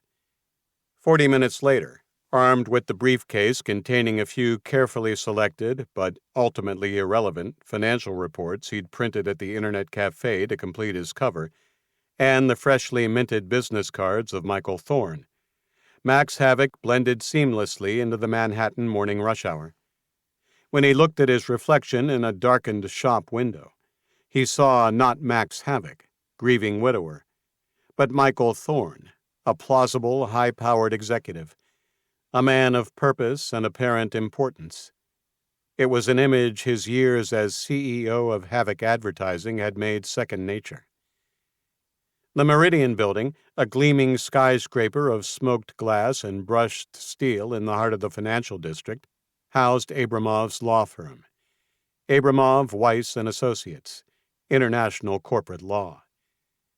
He took a cab downtown to the heart of the financial district and positioned himself in a small coffee shop directly across the street from the Meridian Building. The building's expansive glass-walled lobby offered an unobstructed view from his vantage point, allowing him to conduct his initial reconnaissance with relative ease. He nursed a black coffee, his gaze analytical, cataloging the visible security measures within. The uniformed guards, stationed at a central podium, their posture and attentiveness. The clear pathways to the different banks of elevators serving various floors, the general patterns of entry and exit. He noted the ebb and flow of corporate foot traffic, the types of expensive vehicles pulling up to the curb to disgorge their occupants. He needed to understand the terrain, the rhythm of the place, before making his move. His mind, once consumed by the minutiae of advertising campaigns and client presentations, was now laser-focused on a different kind of strategic planning, one with far deadlier stakes and no room for error. Downing the last of his second coffee, he left a generous cash tip on the table and crossed the street. At the entrance to the Meridian Building, he blended seamlessly with the steady stream of business people passing through the revolving doors. Just another executive in motion. He entered the soaring, marble-clad lobby, his demeanor confident and detached. He made his way across the lobby and made a deliberate show of consulting the large digital building directory, feigning a search, though he already knew his destination, Abramov, Weiss and Associates, Suite 3200. As he headed towards the elevator banks, a black, chauffeur-driven Mercedes S-Class pulled up to the curb outside the main entrance. The passenger door was opened by a thick-set man whose ill-fitting suit did little to conceal his formidable build, clearly a bodyguard or driver. A moment later, a man emerged from the Mercedes, and Max's senses went on high alert. It was him, Mikhail Abramov, identical to the photographs Max had studied just an hour before in the internet cafe. The same expensive, impeccably tailored suit, the same arrogant tilt to his head, the same air of smug, untouchable power. Abramov swept through the main entrance, flanked by his driver/bodyguard on one side, and another equally large, watchful man who seemed to materialize from the lobby itself to join him on the other. They moved with economy, forming a subtle protective cordon around their principal that others might have missed. Max watched them from a discreet distance, noting the way other people in the lobbies subtly made way for them. Abramov was clearly a man of importance, accustomed to deference. Max also observed which bank of elevators the trio entered, one of the express lifts reserved for the upper floors, the one serving suites 3,000 and above. His plan was audacious, risky, but it was the only way he could see to get to Abramov directly, without alerting his security. He couldn't just walk in and demand answers. He needed a pretext. He forced himself to wait 15 minutes after they had entered the lifts before he did the same. On the 32nd floor, he confidently approached the main reception desk for Abramov, Weiss & Associates. The receptionist, a young woman with a polite but distant smile, looked up expectantly. "Good morning," Max said, his voice smooth and assured, the voice of a man accustomed to being listened to. He produced the newly printed business card from his briefcase and showed it to her. "I'm Michael Thorne. I have a rather urgent matter concerning certain offshore investment strategies I'm hoping to discuss with Mr. Abramov. A mutual acquaintance, Arkady Petrov, in Zurich, strongly recommended I seek his counsel directly." He delivered the lie convincingly. He'd found the name Arkady Petrov during that morning's research, a shadowy ex-banker linked to defunct offshore entities bearing Abramov's signature. There was no current public connection, but the association was plausible, and Petrov's profile suggested the kind of discreet, high-net-worth individual whose referral Abramov might respect. A calculated risk, but better than inventing someone outright. The receptionist's eyes widened, just barely, at the name drop, then took in the immaculate suit and effortless confidence. The man in front of her radiated quiet wealth and authority, someone you didn't turn away lightly.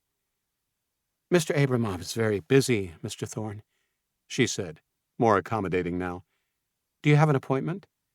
"Unfortunately, no," Max said, a hint of apology in his voice. "This has arisen rather suddenly, but Mr. Petrov was most insistent that I speak with Mr. Abramov personally, given the delicate nature of the sums involved." He let that hang in the air.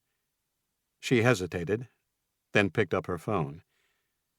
"Let me see if Mr. Abramov has a few moments." A brief, murmured conversation, then she looked up. "Mr. Abramov can give you 15 minutes, Mr. Thorne. His office is just down the hall, last door on the right." Max offered a charming, grateful smile. "Excellent. Thank you for your assistance." Abramov's office was exactly what Max had expected. Large, opulent, with panoramic views of the city. Expensive artwork adorned the walls. Dark mahogany furniture gleamed under recessed lighting. Photos on the credenza showed Abramov shaking hands with various powerful-looking men, politicians, international businessmen, figures many of whom Max recognized. It was the office of a man who wielded considerable power, some in the open, much of it likely in the shadows. Mikhail Abramov himself sat behind a massive desk, looking every bit the successful, ruthless attorney. He was older than Max had initially thought, perhaps late 50s, and like his photos had a neatly trimmed graying beard, cold eyes, and an air of impatient arrogance. He gestured for Max to sit, without rising himself. "Mr. Thorne," Abramov said, his voice a well-modulated baritone, smooth as polished stone. "My receptionist tells me you have an urgent matter concerning offshore investments, and that you come recommended by Arkady Petrov." His eyes were sharp, assessing. Max settled into the expensive leather chair opposite the desk, playing the role of the slightly shifty but very wealthy businessman to perfection. "Indeed, Mr. Abramov, Arkady spoke very highly of your discretion and expertise in navigating complex international financial structures. I have a significant portfolio I'm looking to restructure to ensure maximum privacy and, shall we say, minimal fiscal oversight." He leaned forward conspiratorially. "We're talking substantial assets, Mr. Abramov. Assets that require a certain creative approach to their management." The initial conversation proceeded along these lines for several minutes.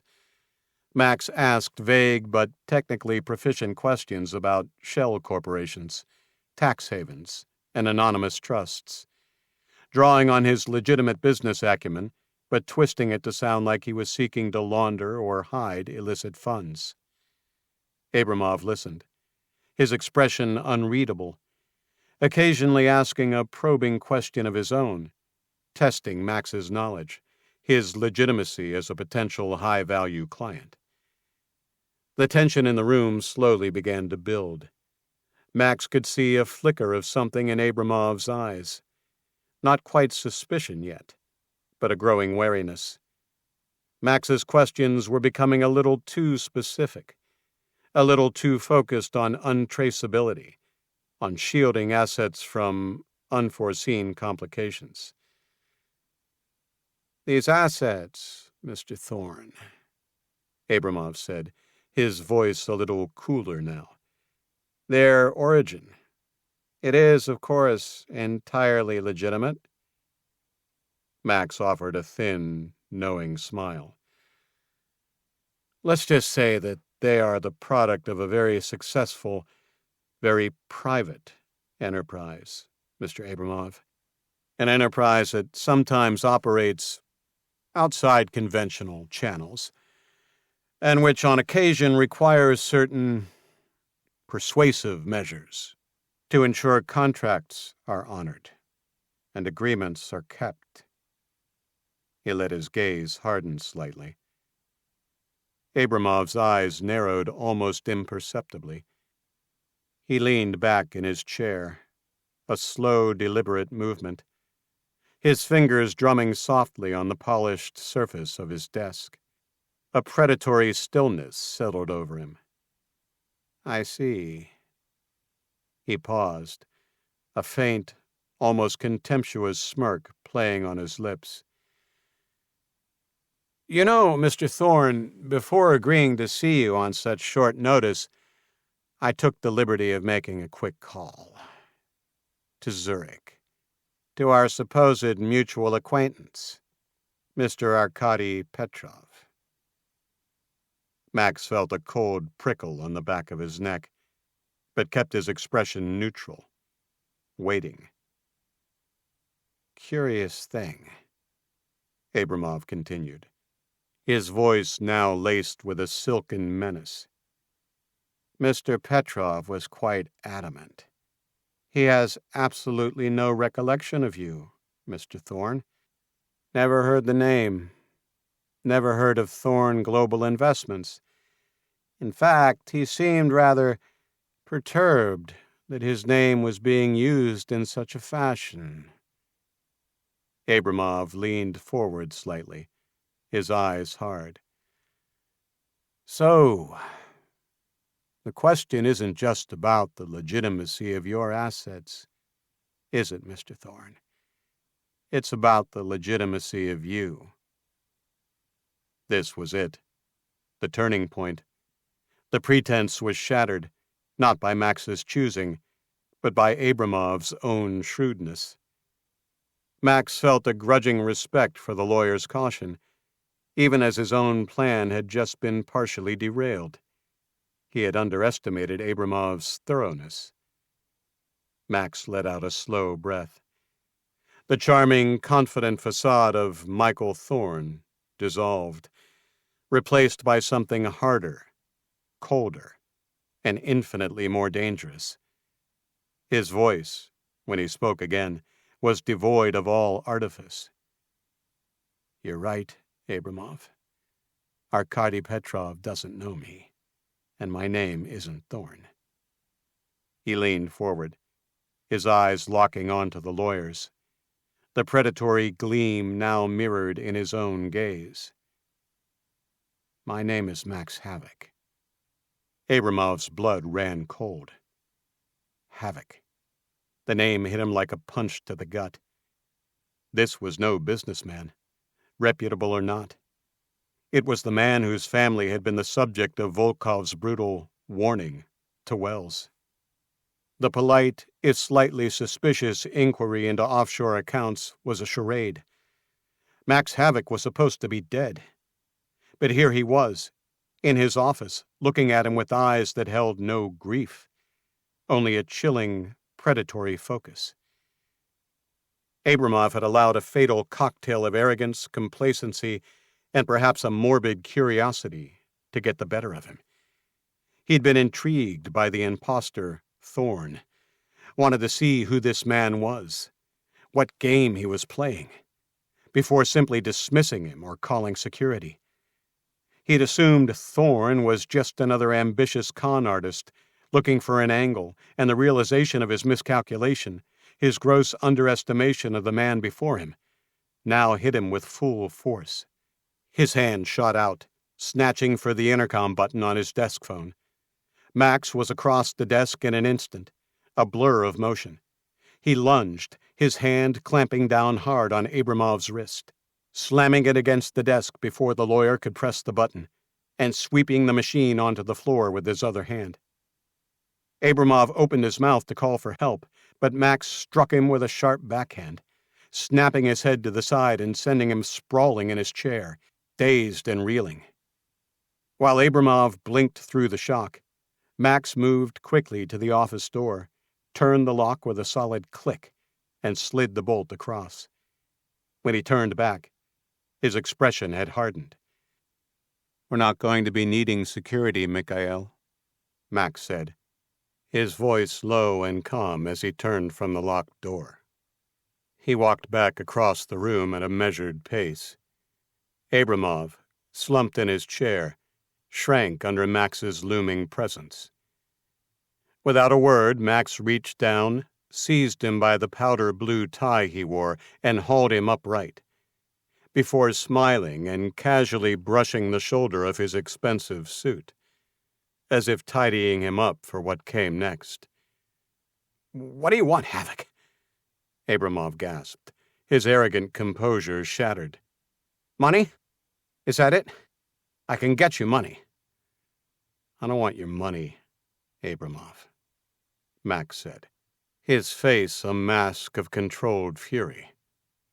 He leaned in close, his voice a venomous whisper. "I want names. I want to know who gave the order to murder my wife and my daughters. I want to know who runs the organization you work for." Abramov, despite his terror, still had a core of defiance, of arrogance born from years of serving powerful, dangerous men. "You have no idea who you're dealing with, Havok," he said, trying to regain some semblance of control. "These are people you can't even imagine. You make a move against them, against me, and you're a dead man. They'll hunt you down like a dog." Max smiled, a mirthless baring of teeth that held no humor, only a promise of pain. "They already tried that, Abramov. Last night, at my home. It didn't go so well for them."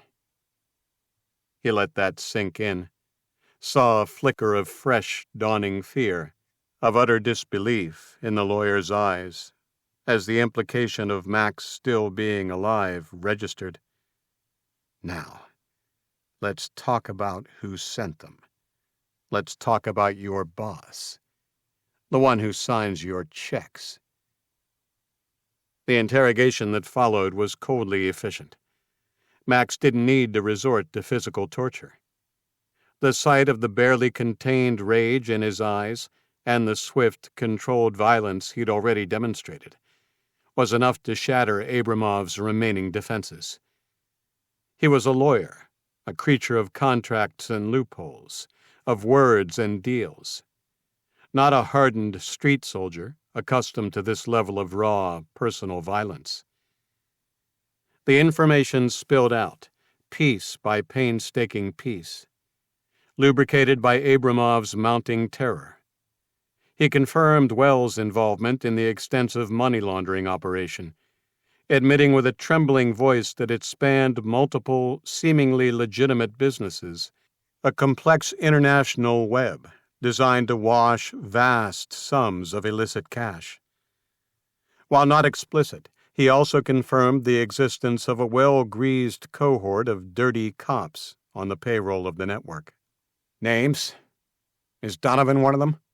Max asked. "I don't know names. Everything is siloed. Need to know, you understand? It's how they protect themselves." "And Roy Bonanno, who ordered his hit?" Max demanded. Abramov's eyes widened with what appeared to be genuine confusion. "I don't know what you're talking about," he stammered. "I told you, I handle financial arrangements, legal frameworks." The blank look and explanation made sense. Max moved on. Abramov continued, spilling information that was essentially useless and smacked of buying time. "Enough. His name, Abramov," Max demanded, his voice like chipped ice, each syllable precise and deadly. "The man who gave the order to kill my family, the head of this organization, the one you answer to. Give me his name." I can't," he stammered, his voice a reedy, pathetic whine. "If I tell you his name, if he ever finds out I talked, I'm a dead man. They'll find me no matter where I go. Don't make what happened to your family look like a mercy." His fear palpable, almost a stench in the room. Max leaned in closer, his own eyes boring into Abramov's, cold and merciless. "If you don't give me the name, Abramov," he said, his voice soft, deadly, a silken promise of agony, "you're a dead man right here, right now. And I assure you, it won't be quick, and it certainly won't be merciful. You'll tell me his name eventually. The only question is how much you suffer first." A long, terrible silence filled the room, broken only by Abramov's ragged, terrified breathing. Max could see the desperate, terrified calculations flickering in the lawyer's eyes, the abject fear of his unseen boss warring with the immediate, visceral, undeniable threat of the man whose warm breath he could feel on his face. Finally, Abramov made a desperate, calculated decision. A flicker of something, cunning perhaps, or a last-ditch attempt at self-preservation, entered his eyes. He wouldn't give up the true top man, the one whose retribution was absolute and inescapable.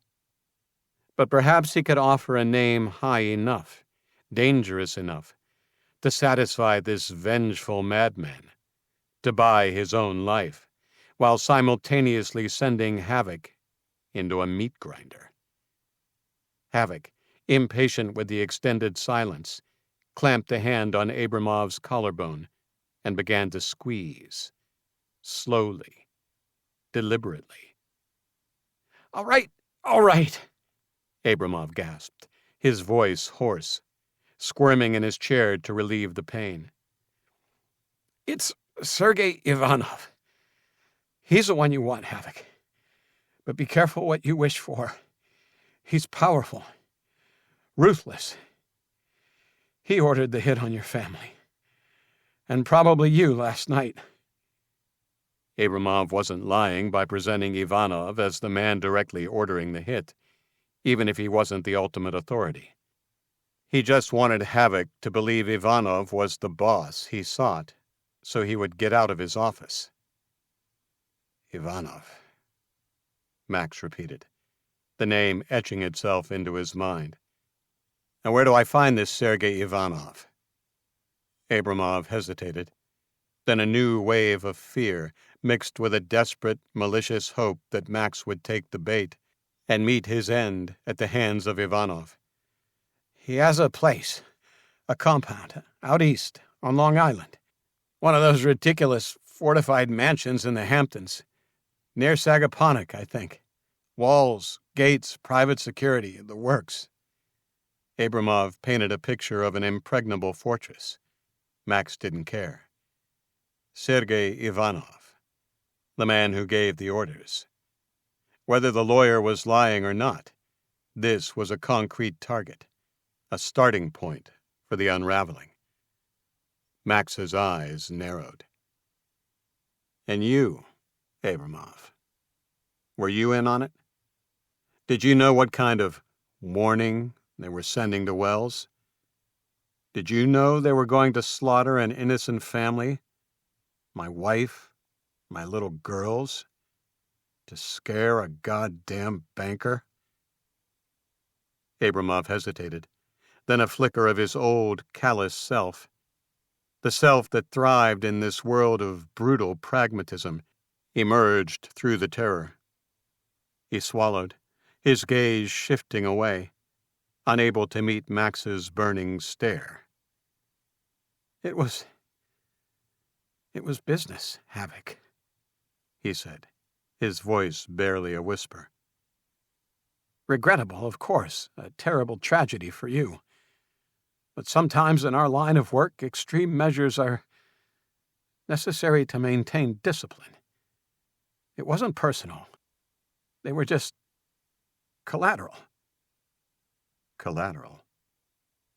The casual indifference of Abramov's admission, the reduction of his beloved Elizabeth, his precious Maddie and Adeline, to mere collateral, expendable pawns in a criminal enterprise, consumed the last of his restraint in a white-hot rage. Max's eyes, devoid of all emotion save for a terrifyingly focused intent, locked onto Abramov's. He tucked the Glock back into the holster and saw Abramov relax, thinking his ordeal was almost at an end. Before Abramov could react, before he could even register the shift in Max's demeanor from interrogator to executioner, Havok moved with a sudden, shocking speed. His left hand shot out, his palm and fingers clamping over Abramov's mouth and nose, sealing off his airway with an unyielding pressure as his right arm encircled his neck, squeezing so that the mob lawyer's eyes bulged in sudden, horrified comprehension. Abramov thrashed wildly in his high-end leather chair, his hands clawing uselessly at Max's arm, his muffled gurgles of terror lost against Max's palm. He was surprisingly strong, but Max was a man possessed, his strength fueled by an ocean of grief and an unquenchable thirst for retribution. He pressed down harder, his face a mask of grim determination, watching the life drain from Abramov's eyes until finally, with a last, shuddering convulsion, he went limp, his body slumping heavily against Max's hold. Max held for a few moments longer, to make certain, then slowly released his grip. Mikhail Abramov, powerful lawyer, fixer for the Russian mob, was dead, not with a bang, but with a choked whimper. Max Havok had crossed another line. He had committed a third murder, and this one, unlike the desperate struggle in his bedroom the night before, was a cold-blooded execution. He didn't pause, didn't allow himself to feel. Action was paramount. He quickly checked Abramov for a pulse. Nothing. Then, with a strength he didn't know he possessed, He hauled Abramov's dead weight from the chair, dragged him around the massive desk, and carefully, almost gently, laid him out on the plush oriental rug in the center of the office, arranging his limbs as if he had simply collapsed. He loosened Abramov's expensive silk tie, unbuttoned the top button of his shirt. Then Max unlocked the heavy office door. He took a deep, steadying breath, schooling his features into a mask of shock and concern. He stepped back toward Abramov's body, knelt beside him, and then, his voice filled with a believable rising panic, he shouted, "Help! Somebody help!" He began performing a crude theatrical version of CPR, pressing on Abramov's chest, though he knew it was useless. "Mr. Abramov! Mikhail! Can you hear me?"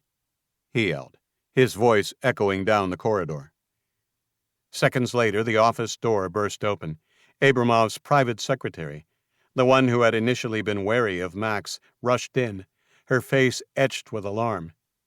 The two large security men Max had seen with Abramov earlier followed close behind. "What happened?" one of the security men barked, moving forward cautiously, but not yet reaching for a weapon. "I don't know. We'd agreed to a deal and we were saying goodbye.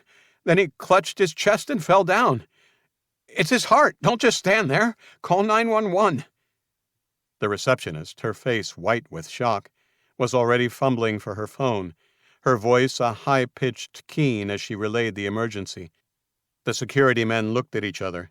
Then one knelt to check Abramov's pulse, his face grim. He looked at the other and shook his head. Neither seemed suspicious or gave any indication that they were witnessing anything other than an unfortunate medical episode. "We can still save him," Max wheezed, as he kept pumping the dead man's chest. He kept up the charade, every bit the concerned Good Samaritan, until the EMTs arrived 8 minutes later, then made his exit. On the way out, he gave the receptionist and bodyguards his heartfelt condolences. Max walked 3 blocks through the noise and bustle before hailing a taxi, his mind already shifting to the next phase. Sergei Ivanov. The name burned in his thoughts like a brand. He had the target now, but he needed intelligence. He couldn't assault a fortified compound, blind. 20 minutes later, he was back at the same internet cafe he'd used that morning, though it felt like a lifetime ago. The same flickering fluorescent lights, the same smell of stale coffee and desperation. He paid cash for an hour of computer time and settled into a corner terminal, his fingers moving across the keyboard with practiced efficiency. Sergei Ivanov proved frustratingly elusive at first. No social media presence, no society page mentions, no obvious business connections. The man clearly valued his privacy and anonymity. Max had to dig deeper, following tangential leads and cross-referencing names through property records and business filings. What he found painted a picture of a ghost, someone who existed in the shadows of legitimate commerce. A few sparse mentions in shipping manifests, import-export licenses filed years ago, properties held through shell corporations. Ivanov was invisible.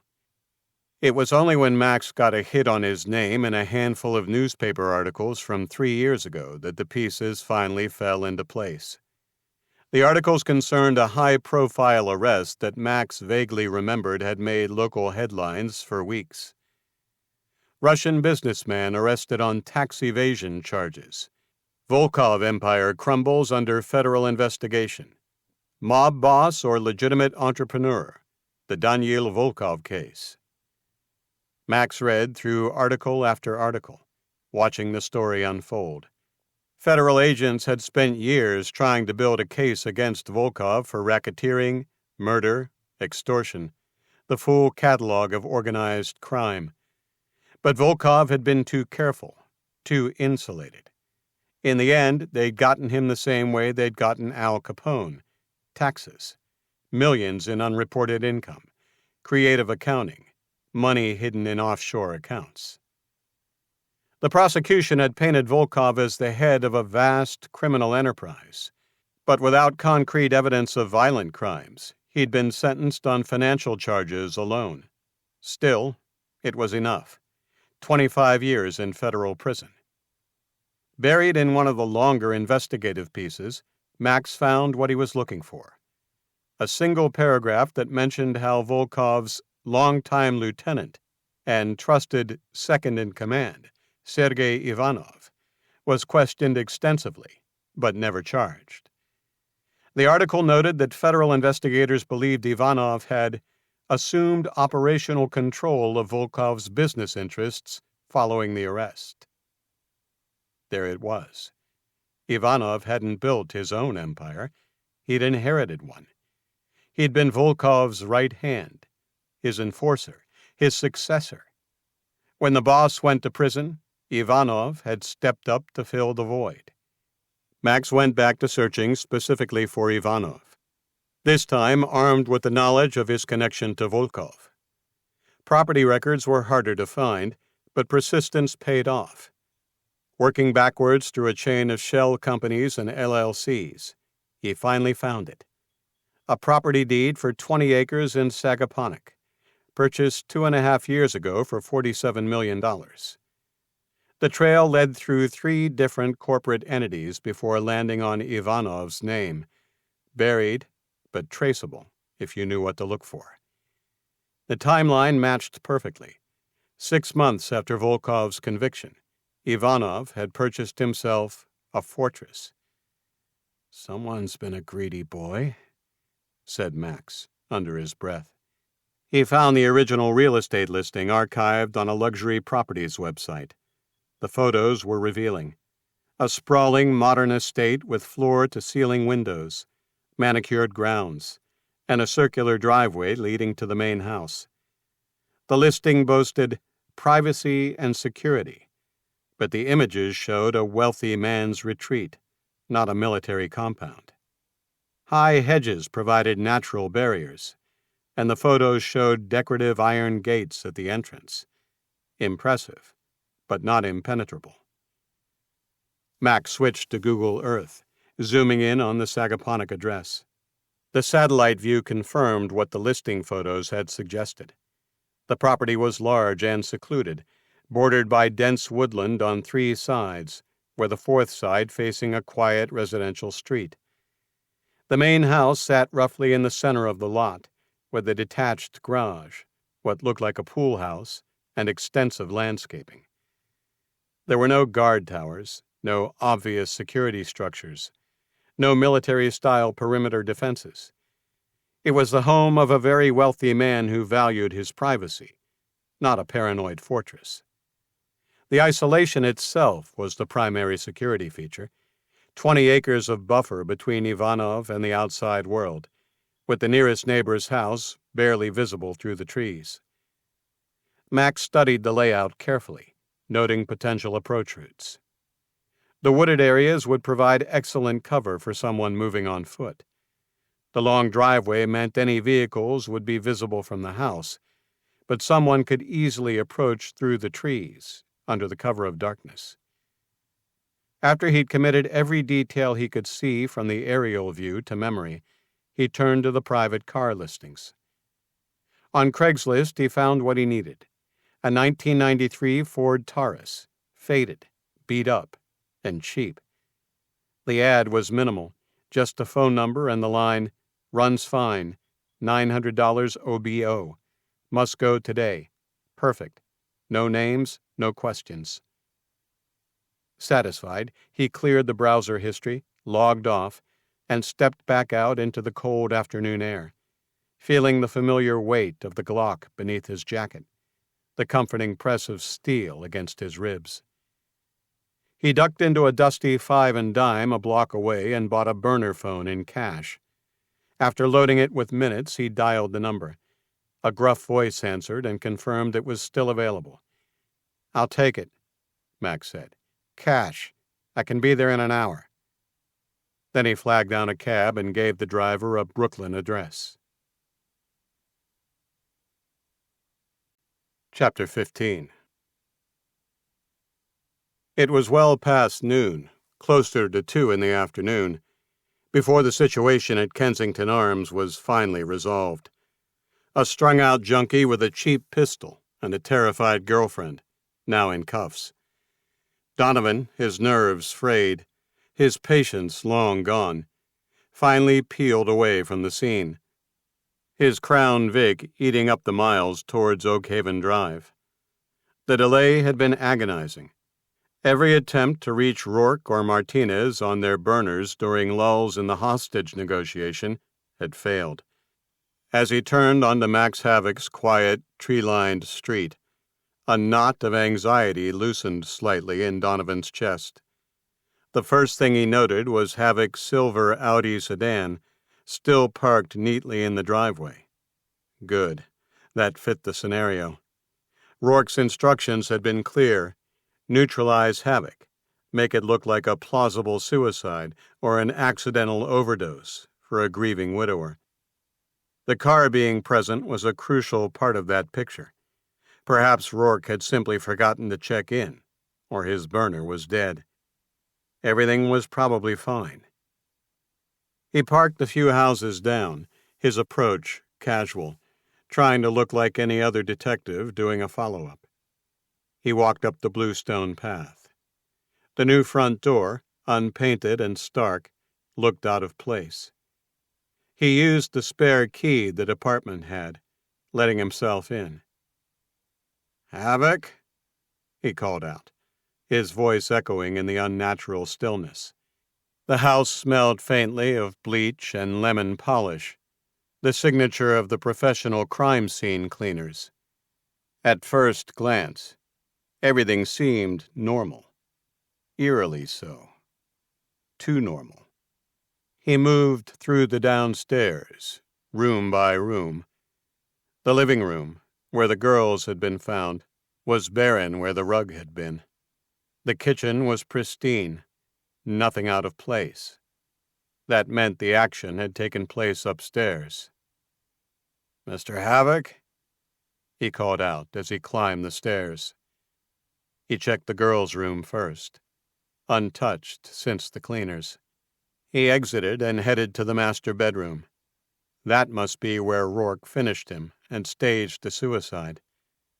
The moment he stepped inside, he knew the earlier doubts he'd dismissed were right. Something had gone drastically wrong. The air was different here, colder. And despite the cleaning, there was a faint, almost imperceptible metallic tang, a ghost of blood that even industrial chemicals couldn't entirely erase for a trained nose. He saw the overturned antique lamp, the shattered remnants of perfume bottles on the vanity, signs of a struggle his men should have reported or prevented. His eyes scanned the room, taking in the disarray, the subtle indentations on the carpet, where heavy objects might have been dragged. Then his gaze fell upon a small, dark stain near the edge of the expensive oak dresser, a stain the cleaners had somehow missed, or one that had seeped through from beneath the floorboards. Blood. Not a lot, but enough. The absence of Havok's body and the signs of recent violence did not bode well. Donovan's heart rate increased, and he loosened his tie as sweat began to prickle his forehead. Before leaving the room, he drew his service pistol and then made his way silently down the stairs. He pulled open the basement door, his hand tight on his Glock, and descended the wooden steps slowly, cautiously, his senses on high alert. The basement was cool, damp, smelling of mildew and stored memories. And there they were. 2 large, sheet-wrapped bundles, laid out on the cold concrete floor between an old furnace and a stack of forgotten Christmas decorations. The shapes were unmistakably human. Donovan's face was a mask of cold, professional assessment, but beneath it, A genuine, visceral fear began to simmer. He knelt and carefully pulled back the edge of one sheet. Frank Rourke's dead eyes stared up unseeingly at him, his scarred lip curled in a final rictus. The single, neat bullet hole in his temple was the work of a professional, or someone with an unnerving degree of cold-blooded precision. He checked the other bundle. Martinez. Same story. Clean kill. This wasn't some lucky civilian getting the drop on two experienced hitters. This wasn't a grieving husband committing a desperate act of self-defense. This was methodical and controlled. Professional. Donovan stood, a chilling realization dawning. Max Havok, the advertising executive, the grieving family man, was far more dangerous, far more capable than anyone had anticipated. He hadn't just survived. He'd turned the tables, executed two armed professionals, cleaned the scene to a degree, and vanished. If Havok had been a victim when all this started, he wasn't anymore. This was a predator. And now he was loose. Just as Donovan was backing out of the basement, his mind racing, trying to process the implications and figure out his next move, his official police radio, clipped to his belt, crackled to life. "All units, be advised. We have a 1053 man down.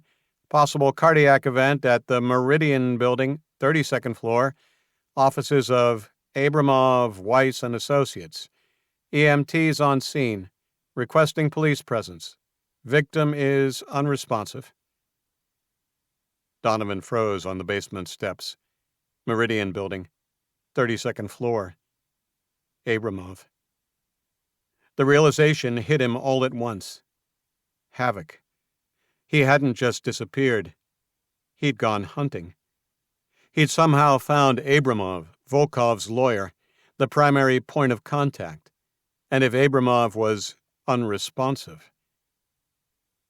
Donovan bumped into the hallway wall and closed his eyes for a second, forcing a slow breath through his nose. He was getting carried away, making leaps. It was probably just a coincidence. Wrong floor, wrong office, some poor bastard with a weak ticker. It happened. Not everything was connected. He told himself that twice, even nodded, as if to anchor the thought. Then the follow-up call came. "Update on the 1053 at the Meridian Building. Victim showing possible signs of struggle. Detectives en route. Stand by for description of person of interest. Scene is being secured." Person of interest. Donovan didn't need a description. He already knew. Havok. The name thudded through his skull like a war drum. His fear was colder and sharper than when he'd found Rourke's body. Abramov was dead, and Volkov's entire network, carefully compartmentalized, built on silence and plausible deniability, wasn't just exposed. It was bleeding. And if it bled long enough, it would take Donovan down with it. His career, his freedom, maybe even his life. Havok wasn't just an annoying loose end anymore. He was a goddamn firestorm. Back in the car, his hands shook as he fumbled a cigarette from the pack. He lit it with a snap, drew in 2 deep lungfuls, and exhaled slowly, trying to force down the rising panic. No more time to think. He had to warn Ivanov, immediately. Sergei Ivanov, the anointed figurehead of Volkov's empire, the man who wore the crown in public while Volkov pulled the strings from the shadows.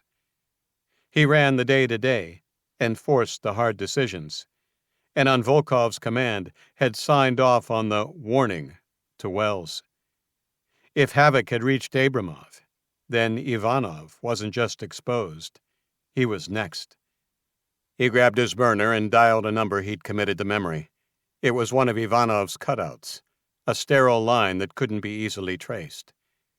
The call was answered on the first ring. While Donovan had never officially been told the identity of the voice on the other end, he'd pieced it together through subtle tells and the occasional slip in their brief conversations.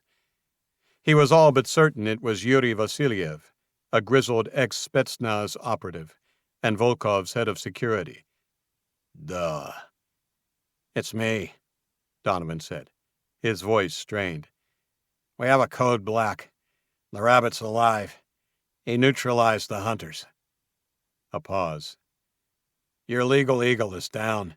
Possibly, likely, by the rabbit's hand. He's moving up the chain. I think he's coming for your boss. There was a long silence. When the voice returned, it was calm, almost amused. So, the rabbit has claws. Interesting. Interesting, Donovan nearly shouted.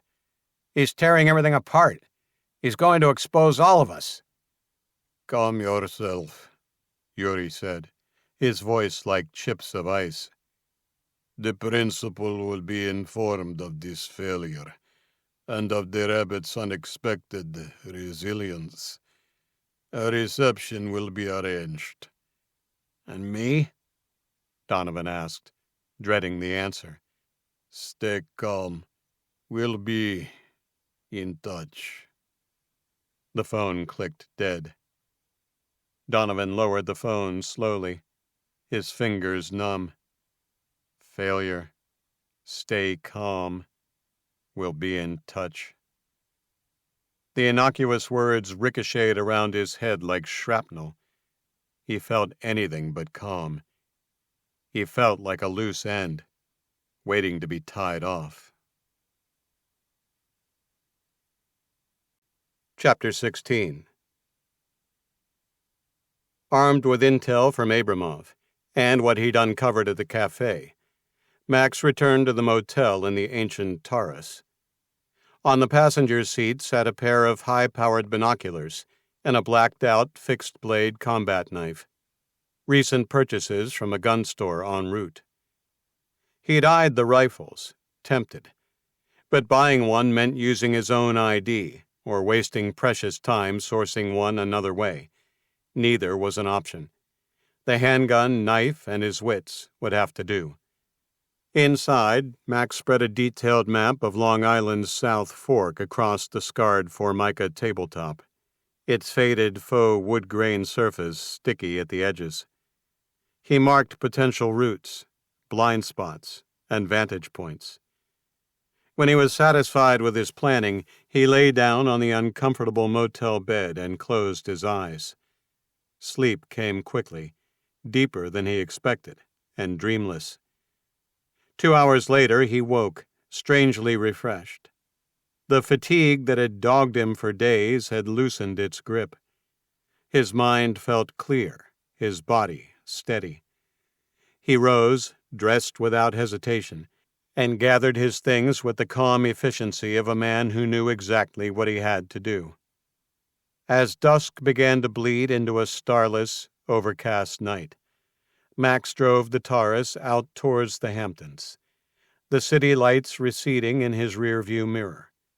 The journey was a blur of highways and then darker, quieter country roads. He felt a strange sense of calm, a clarity of purpose he hadn't known since before his world had ended. He was no longer reacting. He was acting. He was taking the fight to them. He reached the outskirts of Sagaponack well after dark, parking the Taurus on a deserted stretch of sandy service road nearly 2 miles from Ivanov's presumed estate, deep within a thicket of pine trees. He was dressed in a black sweater and cargo pants, both non-reflective and chosen for stealth. On his hip rode the SIG P226, a full-sized sidearm with greater accuracy, capacity, and stopping power than the compact Glock, which he'd left at the motel. A spare magazine was tucked into his waistband. Strapped to his forearm was the combat knife, blacked out, full tang, built for close work. The binoculars were slung over his shoulder, ready for a scan of the grounds. He approached the Ivanov estate on foot, moving silently through the dense, darkened woods that bordered the expansive property, his senses on high alert. The night was cool, the air damp, carrying the salty tang of the nearby Atlantic. The satellite imagery and real estate photos had been accurate. A high, imposing stone wall, topped with wrought iron, marked the perimeter. Beyond it, he could just make out the shapes of manicured lawns, sculpted hedges, and in the distance, the sprawling, multi-winged silhouette of the main house, its windows mostly dark, a few select lights casting an unwelcoming glow. He spent nearly an hour conducting a silent, meticulous reconnaissance, circling a wide section of the perimeter, using his binoculars to identify security cameras, motion sensors, potential blind spots. The compound was impressive, clearly designed with security in mind, but as he'd noted from the online listings, it was more a rich man's fortified retreat than a high-security facility. No different, really, from the kinds of luxury compounds favored by Beverly Hills celebrities who wanted privacy with a touch of paranoia. The primary defenses seemed to be the wall, the electronic surveillance, and, he assumed, a team of armed security personnel. The overcast sky offered little moonlight. It was good cover, but it also limited his visibility. He had to make his move soon. He chose his infiltration point carefully, a section of the wall at the rear of the property, bordered by the densest part of the woods, where the camera coverage seemed thinnest and the shadows deepest. He took a deep breath, the cold night air filling his lungs. This was it. This was for Elizabeth, for Maddie, for Adeline, for Roy. This might very well be his final mission, a one-way trip. But he wouldn't die cowering. He would die fighting. He checked his weapons one last time, his mind a clear instrument of lethal intent. The stone wall was taller than it looked, at least 10 feet. But years of gym training, weekend racquetball, and long rides on the bike had kept him in shape. Adrenaline did the rest. He found purchase in the rough-hewn stonework, used the wrought iron spear points at the top as precarious handholds, and hauled himself over, landing silently on the soft, manicured grass beyond. He was in. He moved like a wraith through the sculpted gardens and shadowy groves of trees, sticking to the deepest darkness, his senses straining, listening for any sound out of place, watching for any flicker of movement. The compound layout matched the satellite imagery he'd memorized. The main house lay dead ahead, perhaps 200 yards across an expanse of open lawn. Several outbuildings, a large garage, what looked like a pool house, and possibly guest quarters, were scattered around the periphery. He could see security lights strategically placed, casting pools of illumination, but also creating deep pockets of shadow, which he used to his advantage. He was halfway to the main house, moving from the cover of one large oak tree to another, when he detected the first sign of active security. A faint whisper of sound, the crunch of gravel on a nearby pathway. Max froze, melting into the darkness at the base of the tree, his hand instinctively going to the SIG. 2 men, dressed in dark uniforms and carrying short-barreled carbines, rounded the corner of a sculpted hedge. A roving patrol. They weren't expecting trouble, not deep inside the perimeter, but they were clearly well trained. Max knew he couldn't let them pass and raise the alarm. He had to neutralize them. Silently. He waited until they were almost abreast of his position, their attention focused ahead. Then he moved. He exploded from the shadows, a soundless blur. He took the rear man first, his left arm snaking around the guard's throat, cutting off his air supply, his right hand simultaneously clamping over the man's mouth to stifle any cry. He drove his knee hard into the guard's spine, dropping him to the ground, the suppressed sound of the guard's body hitting the soft earth barely audible. A quick, brutal twist, and the man's neck snapped with a sickening crack. The first guard, hearing the faint scuffle, began to turn, his carbine coming up, but Max was already on him. He didn't have time for stealth with this one. He lunged, his combat knife drawn, in the same fluid motion as he dropped the first guard, flashing in the faint ambient light. The blade slid home, deep under the second guard's ribcage, puncturing a lung. The man gasped, a wet, choking sound, his carbine clattering to the gravel path as he clawed at the knife embedded in his side. Max supported his falling body, easing him to the ground to minimize the noise, then silenced him with a second decisive thrust to the throat. 2 down. No alarm raised. Yet. But Max knew his window of stealth was rapidly closing. The guards would be on a timed check-in. When the second one failed to report, questions would be asked, alerts raised. He dragged their bodies quickly into the deepest shadows beneath the hedge, then continued his advance towards the main house, his movements now even more urgent, the metallic taste of adrenaline sharp in his mouth. He was under increasing pressure. He was less than 50 yards from the sprawling, dark edifice of the main house when the night erupted. Floodlights blazed to life, bathing the entire compound in harsh, artificial daylight, banishing the shadows, exposing him. Simultaneously, a series of harsh, barking alarms began to wail from multiple points around the estate. They knew he was here. The missed check-in, or perhaps a silent alarm he hadn't detected. It didn't matter. The hunt was on. Figures began to spill from the outbuildings, from the main house itself. More armed men in dark uniforms. He heard low, excited commands echoed in Russian and heavily accented English. Havok didn't panic. His years on the street, the brutal training Roy had drilled into him, the cold rage that now fueled him. It all coalesced into a deadly, focused efficiency.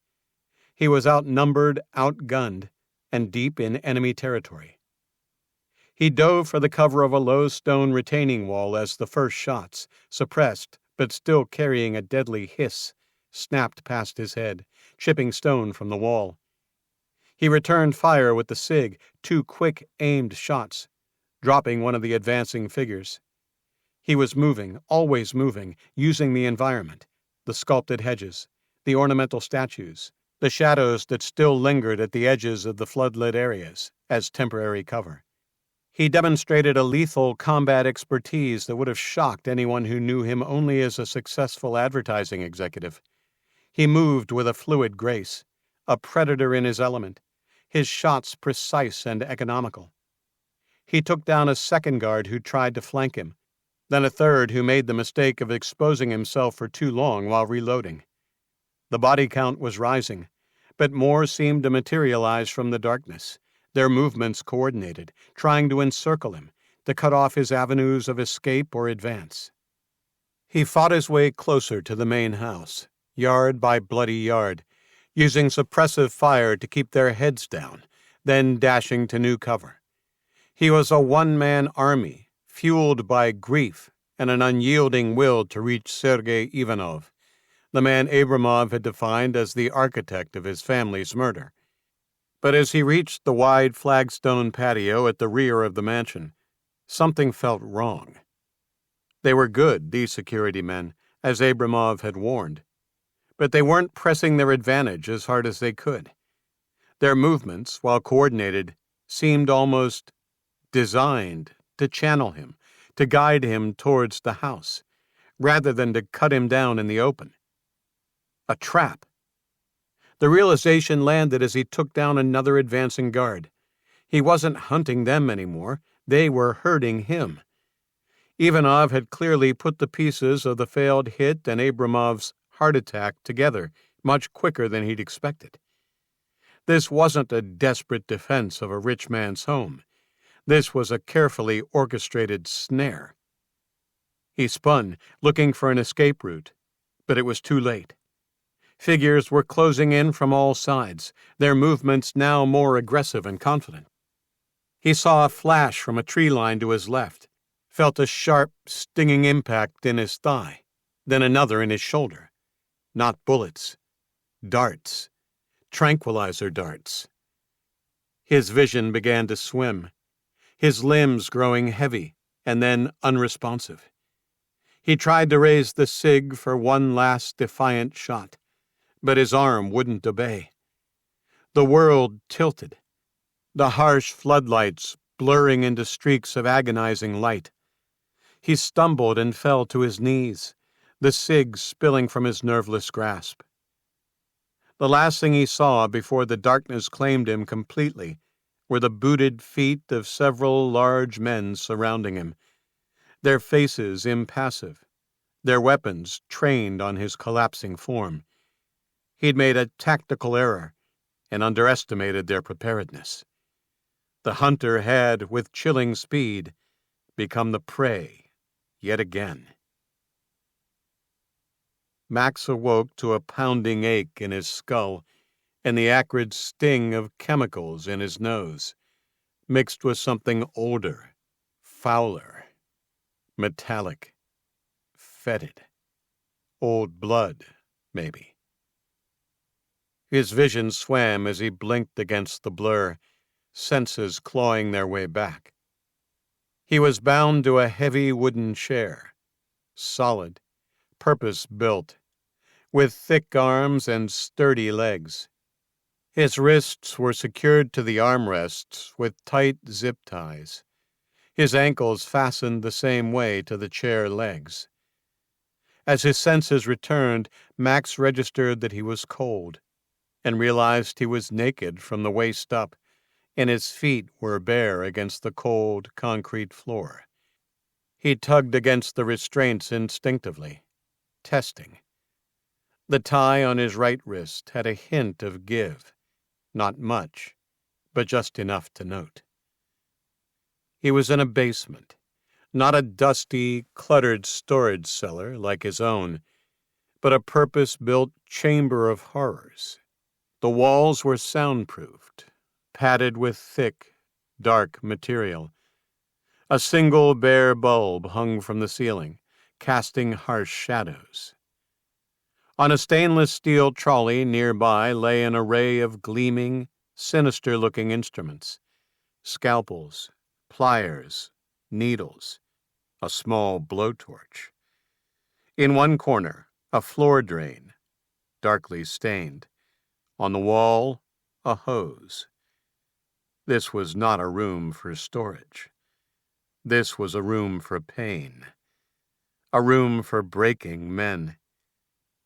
There was evidence of previous sessions. Dark, indeterminate stains on the concrete floor. A lingering odor of fear and despair that no amount of bleach could entirely eradicate. The heavy steel door at the far end of the room opened with a low groan, and a figure stepped inside. Max's vision cleared enough to recognize him from the photographs he'd studied so intently. Sergei Ivanov.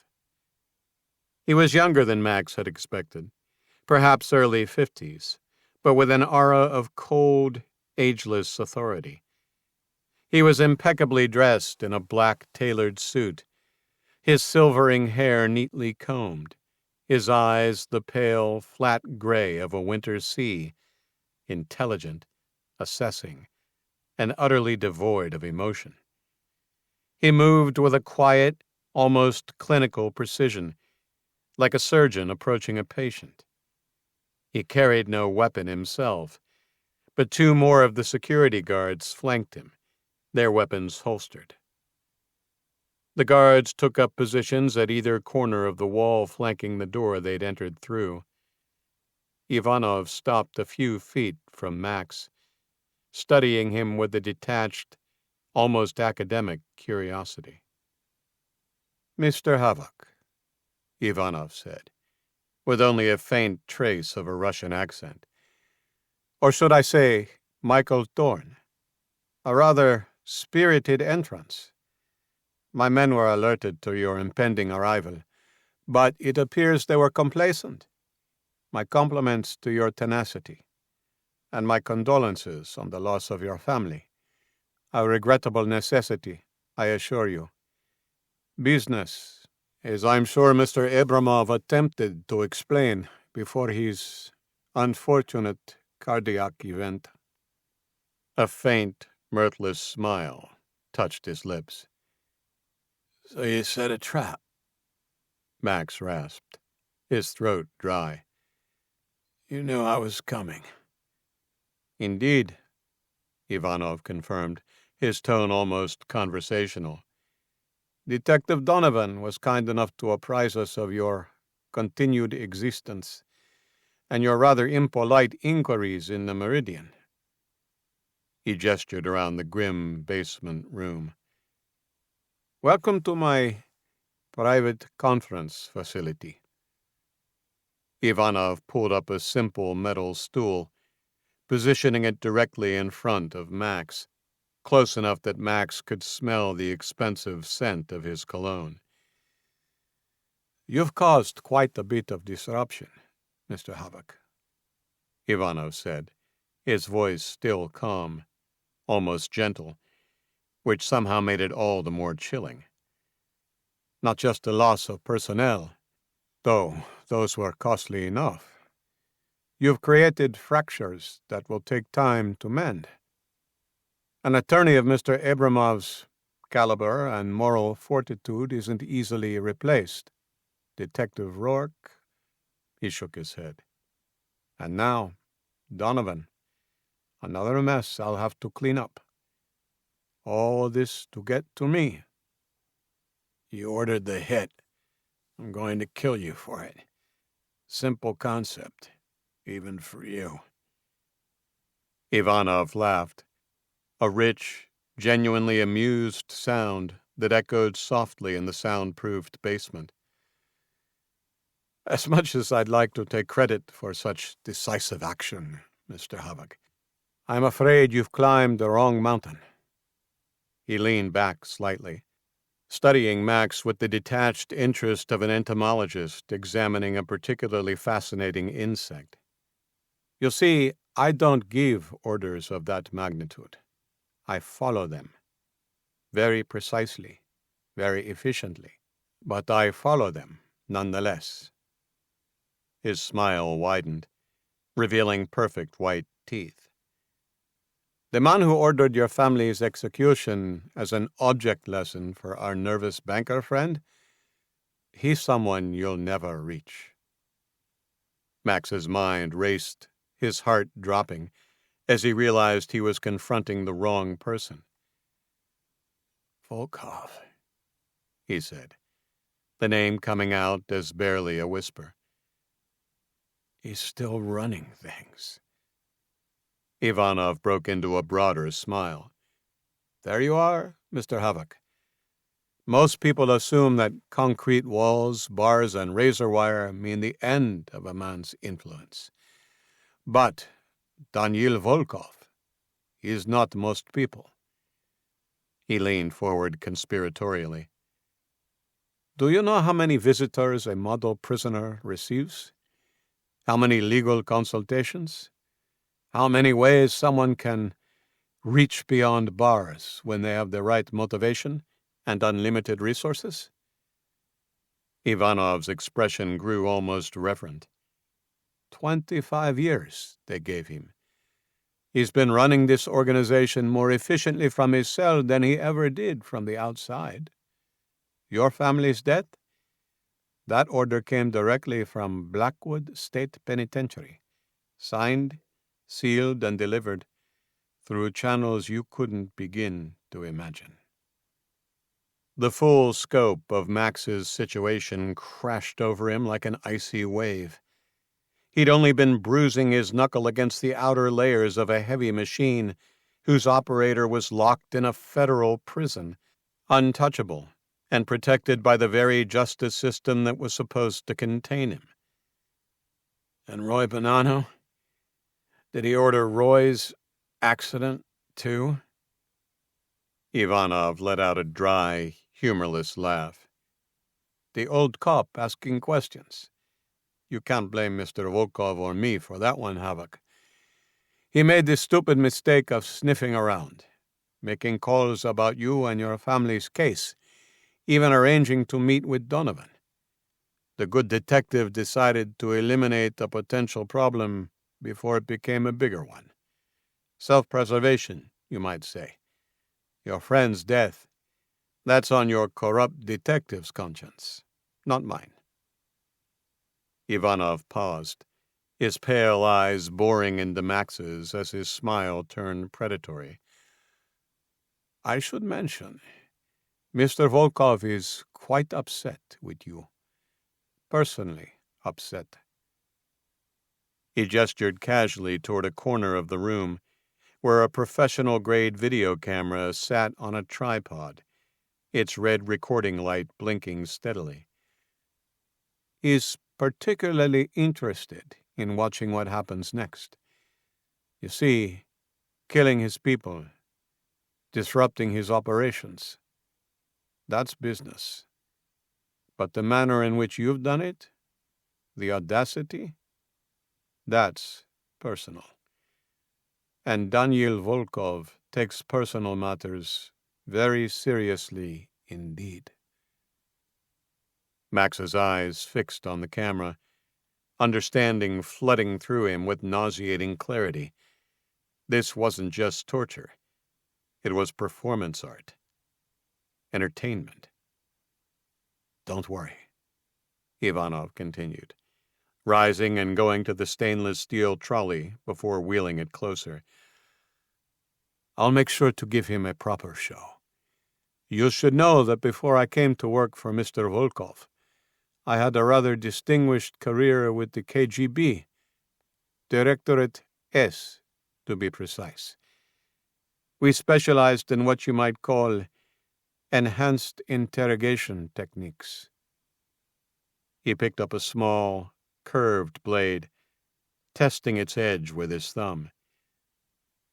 I spent years perfecting the art of keeping a man conscious and responsive for, well, much longer than nature intended. The human body is remarkably resilient when properly managed. He turned back to Max, the blade glinting in the harsh fluorescent light. Chapter 17. Ivanov approached the chair, the curved blade held almost reverently in his gloved fingers.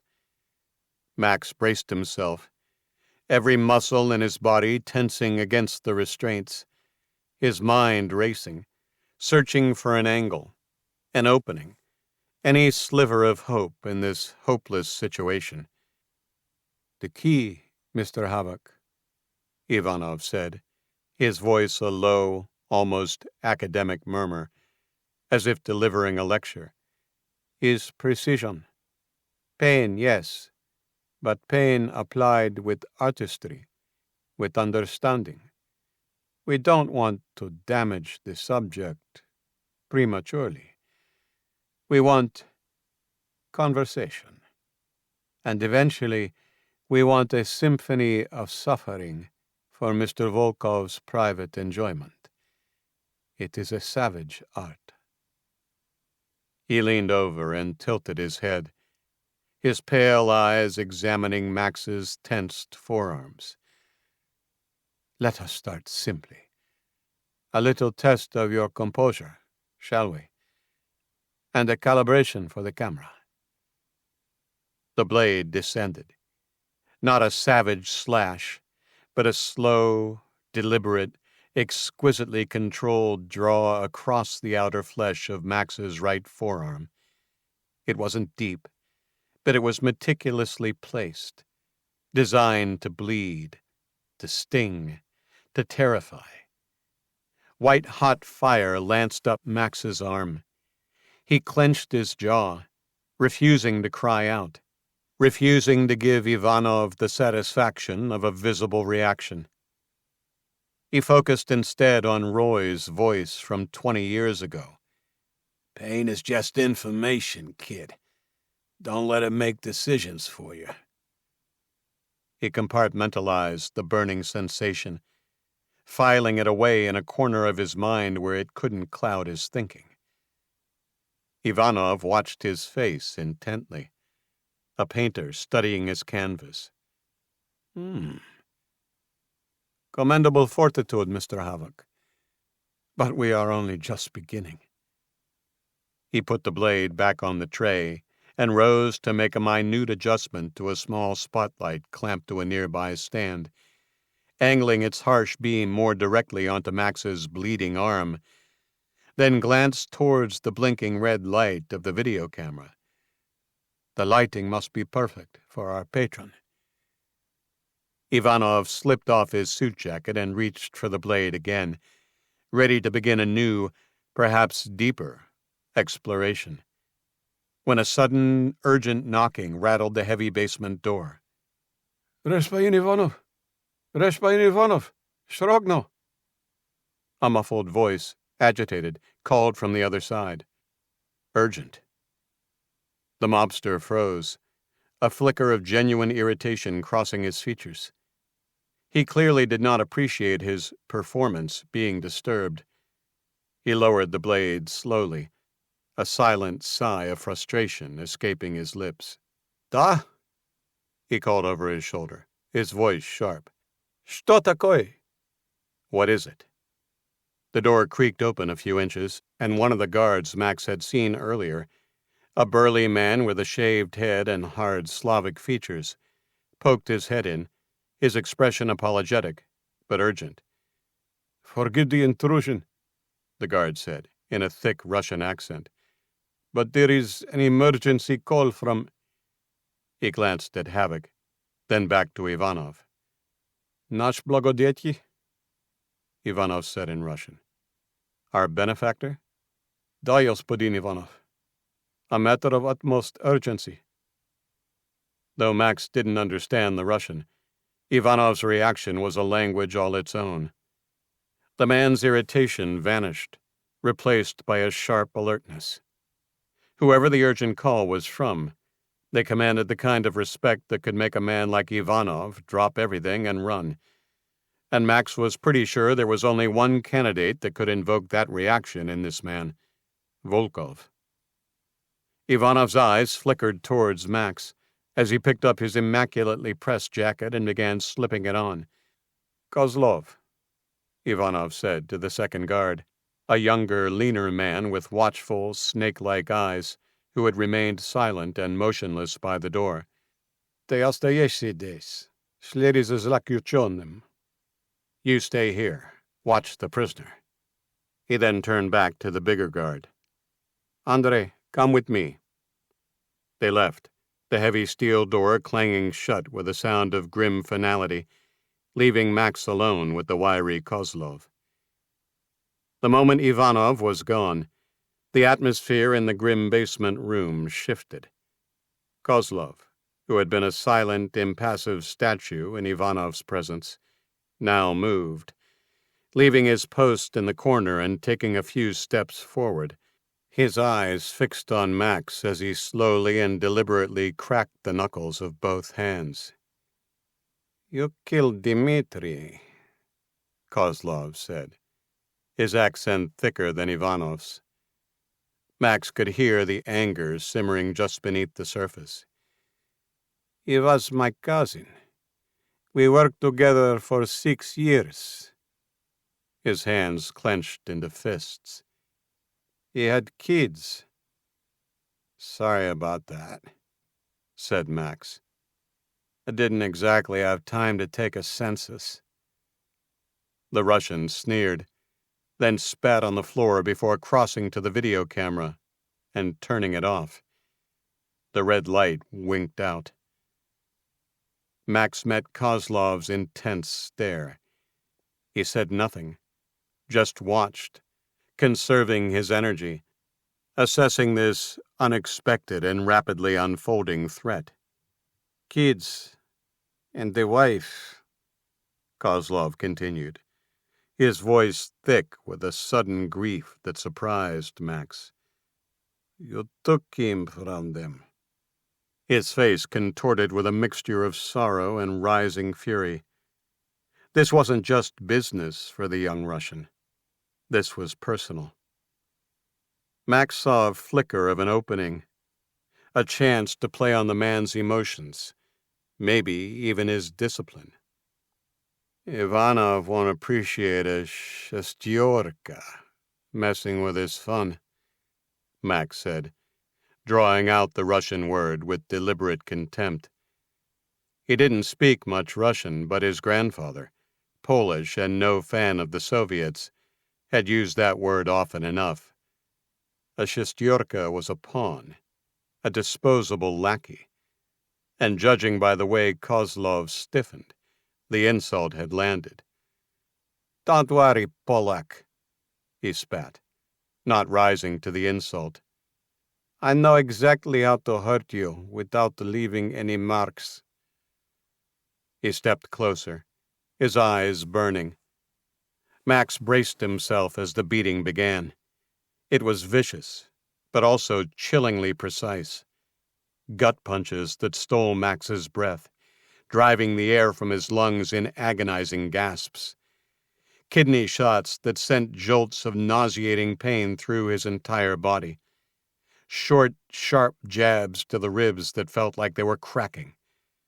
Kozlov was an expert, true to his grim self-promotion. Every blow was calculated, designed to cause maximum internal agony without leaving significant visible bruising or bleeding. Max gritted his teeth, taking the punishment, his body screaming in protest. But even as the pain washed over him in sickening waves, he fought to keep his mind clear. He focused on Roy's lessons again. Compartmentalize. Endure. Wait for the opening. He let the pain sharpen his focus and resolve. He would not give this bastard the satisfaction of hearing even the faintest grunt or gasp of pain. Kozlov, however, began to unravel. Max's silent stoicism in the face of the brutal onslaught was beginning to get to him. The cold precision of his first strikes began to fade. His breathing grew heavier, his face flushed with anger, and his blows became wilder, more emotional. He was no longer just punishing. He was trying to break Max's resilience, and in doing so, he was getting sloppy. After a particularly brutal series of body blows that left Max gasping and slumped in the chair, Kozlov stepped back and surveyed Max. The Russian was winded from the burst of violence, a sheen of sweat on his forehead. "Not so tough, huh?" Kozlov sneered, his voice breathless. He circled behind Max, slow and deliberate, letting the silence stretch. Max could hear his boots on the concrete. They paused directly behind him. Then he felt the heat of the thug's breath as he leaned close to his ear. "You'll be with your girls soon," Kozlov whispered, low and venomous. "Maybe I'll even send you there with a piece of them." Max swallowed his rage and let his breathing slow. Yes, the beating had been severe, but the slumped posture was a ruse, an invitation. Max had let his body hang limp, feigning defeat, drawing Kozlov that crucial inch closer. He struck, coiling his body like a spring and snapping his head back with violent accuracy. The back of his skull connected with the bridge of Kozlov's nose with a sickening, wet crunch. The Russian fell onto his ass as a gush of blood burst from his shattered nose. He choked out a cry of pain and outrage and clapped both hands over his nose to try and staunch the river of blood. Max didn't hesitate. He rocked the chair violently forward, then backward, and then again, all the while working at the looser restraint on his right wrist. The nylon binding, slick with his own blood from Ivanov's earlier incision, gave him just enough play to slip his hand partially free. On the third attempt, Max threw his weight backward with everything he had. The heavy wooden chair toppled completely, crashing down on top of the disoriented Russian. Kozlov, his eyes blinded by tears, didn't see what hit him. The heavy seat back struck him in the chest, and he went down hard beneath the combined weight of Havok and the chair, his skull striking the concrete floor with a dull crack. Max finally tore his right hand free, the zip tie flaying skin as it dragged across his wrist. Blood ran freely from his damaged wrist, but his hand was functional. Beneath the overturned chair, the stunned Kozlov groaned against the weight pinning him down. Max twisted, rolling with the chair onto his side, and drove his free hand toward Kozlov's throat, now slick with blood and sweat. His fingers found their target, digging into the soft hollow just above the collarbones, that vulnerable cradle of cartilage and muscle where life pulsed close to the surface. Kozlov's eyes flared wide with fresh panic as Max's thumb jammed into one side of his windpipe, the other four fingers crushing from the opposite side, clamping down with primal force. Not a choke, a crush. There was no finesse, no technique. This wasn't the clean, carotid hold Roy had taught him. This was raw, fast violence, speed over control, silence over struggle. Kozlov's eyes bulged, his hands flying up to claw at Max's wrist, his nails digging into flesh. But Max's grip was like a vice.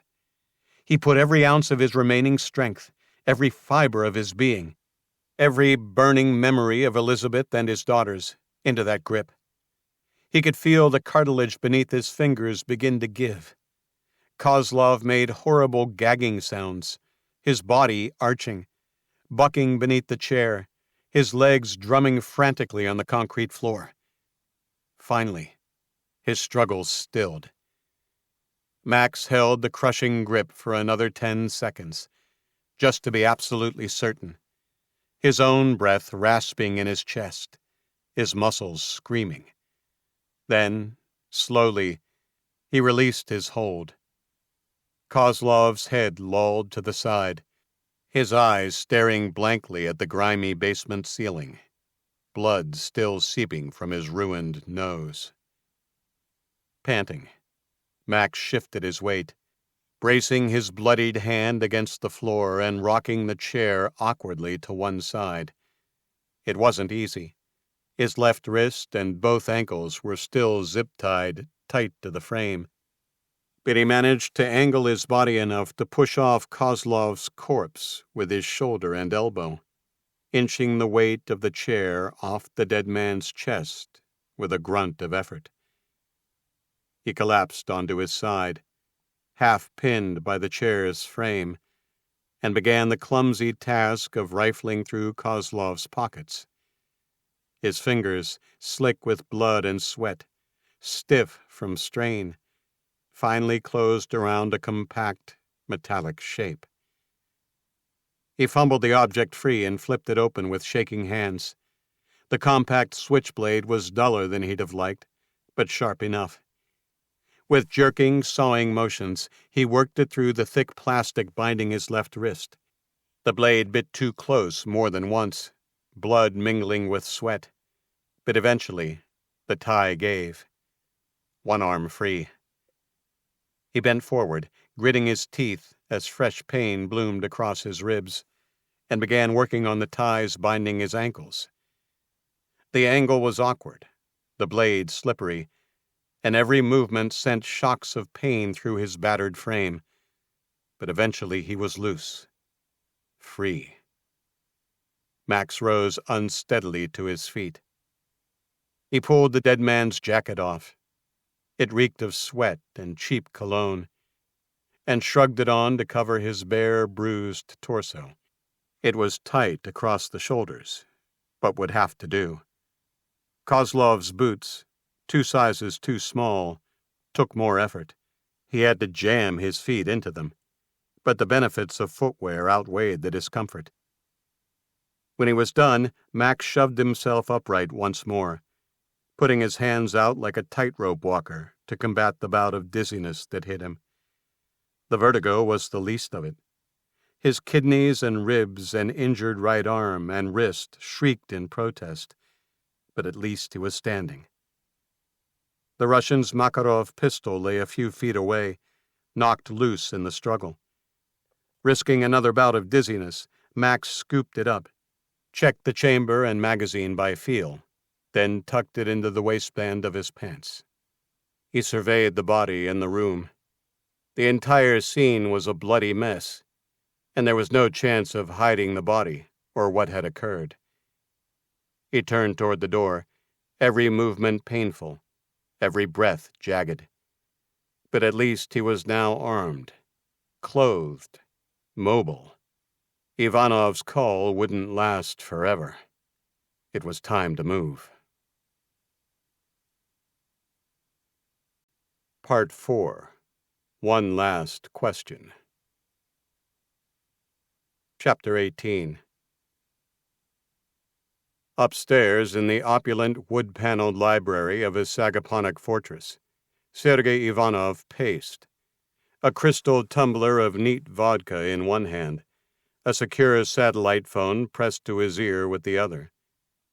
The room, with its floor-to-ceiling bookshelves filled with leather-bound first editions, its deep armchairs, and its Persian rugs, worth more than most men earned in a lifetime, was a study in cultivated old-world power. But the tension radiating from Ivanov himself was anything but calm. "Da, Господин Volkov," Ivanov said, his voice a model of respective deference, a stark contrast to the cold command he had wielded in the basement just minutes before. "The arrangements for the package are proceeding as discussed. He is secure after some trouble, but his debriefing has commenced." He took a small sip of his vodka, his eyes flicking towards the heavy oak door of the library, as if expecting an interruption. The voice on the other end of the line, Daniil Volkov's voice, was a low, gravelly rumble, distorted slightly by the encrypted connection, but losing none of its inherent authority. It was a voice accustomed to unquestioning obedience, a voice that could, and often did, pronounce death sentences with the casual indifference of a man ordering dinner. "Mr. Havok's unexpected talents, his disruptive enthusiasm, have caused me a great deal of personal and professional pain, Sergei. A great deal. I expect him to understand the depth of this pain intimately, with every nerve ending in his body. Ensure he does." Ivanov felt a muscle twitch in his jaw. "Of course, it will be done. The recording equipment is in place. Mr. Havok is proving to be resilient. He will provide ample entertainment, I assure." "That is not the primary reason for my call," Volkov interrupted, with a new cold edge to his voice. "The banker, Wells, where is he?" Ivanov blinked, momentarily thrown. Wells? After the chaos with Havok, the manhunt, the capture, and the ongoing situation in the basement, the whereabouts of the sniveling, insignificant banker had been the furthest thing from his mind. The last update from Abramov was that Wells, terrified by the initial warning, had fallen back into line, a broken, compliant asset. "The banker, Господин Volkov?"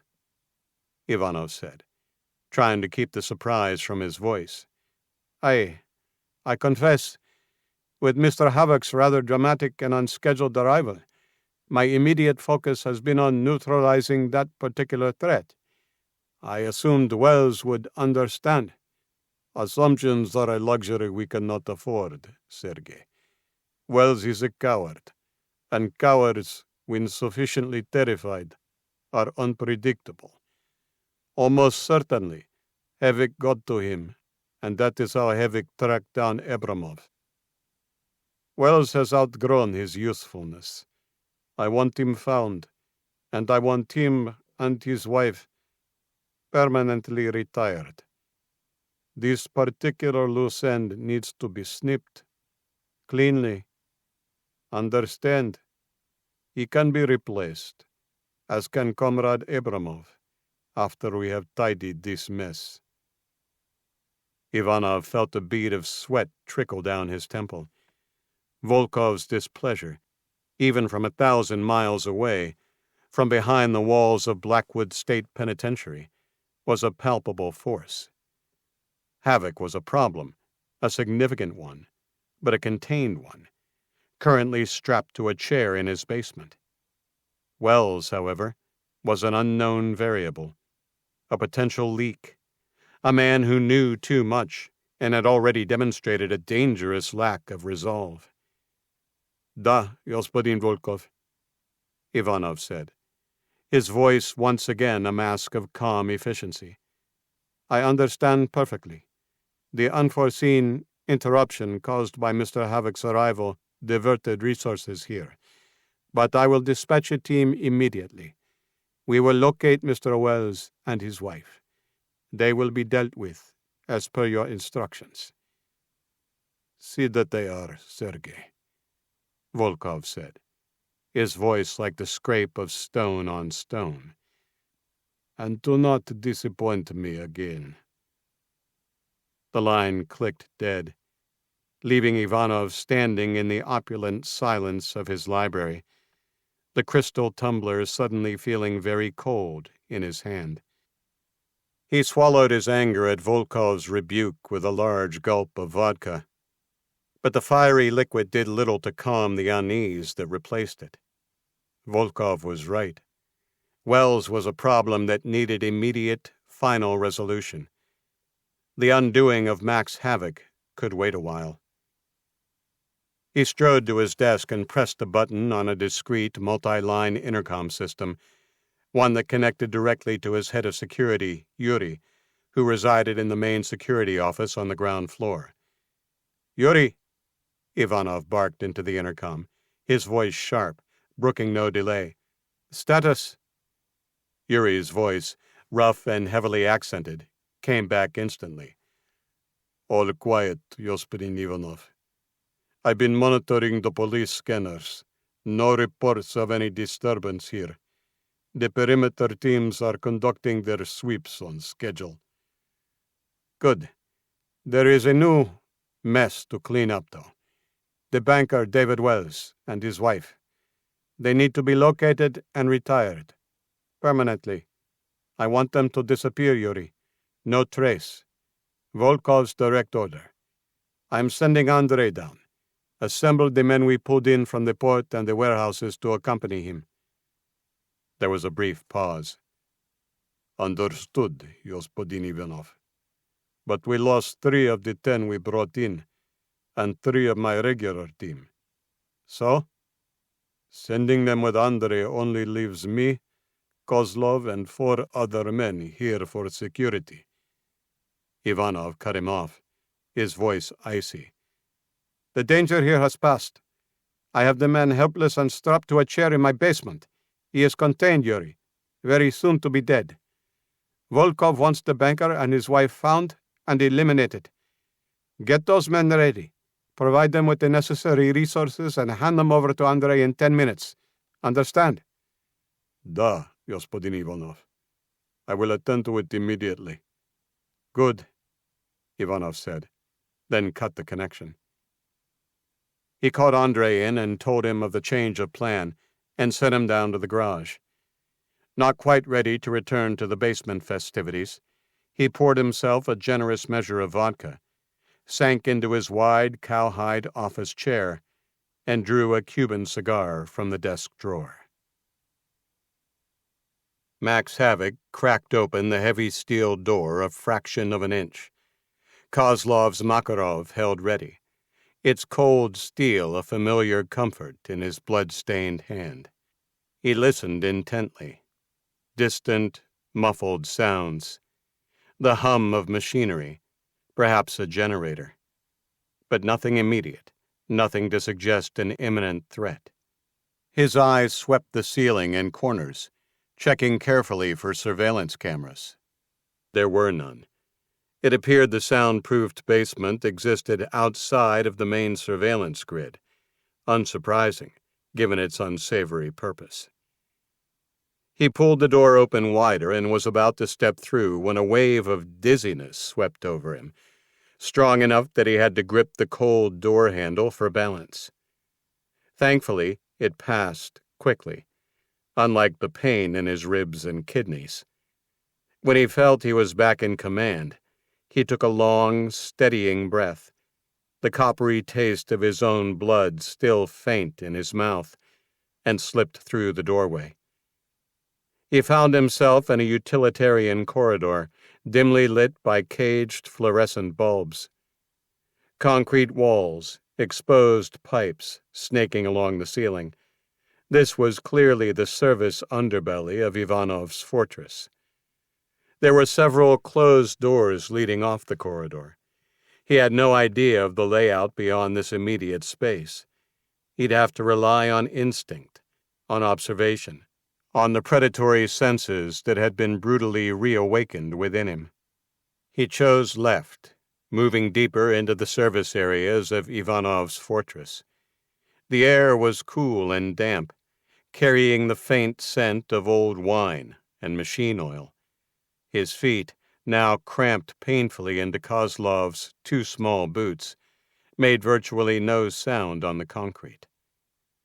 The corridor opened into a vast, temperature-controlled wine cellar, racks upon racks of expensive vintages stretching into the gloom. Max used the towering racks as cover, pausing to listen, to assess. He found what he was looking for at the far end of the cellar, a narrow flight of service stairs leading upward. But as he approached, his enhanced senses picked up something else. The soft splash of running water, the clink of metal on porcelain. A kitchen. Max moved toward the sound, the Makarov held ready. Through an archway, he saw a large institutional kitchen gleaming under harsh fluorescent lights. A stout woman in a white apron stood at an industrial sink, scrubbing pots, humming softly to herself. She was completely oblivious to the deadly game unfolding just feet away. He couldn't leave her to potentially raise an alarm, but killing an innocent wasn't an option either. Max ghosted up behind her, his left arm snaking around her chest as his hand clamped over her mouth. The barrel of the Makarov pressed against her temple. "Not a sound," he whispered in her ear. "No trouble, and you live. Understood?" The woman nodded frantically, her heart hammering against his arm. He guided her to a small pantry, quickly binding her hands and feet with kitchen twine and gagging her with a clean dish towel. He laid her on her side, out of sight. "Stay quiet, and you'll be fine," he murmured, though the words felt inadequate. He closed the pantry door, knowing she would survive this night, at least. The service stairs were steep and narrow, clearly meant for staff use. Max took them slowly, fighting his body's protests with every step. His right wrist throbbed where the zip tie had torn the skin. His ribs grated like broken glass with each breath, but ironically, it was Kozlov's two small boots that bothered him the most. The stairs emerged into another utilitarian hallway on the ground floor, this one carpeted and better lit. Max could hear the difference immediately. Less industrial hum, more the subtle sounds of wealth and comfort.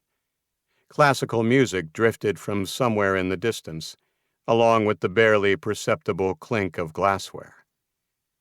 Max paused at a junction, listening intently. Voices speaking Russian came from behind a closed door, likely staff quarters, staff possibly unaware of the drama that had unfolded earlier. He moved carefully along the hallway until it turned onto a formal corridor. He noted the change in decor. The plush wool carpeting muffled his footsteps. Elaborate paintings lined the walls, and he caught glimpses of a grand foyer in the distance. Max was still weighing his options when he heard it. A soft flush behind a closed door on the left, just a few feet from his position. He pressed himself against the wall, raising the Makarov, and inched nearer the door.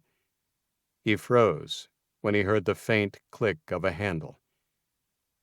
When the door opened, a young guard stepped out, Slavic features, adjusting his belt with the easy nonchalance of someone on routine patrol.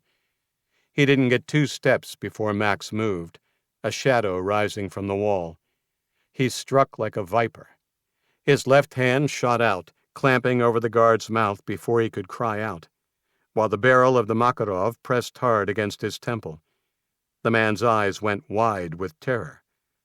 "One sound, and you're dead," Max hissed in his ear. "Where is Ivanov?"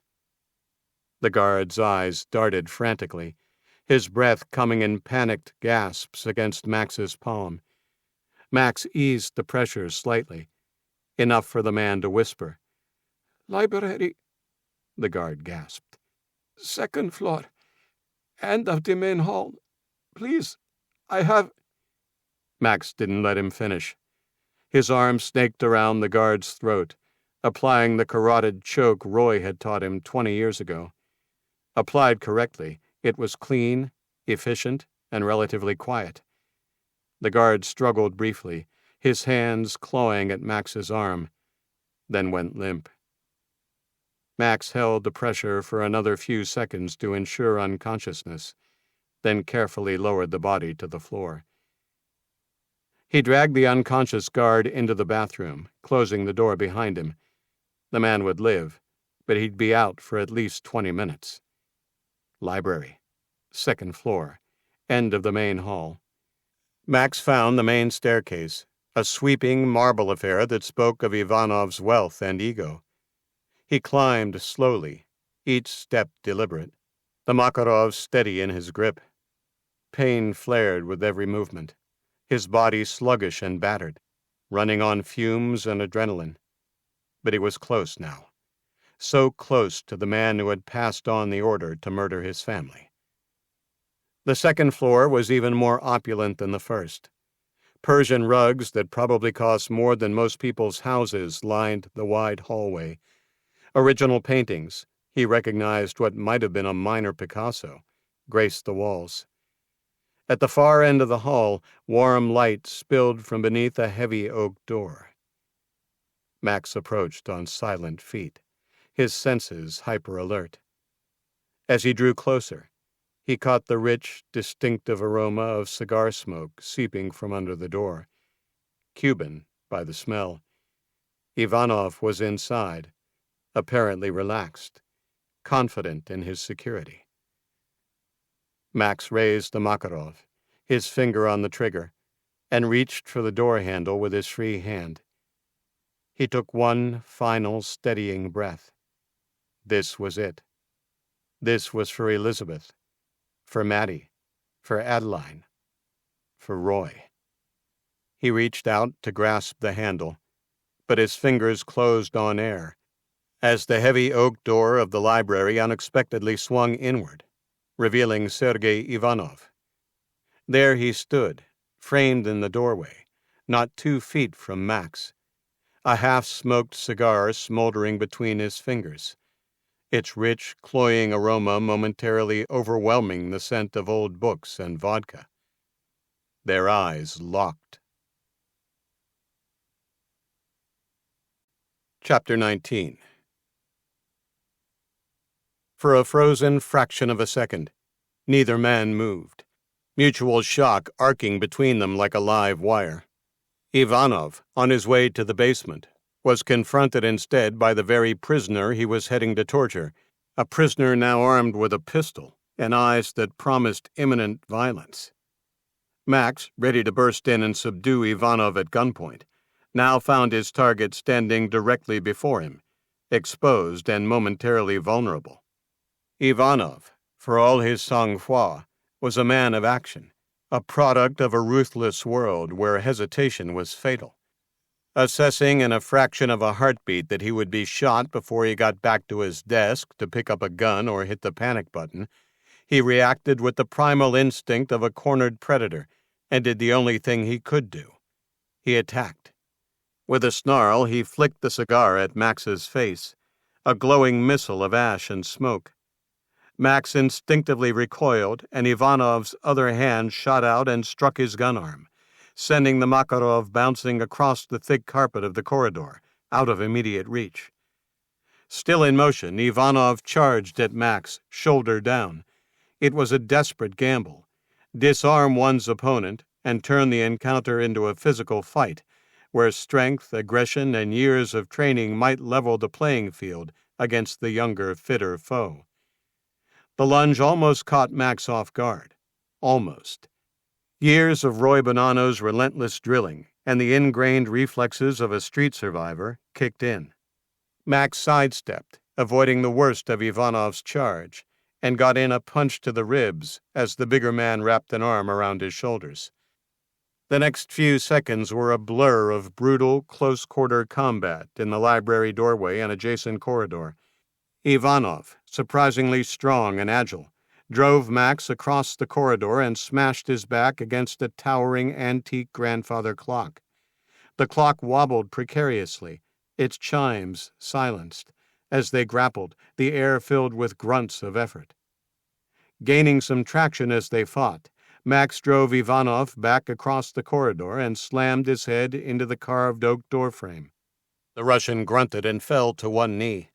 But as Max closed in, Volkov's lieutenant, fueled by a desperate, cornered fury, sprang up and landed a sharp jab to Max's already bruised ribs that sent a jolt of white-hot pain through him and stole his breath. Max lunged at Ivanov, pulling him into a tight embrace in order to prevent another debilitating blow. Ivanov attempted to use all his strength to break the grapple, but Max was unyielding. They wrestled in the doorway, an untamed dance of death.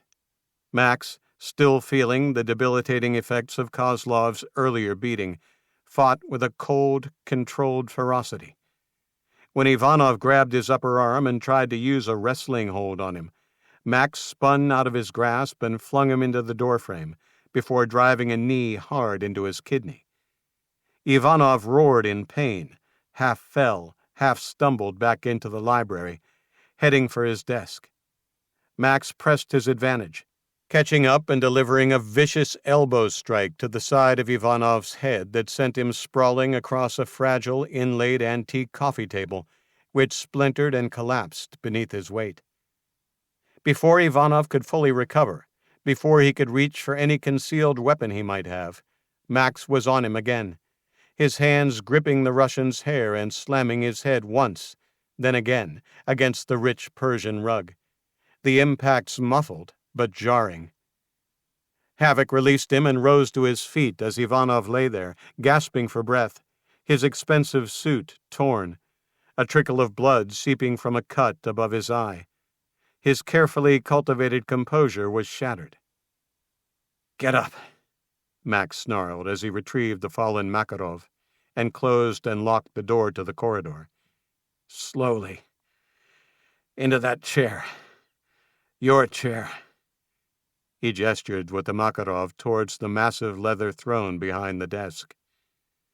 Visibly shaken, but with a core of defiance and cunning still glinting in his pale eyes, Sergei Ivanov slowly and painfully pulled himself to his feet.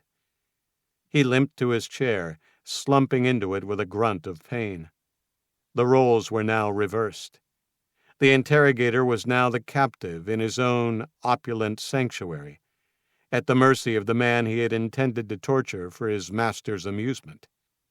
All right, Ivanov, Max said, his voice low as he circled the massive desk, keeping the Makarov trained unerringly on the Russian's chest. No more games. No more lies. You're going to tell me everything about Volkov. You're going to tell me how he runs his operation from Blackwood State Penitentiary. Ivanov dabbed at the cut above his eye with a silk handkerchief he pulled from his breast pocket, his movements surprisingly steady despite his obvious pain and the gun pointed at his heart. A contemptuous sneer touched his lips. You think killing me will change anything, Havok? You think you've won something here tonight? He laughed, a dry, rasping sound. You're an insect, Havok, buzzing around the head of a sleeping giant. An annoyance, nothing more. You cannot comprehend the scale of what you are up against. I'm the insect that's about to blow your head off if you don't start talking, Max growled. Volkov. How does he do it from inside a maximum security penitentiary? How did he give the orders that led to my wife and daughters being slaughtered? Ivanov studied Max for a long moment, then sighed. Whether in resignation or boredom, it was hard to tell, and began to speak. He outlined how Volkov operated. Coded messages hidden in legal correspondence moved through a network of compromised lawyers, like Abramov. Corrupt prison guards, bought with Volkov's endless cash, smuggled in burner phones and looked the other way. Encrypted apps and satellite links routed through offshore servers completed a web of near untraceable communication. Volkov's cell, Ivanov said with grudging admiration, isn't a cage. It's a command center. And the police? Max pressed, his voice tight. Donovan. Rourke. How many others are on his payroll? The Russian shrugged, a casual, dismissive gesture that infuriated Max. In your particular precinct? Just those two. Rourke was expendable, a blunt instrument. Donovan more useful, more nuanced in his corruption. But there are others, of course, many others, in other precincts throughout the city, in other cities. Judges who owe fealty, city politicians who have benefited from Volkov's largesse, or who fear exposure of their own indiscretions.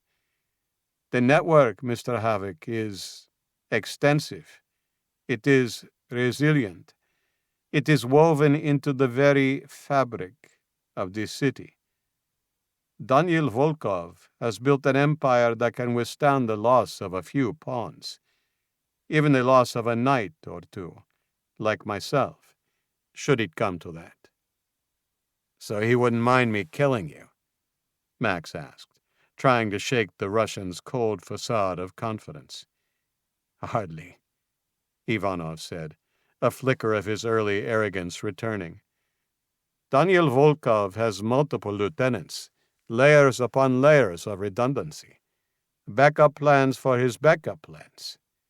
You, Mr. Havok, are an unforeseen complication, certainly. I will grant you that. But the organization, the sistema, it will endure. It always does. He paused, then added with a malicious, knowing glint in his pale eyes, You are a loose end that will be tied up, most emphatically, especially after tonight's festivities. There is nowhere you can hide that will be safe. Oh, and speaking of loose ends being tied up, a team has been mobilized and is en route to deal with your talkative neighbor, Mr. Wells, and his unfortunate wife. The news churned Max's stomach.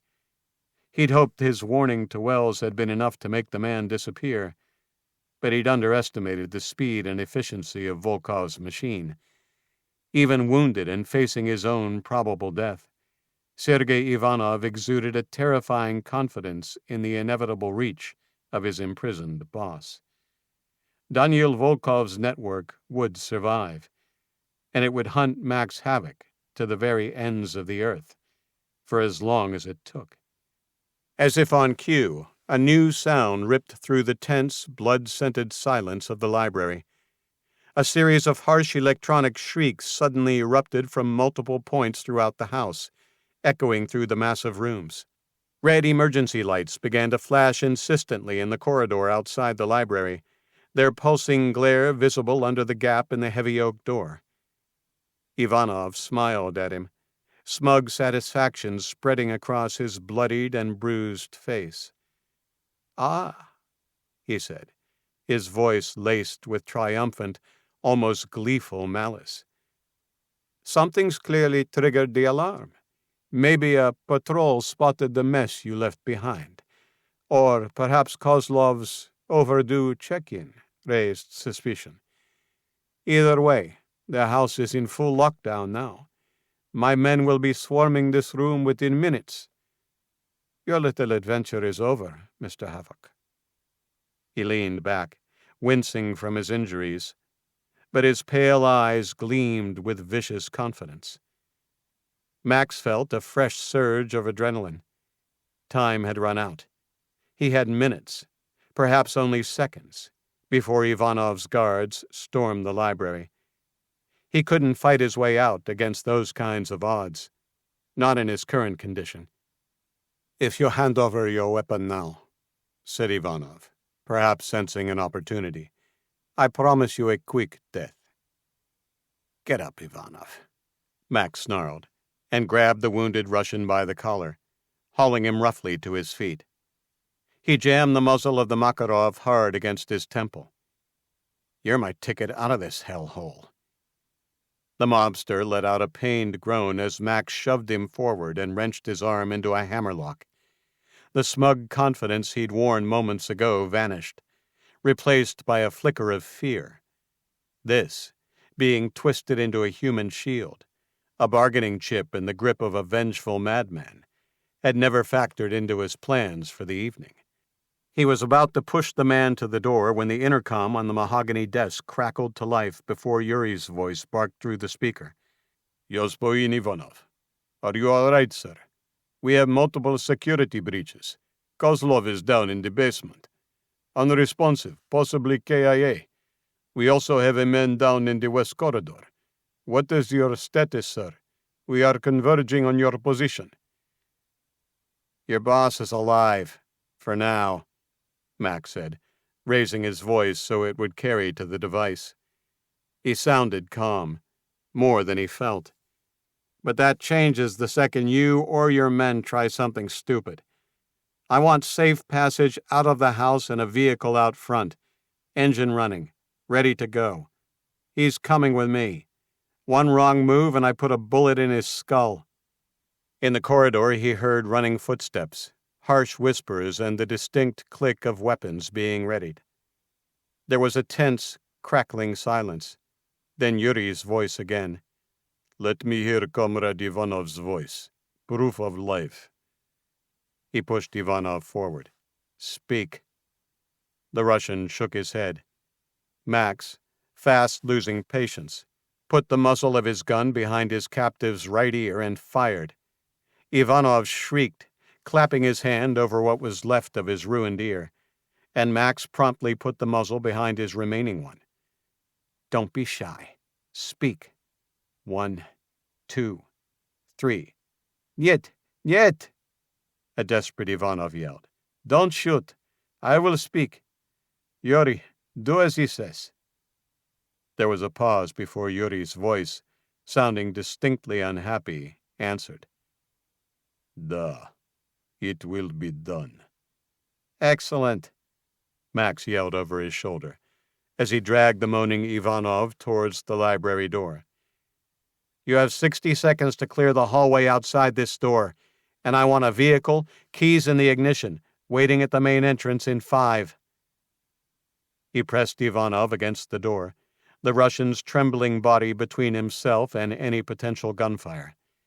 The man was moaning in pain now, a low, guttural sound as the blood flowed through his fingers and down his neck, onto his expensively tailored suit.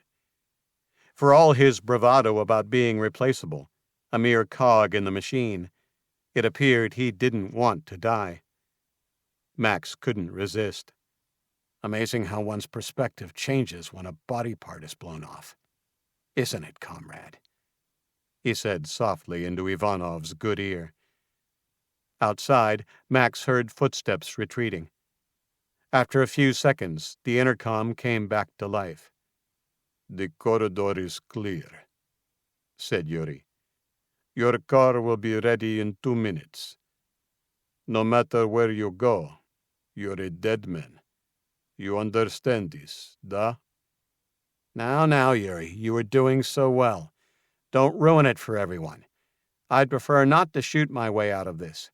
But if I see so much as a dirty look on our way to the car, Comrade Ivanov is buying the farm. "Farm? What farm?" Ivanov, his face pale and sweating profusely, shouted in Russian, his voice cracking with pain and desperation. Max didn't understand the words, but the tone was one of frenzied rebuke. Yuri's voice came back over the intercom, grudging and furious, but ultimately capitulating. "You will have safe passage to the car." Max didn't reply. He took a deep breath, then kicked the library door open, shoving Ivanov out ahead of him into the long corridor, the Makarov still pressed hard to his temple. Chapter 20. The corridor was empty, as Yuri had promised, but Max could see figures darting at the far end, near the main staircase that led down to the foyer, their weapons glinting in the flashing emergency lights. "Give them a little reminder, Ivanov," Max ordered again as he began to force the wounded, stumbling Russian down the corridor towards them. "Just in case Yuri didn't convince them. I want those weapons holstered." Ivanov, blood streaming from his ruined ear, his face a mask of anguish, croaked out a series of commands in Russian. The figures at the end of the hall, though still tense, reluctantly lowered their weapons and holstered them, their unease palpable. Based on the numbers he had faced earlier, Max was surprised by how few of them there were, only 3 men visible, holding strategic but not overwhelming positions. He realized that the team Ivanov boasted about sending after Wells had come from this compound. The arrogant bastard had stripped his own defenses. Max estimated that his chances of getting out of this predicament had just ratcheted up a notch or 2. The Russian, now a vastly different creature to the one who had stood so arrogant and composed in the basement torture room, whimpered with each step, his earlier bravado completely extinguished by the searing pain of his wounded ear and the cold pressure of Havok's gun. Thankfully, the blaring alarm had stopped soon after they exited the library, but lights continued their frantic, pulsing rhythm, casting eerie red shadows along the corridor. As they neared the top of the wide marble staircase where the 3 guards stood watching as they approached, Max paused and pulled his hostage closer. "Tell them to move down first," Max hissed into Ivanov's good ear, pressing the Makarov harder against his skull for emphasis. "All of them. Clear the stairs." Ivanov obeyed and barked the order. The guards on the staircase immediately began descending, their boots echoing on the marble as they joined their colleagues below. Max checked his 6 and the area around them before they continued. He halted at the top of the now clear staircase, keeping himself shielded behind his hostage. At the bottom, in the grand 2-story foyer, a large man with a bald head, no doubt Yuri, and another guard had been joined by the 3 that had just descended. As per Ivanov's strained order, their weapons were holstered, but their eyes burned with a mixture of hatred and helpless fury. Beyond them, the mansion's imposing front entrance stood open, revealing the circular drive and, at the bottom of a short flight of flagstone steps, the promised vehicle. It was a black Mercedes S-Class, lights on, an exhaust vapor ghosting in the cool night air. On the far side, the driver's door stood open and waiting. He prodded Ivanov, and they began a slow descent to the foyer. "Move back," ordered Havok, halfway down. He nodded to the left of the doorway. "Against that wall." Yuri's face was a mask of stone, his eyes promising retribution. But he ushered his men back, and they remained compliant as they watched, while he and the mobster reached the bottom of the staircase. Ivanov's breathing was labored and shallow, and Max had to coax him to begin moving across the foyer. He sensed the animalistic fear and reluctance of a man staring into the abyss. If he got into that car with Havok, he knew he was a dead man. As they neared the door, Max shifted sideways, keeping his captive between him and the guards. At the threshold, he paused, jamming the muzzle harder into Ivanov's skull and eliciting a groan of pain to show Yuri and his men that the threat to their boss was still real. Max leaned out, scanning the driveway and its shadowed edges. When he was satisfied that there didn't appear to be a trap, he looked back at Yuri. "We are moving down to the car. You stay put until you hear us drive away. One wrong move and Comrade Ivanov gets his brains painted across the floor. Understand?" Yuri didn't acknowledge the question, instead meeting his gaze with a look of cold, unfiltered malice that could have curdled blood. There was no mistaking the message in those eyes. "I am going to kill you." In a blur of movement, Max raised the Makarov and slammed the butt down hard into the crown of Ivanov's head. Ivanov let out a strangled grunt and buckled at the knees, caught only by Max's grip on his collar. Blood seeped into his silver hair where the gun had struck. He twisted his head toward Yuri, eyes blazing despite the pain. "Stoya, suka! Delay kak skazano!" He spat, voice hoarse but venomous. "Stay put, you son of a bitch. Do as you're told." Yuri nodded.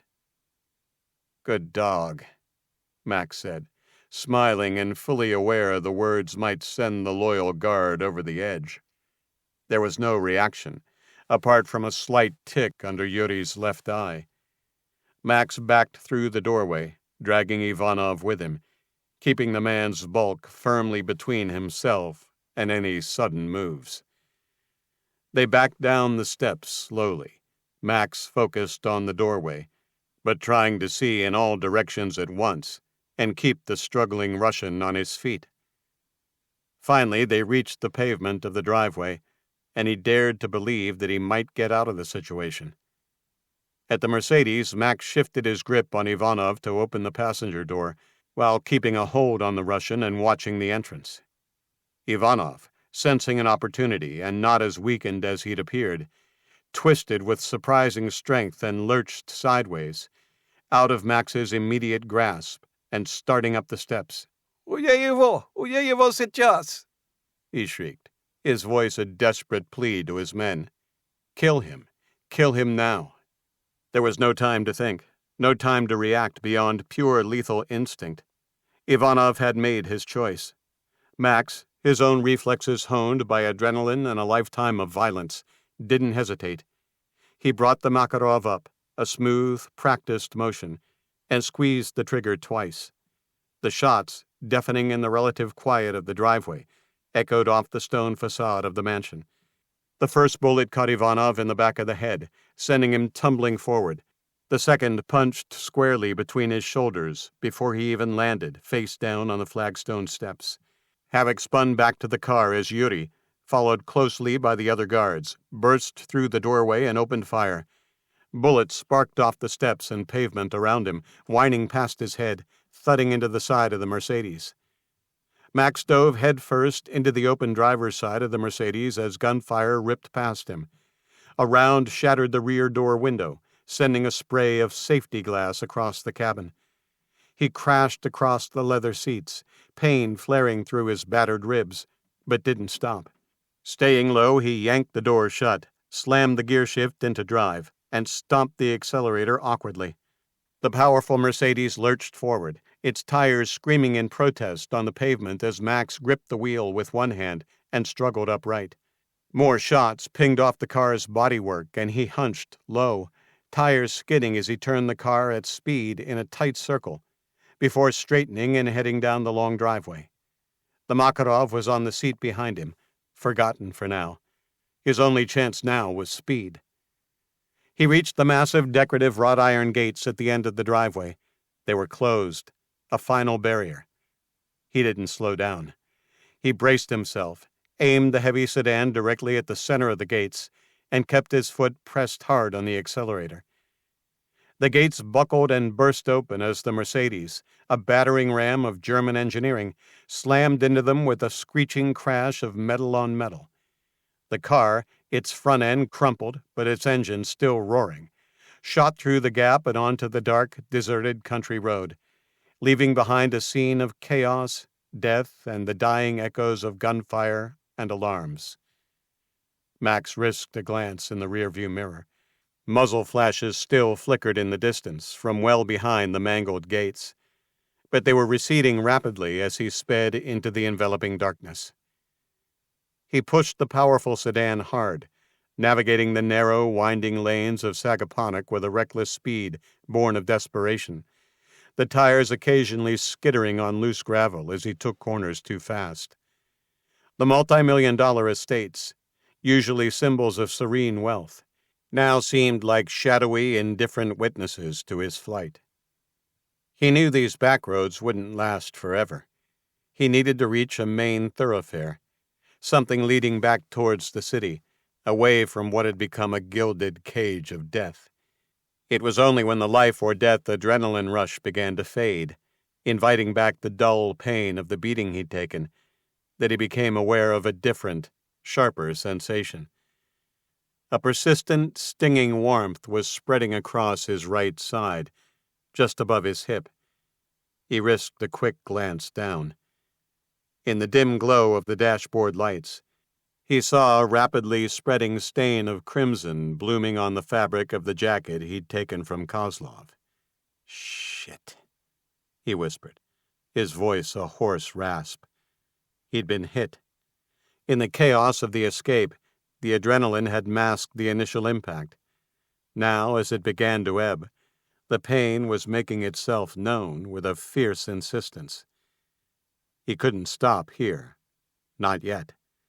He was still too close to Ivanov's estate, too vulnerable on these isolated roads, where another team of hunters could easily intercept him. He pressed on, pushing the damaged Mercedes, ignoring the protesting shudders from its battered front end. Max's eyes scanned every dark turn, every shadowy driveway, expecting pursuit at any moment. It took another 10 agonizing minutes, a lifetime of white-knuckle driving at speeds far too dangerous for the winding, unlit lanes, before he finally saw the reassuring green and white sign for a main county road, one that would eventually connect to the Long Island Expressway and lead him back towards the anonymity of the city. He merged onto the wider, better-lit thoroughfare, the Mercedes still performing, though its progress was now accompanied by a worrying grating sound from the damaged front axle. Traffic was still thankfully light at this late hour. Only then, when he was reasonably certain he wasn't being immediately pursued, or had at least outrun any initial pursuit from the compound, did he dare to pull the Mercedes onto the sandy, overgrown shoulder of the dark, deserted stretch of highway. He cut the engine and the lights, plunging himself into an unnerving, sudden silence, broken only by the distant hum of unseen traffic, the chirping of crickets from the roadside ditch, and his own ragged breathing. With trembling fingers, he unzipped the jacket and pulled it off his shoulders and away from his side to inspect the damage. In the faint, ambient glow of the distant streetlight, he saw it. A neat, dark hole, oozing blood, just below his rib cage on his right side. He knew from the burning pain that there was a matching exit wound, slightly lower on his back. Yuri, or one of his men, had gotten lucky. It was a clean through and through, judging by the lack of catastrophic bleeding, and had, by the grace of God or sheer dumb luck, missed vital organs. But it was bleeding steadily, and the pain was intensifying with every beat of his heart. He flicked on the Mercedes dome light, the sudden illumination harsh and unwelcome, and reached over to the glove compartment, hissing in pain as the movement pulled at his wounded side. He fumbled it open. Owner's manual, a pair of expensive sunglasses, a tire pressure gauge, but no goddamn first aid kit. Of course not. Why would a man like Ivanov bother with something so mundane? Shit. Okay. Max muttered to himself, his mind racing, fighting through the rising tide of pain. He looked around the cabin, his gaze landing on a neatly folded, plush microfiber detailing cloth tucked into the driver's side door pocket, probably for wiping down the pristine dashboard. It wasn't sterile, not by a long shot, but it was clean, and it was all he had. His hands were slick with his own blood, shaking not just from adrenaline now, but from the onset of shock. Using his teeth, he bit into the thick hem of the microfiber cloth, worrying at it like an animal until he managed to tear a small breach in the tough outer stitching. With a grunt of effort, he ripped the cloth in two. The material was thick and absorbent. He folded each piece into a crude makeshift pad. The next part was agony. He had to reach the exit wound on his back. Twisting his torso sent blinding, white-hot spears of pain through his side, making him cry out. He finally managed to wedge one blood-soaked pad against the torn flesh of his back, pressing it hard against the seat for leverage. The entry wound was easier, and he pressed the other pad firmly against it. He held them there for a long moment, breathing hard, sweat stinging his eyes, trying to staunch the flow and fighting back waves of dizziness. He needed pressure, constant pressure. He looked down at Kozlov's jacket, still pooled around his waist. It was too small to be comfortable, but maybe. With another round of grunts and hissed curses, he pulled the jacket back over his shoulders, wincing as the sleeve scraped his abraded wrist. He zipped it up as far as it would go, and pulled it tight across his torso. Not a perfect constriction, but it held the makeshift bandages firmly against the entry and exit wounds, and with the adhesiveness of the congealing blood, they'd hold in place if he didn't move around too much. Max slumped back against the driver's seat of the Mercedes, the throbbing in his side a grim metronome counting down some unknown clock. He replayed the bloody events of the last 24 hours. Rourke and his partner in crime, eliminated. Abramov, the high-powered attorney, silenced. And now, Ivanov, Volkov's powerful second-in-command, lying dead in front of his own fortress, along with a significant portion of his private army. He had cut a bloody swath through the upper echelons of Volkov's organization, disrupting their operations and sowing chaos. But Ivanov's words, his confirmation of Volkov's ultimate authority, an authority wielded from a place Max couldn't get to him, taunted him. Frustration surged, and he slammed the heel of his hand against the steering wheel, only to be rewarded with a fresh bolt of pain from his torn-up wrist. It was then that the clarity of pain cleared the fog in his head. An idea, dangerous, audacious, but undeniably possible, began to form in the corners of his mind. He stared at the Mercedes again. The engine, miraculously, still ran smoothly, despite the battering it had taken at the gates. He pulled back onto the empty road, heading not further into the darkness of Long Island, but back toward the distant, malevolent glow of the city lights. He was bleeding, wounded, hunted, but he was alive, and a cold, terrible determination had settled over him as the pieces of his next desperate move clicked into place. Chapter 21. The battered Mercedes coughed its last breath in a desolate industrial backroad, 2 agonizing miles from the dubious sanctuary of Max's motel. He'd pushed it as far as it would go, then wiped it down meticulously for prints, removing any trace of his presence, before abandoning it amongst a line of equally derelict commercial trucks and vans, hoping it wouldn't draw immediate attention. The 2-mile walk back was a fresh circle of hell. Each step sent jolts of fire through his wounded side, the crude bandages already stiffening with congealing blood. His head throbbed, his ribs ached with every ragged breath, and the raw abrasions on his wrist burned. He moved through the pre-dawn shadows like a wounded animal. He was confident he hadn't been followed directly from the Hamptons, and reasonably sure that the motel itself was still a secure, if temporary, haven. Back in the suffocating confines of his motel room, he locked the flimsy door and shed Kozlov's too tight, sweat and blood-stiffened jacket, the movement sending fresh waves of nausea through him. He retrieved the first aid kit from the duffel pack he'd brought from home and opened it. It was basic: ibuprofen, a pack of antiseptic wipes, some sterile gauze pads, flimsy medical tape, and a roll of bandage. But it would have to do. He reached into the bag again, pulled out the bottle of Jack Daniels, and swallowed a handful of ibuprofen caplets before washing them down with a long, steady swig that doubled as a dose of liquid courage for what came next. Then he grabbed the first antiseptic wipe.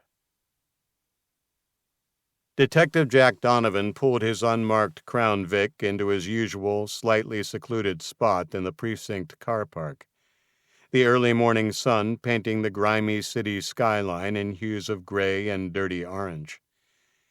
He cut the engine, the sudden silence in the car amplifying the frantic thumping in his own chest. He was exhausted, a nerve-ending jangle of accumulated stress and ever-present fear. He'd spent a significant portion of the previous afternoon, and most of the goddamn night, dealing with the Rourke and Martinez situation, a polite euphemism for the grim task of making 2 dead bodies, one of them a fellow cop and co-conspirator, disappear from Max Havok's suburban basement. It had been a messy, high-risk undertaking that had pushed him to the very limits of his nerve and his rapidly eroding morality. He'd used old contacts, called in favors he could never repay, and burned through a significant chunk of his emergency cash to ensure the problem was sanitized. He was still reeling. Max Havok, the grieving ad exec, had not only survived a professional hit, but had eliminated 2 experienced killers. He hadn't heard anything further from Yuri Vasiliev or anyone else in Volkov's organization since his initial panicked report about Rourke and Martinez's failure, and the silence since then had been a suffocating blanket of terror. He knew Havok was now the organization's absolute #1 priority, which, by horrifying extension, made Havok his #1 priority. Just as he reached for the door handle, ready to face another day of feigned normalcy and gnawing dread, his burner phone, tucked into the center console, buzzed. It was an unknown number. His blood ran cold. He only ever got calls from one number. He answered and cleared his throat before speaking. Donovan. Detective Donovan. It was Daniel Volkov. The connection was chillingly clear, devoid of static, as if the man were sitting right beside him. The cop felt his stomach trying to burrow its way through his bowels, A call directly from the boss was unheard of. Your previous report regarding the Havok situation was regrettably taken too lightly by my associates. He is still at large, and this is an unacceptable state of affairs. Yes, Mr. Volkov. Donovan's throat was suddenly dry. Too lightly meant that Ivanov had failed to eliminate Havok. He wanted to know more, but there was no way he'd ask Volkov directly. I understand. What can I do to help? Mr. Havok has proven himself to be a wildfire, one that must be extinguished before he burns down everything we have so carefully constructed. He is no longer merely a loose end. He is an active, escalating threat. Volkov paused. To that end, I am dispatching a specialist. Yuri. You may know the name. Yuri Vasilyev, head of security for the Volkov Empire. A legend in their shadowy world. A man known for his utter ruthlessness and brutal efficiency. But again, Yuri would have been present at the compound. How the hell had Havok gotten out of there? Yes. Yuri is already en route to the city, Detective. Volkov continued, his voice a velvet hammer. He will be overseeing a more professional resolution to the Havok problem, and will ensure there are no further embarrassments. While Havok's latest escape is to be laid at the feet of the deceased Mr. Ivanov. Donovan felt a powerful stab of adrenaline at this news. It was your failure to resolve this issue earlier that allowed it. Your life, Detective Donovan, now depends on one thing, and one thing only: locating Max Havok. Yuri will handle the retirement, but you will deliver Havok to him. This is not a request. This is your sole function now. Your only path to continued existence. Do I make myself clear? Yes, Mr. Volkov, Donovan managed, his voice barely a whisper. Good. You have exactly 4 hours. You will call Yuri on this number. It's new, Volkov said, and recited a string of digits that Donovan frantically scribbled down on a discarded coffee cup. Call him the instant Havok is located. Do not disappoint me again, Detective. The line clicked dead, leaving Donovan sitting in his car, the burner phone clutched in his trembling hand. Utter terror, cold and absolute, washed over him. He was now directly responsible for finding a man who had proven himself to be a highly capable and ruthless killer, who had eliminated not only Rourke and the mob lawyer, but now Volkov's second in command. The pressure was immense, singular, and terrifying. Donovan stumbled out of his Crown Vic and into the harsh fluorescent glare of the precinct, his mind a chaotic whirl of abject fear and desperate, racing calculations. He felt the walls closing in, the air thick with unspoken threats.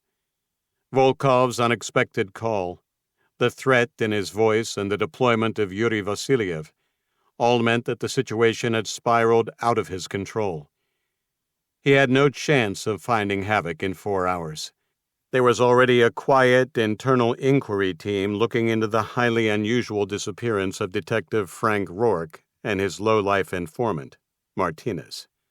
Donovan knew his name was already peripherally associated with Rourke's last known activities, and any overt, unsanctioned manhunt on his part for Havok, a man that no one knew was missing, would shine a spotlight he couldn't afford. No, his only logical option now was to run, to take what little Volkov hadn't already bled from him and disappear before Yuri Vasiliev and his butchers arrived to collect their pound of flesh. By the time he reached his battered metal locker, his hands were shaking so violently he could barely work the combination lock. He should have run the day before, the moment he knew Rourke and Martinez had failed so catastrophically. But the thought of his daughter Emma, confused and heartbroken by his sudden and unexplained disappearance, had been unbearable. But now, after Volkov's call and the deployment of Yuri Vasiliev, now, paradoxically, disappearing might even be safer for Emma. He had no doubt his usefulness to the organization would expire with his failure to deliver Havok's whereabouts in the allotted time frame, and who knew what collateral damage might ensue when they came after him. No, if he vanished now, she would be heartbroken, but spared any association with his inevitable, brutal end if he stuck around.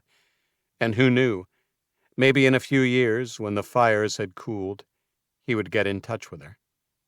He just needed to clear out his locker and grab the go bag he always kept packed in the trunk of his car. A final, desperate act before dissolving into the shadows. He was heading towards the main exit of the precinct, eyes down, trying to project an air of casual purpose, when he passed the desk sergeant, a grizzled veteran named O'Malley, talking to a uniformed patrol officer, young Sam Jenkins. "Some busybody on Elm Street, near that industrial park?" O'Malley was saying, his voice carrying in the relative quiet of the early shift. "Called in a report of a guy she saw before dawn. Caucasian, tall, with dark hair. Said she thinks he might have been an fender bender, or got beaten up, had blood all over him. She saw him go into the parking lot of the Red Roof Inn. Wants us to do a welfare check." Jenkins sighed. "All right, Sarge. Probably just another transient. I'll do a drive-by." Donovan froze. Tall, dark hair, covered in blood. "That shitty Fleabag motel near the industrial park?" he asked, his voice remarkably steady. "Actually, I'm heading out that way myself. I can swing by, check it out. Save Officer Jenkins a trip." "Is that cool, Sarge?" asked an eager Jenkins. O'Malley shrugged. "Suit yourself, Donovan. Just a welfare check. Probably nothing." "Probably," Donovan agreed, already turning and walking toward the exit. "I got it." Donovan drove straight to the Red Roof Inn, the location from the Citizen report still fresh in his mind. A man stumbling into the parking lot, bleeding, tall with dark hair. It had to be Havok. The inn sat between a Chinese restaurant and an auto parts store, exactly the kind of anonymous, cash-friendly establishment a fugitive would choose. The desk clerk was a thin, nervous man with nicotine-stained fingers and the pallor of someone who worked nights. His name tag read, Kevin. Donovan flashed his badge. "NYPD. I'm looking for a man who might have checked in recently. Paid cash, kept to himself. About 40. Dark hair, well built." Kevin's eyes darted nervously. "I don't know, man. We get a lot of—" "This isn't a shakedown, Kevin," Donovan interrupted. "I'm not immigration. I'm not interested in your books.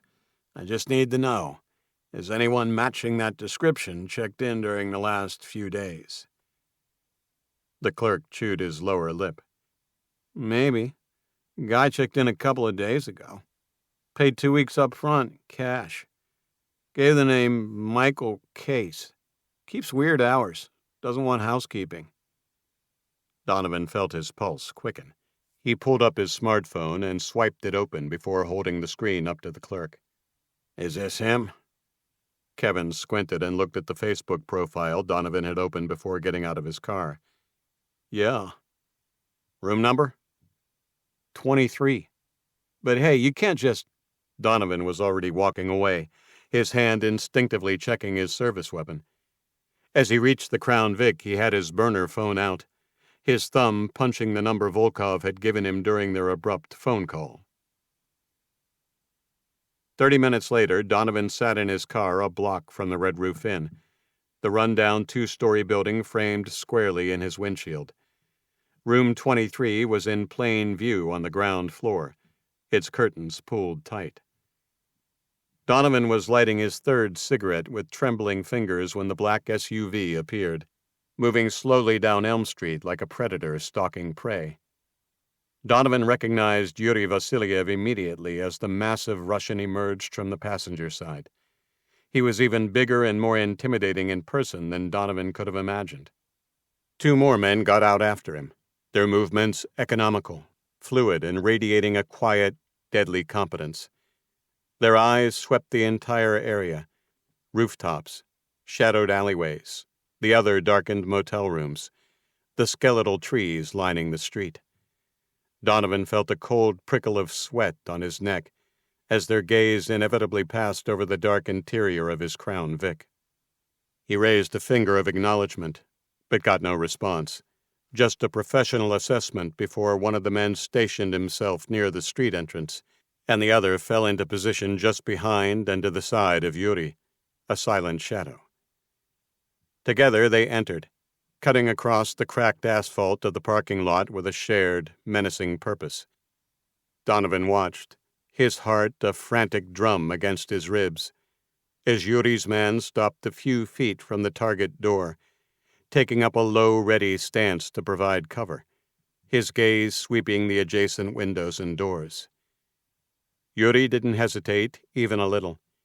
He just walked, steady and purposeful, those last few steps to the faded, peeling paint of room 23, a butcher approaching a slaughterhouse door he was about to kick in.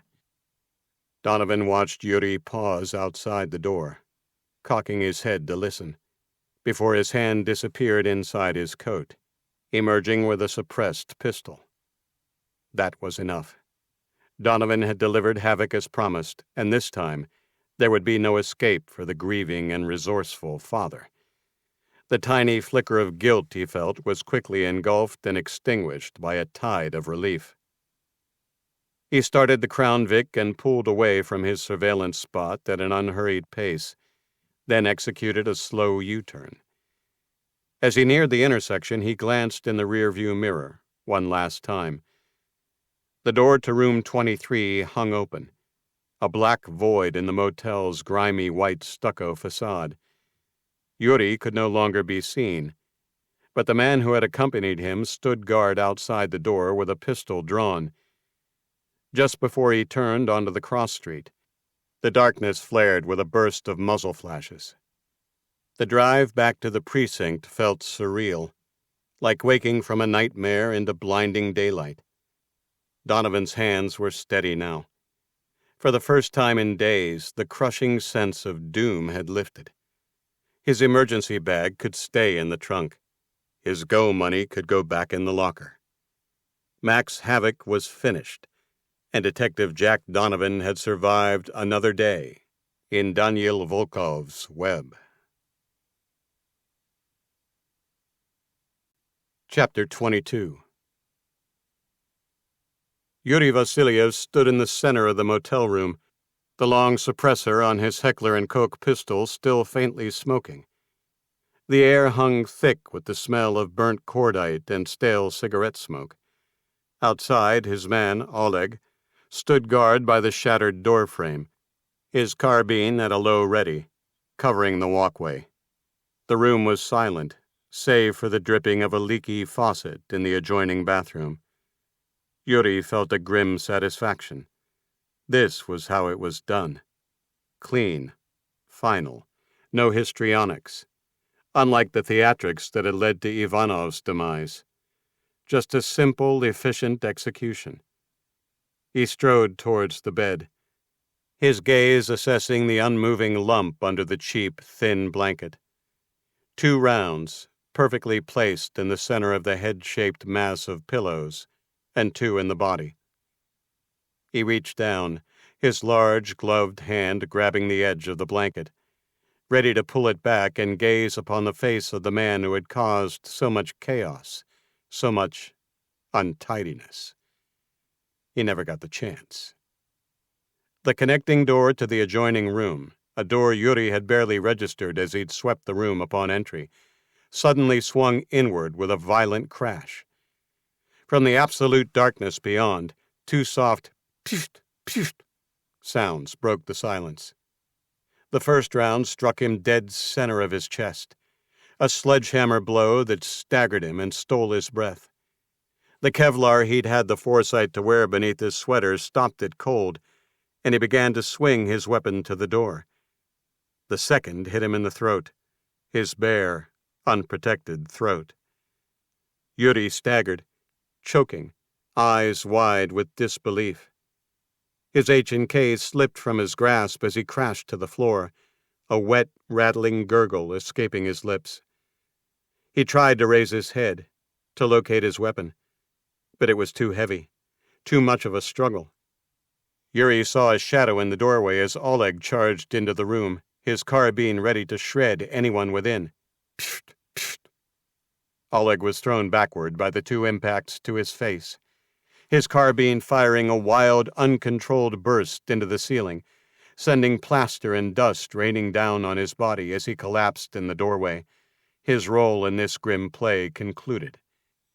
The immediate threat neutralized, Max Havok materialized from the darkened doorway, moving with a calm, deliberate purpose to where Yuri Vasiliev looked up at the ceiling, blinking and choking, drowning in his own life's blood. He pointed the Glock down at the Russian's face. Yuri stared up at him, blood bubbling on his lips, his breath coming in wet, ragged gasps. He tried to speak, to curse, to ask how, but no words came. His world was narrowing to a single point of light, the dark, unwavering eye of Max Havok's gun. Max looked down at the dying Russian, his face a cold, unreadable mask. "This is for my family," he said, devoid of all emotion. Psht. Max looked over the two dead men, the silence of the motel rooms broken only by his own harsh breathing. He listened intently for a moment.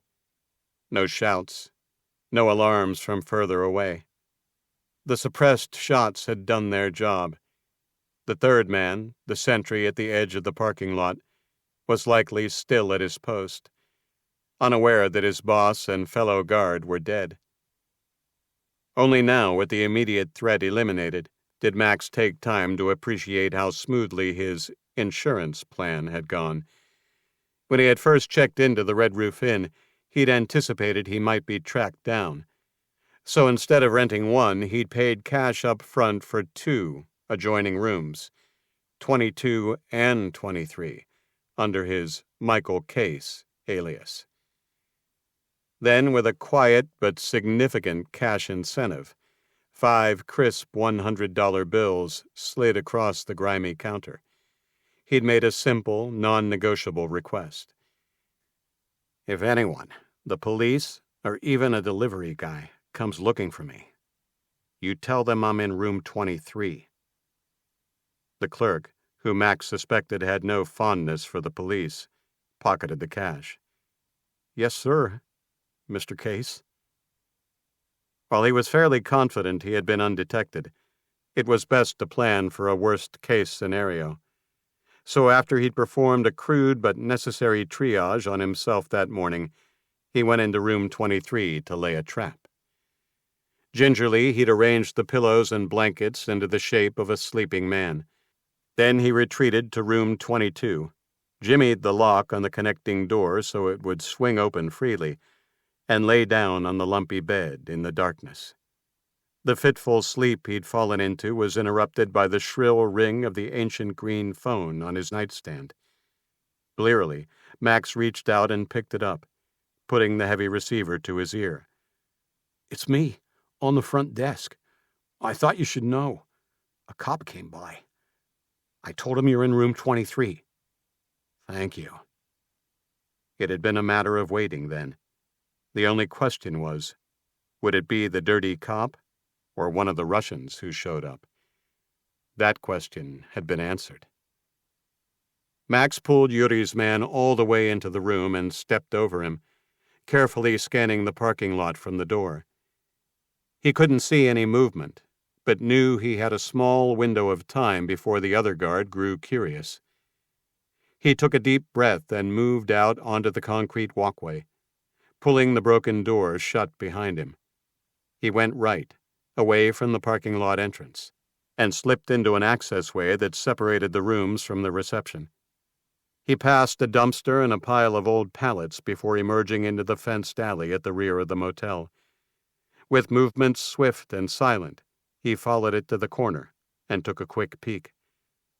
The third guard was still at his post, near the street entrance, 20 feet away, a dark silhouette suddenly monitoring the surroundings for signs of trouble. The man was patient, professional, but his focus was entirely misguided, expecting to prevent any outsider coming across their operation before it was done. Max didn't waste time trying to get closer. Very slowly, he raised the Glock and aimed at the man's temple.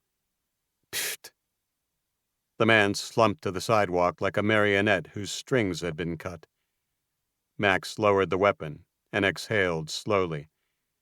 The Russians were done, for now at least, but he still had one final debt to collect. Chapter 23. The acrid smell of gunpowder still hung heavy in the air of room 23, a grim incense for the dead. Max moved with a detached, almost robotic efficiency, the pain in his side a dull throb he ignored. He didn't bother wiping away fingerprints or collecting the spent casings from his gunplay.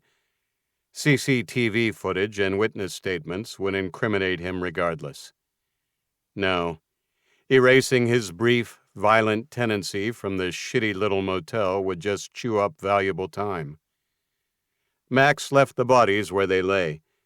Yuri Vasiliev, Volkov's legendary enforcer, and his man were now just part of the room's grim decor, a problem for someone else to discover.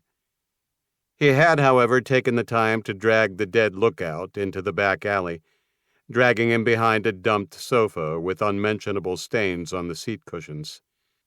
After he'd packed what he wanted, tucked the Makarov in his waistband, and slung his duffel bag over his shoulder with a grunt of pain, he walked out to the black SUV Yuri's team had arrived in.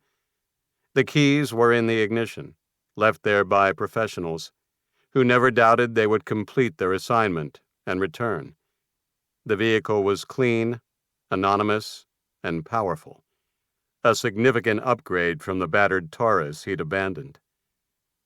He started the engine, its low, powerful rumble a satisfying sound in the quiet lot. He was ready to leave, ready to move on and confront the man who had looked him in the eye and offered condolences, while plotting the cover-up of his family's murder. The man who had ordered Roy's accident and organized the attempt on his own life. But first, he had one last call to make. He pulled out a fresh burner phone from his bag, one he hadn't used yet. He punched in a number he'd memorized from a late-night news channel's website.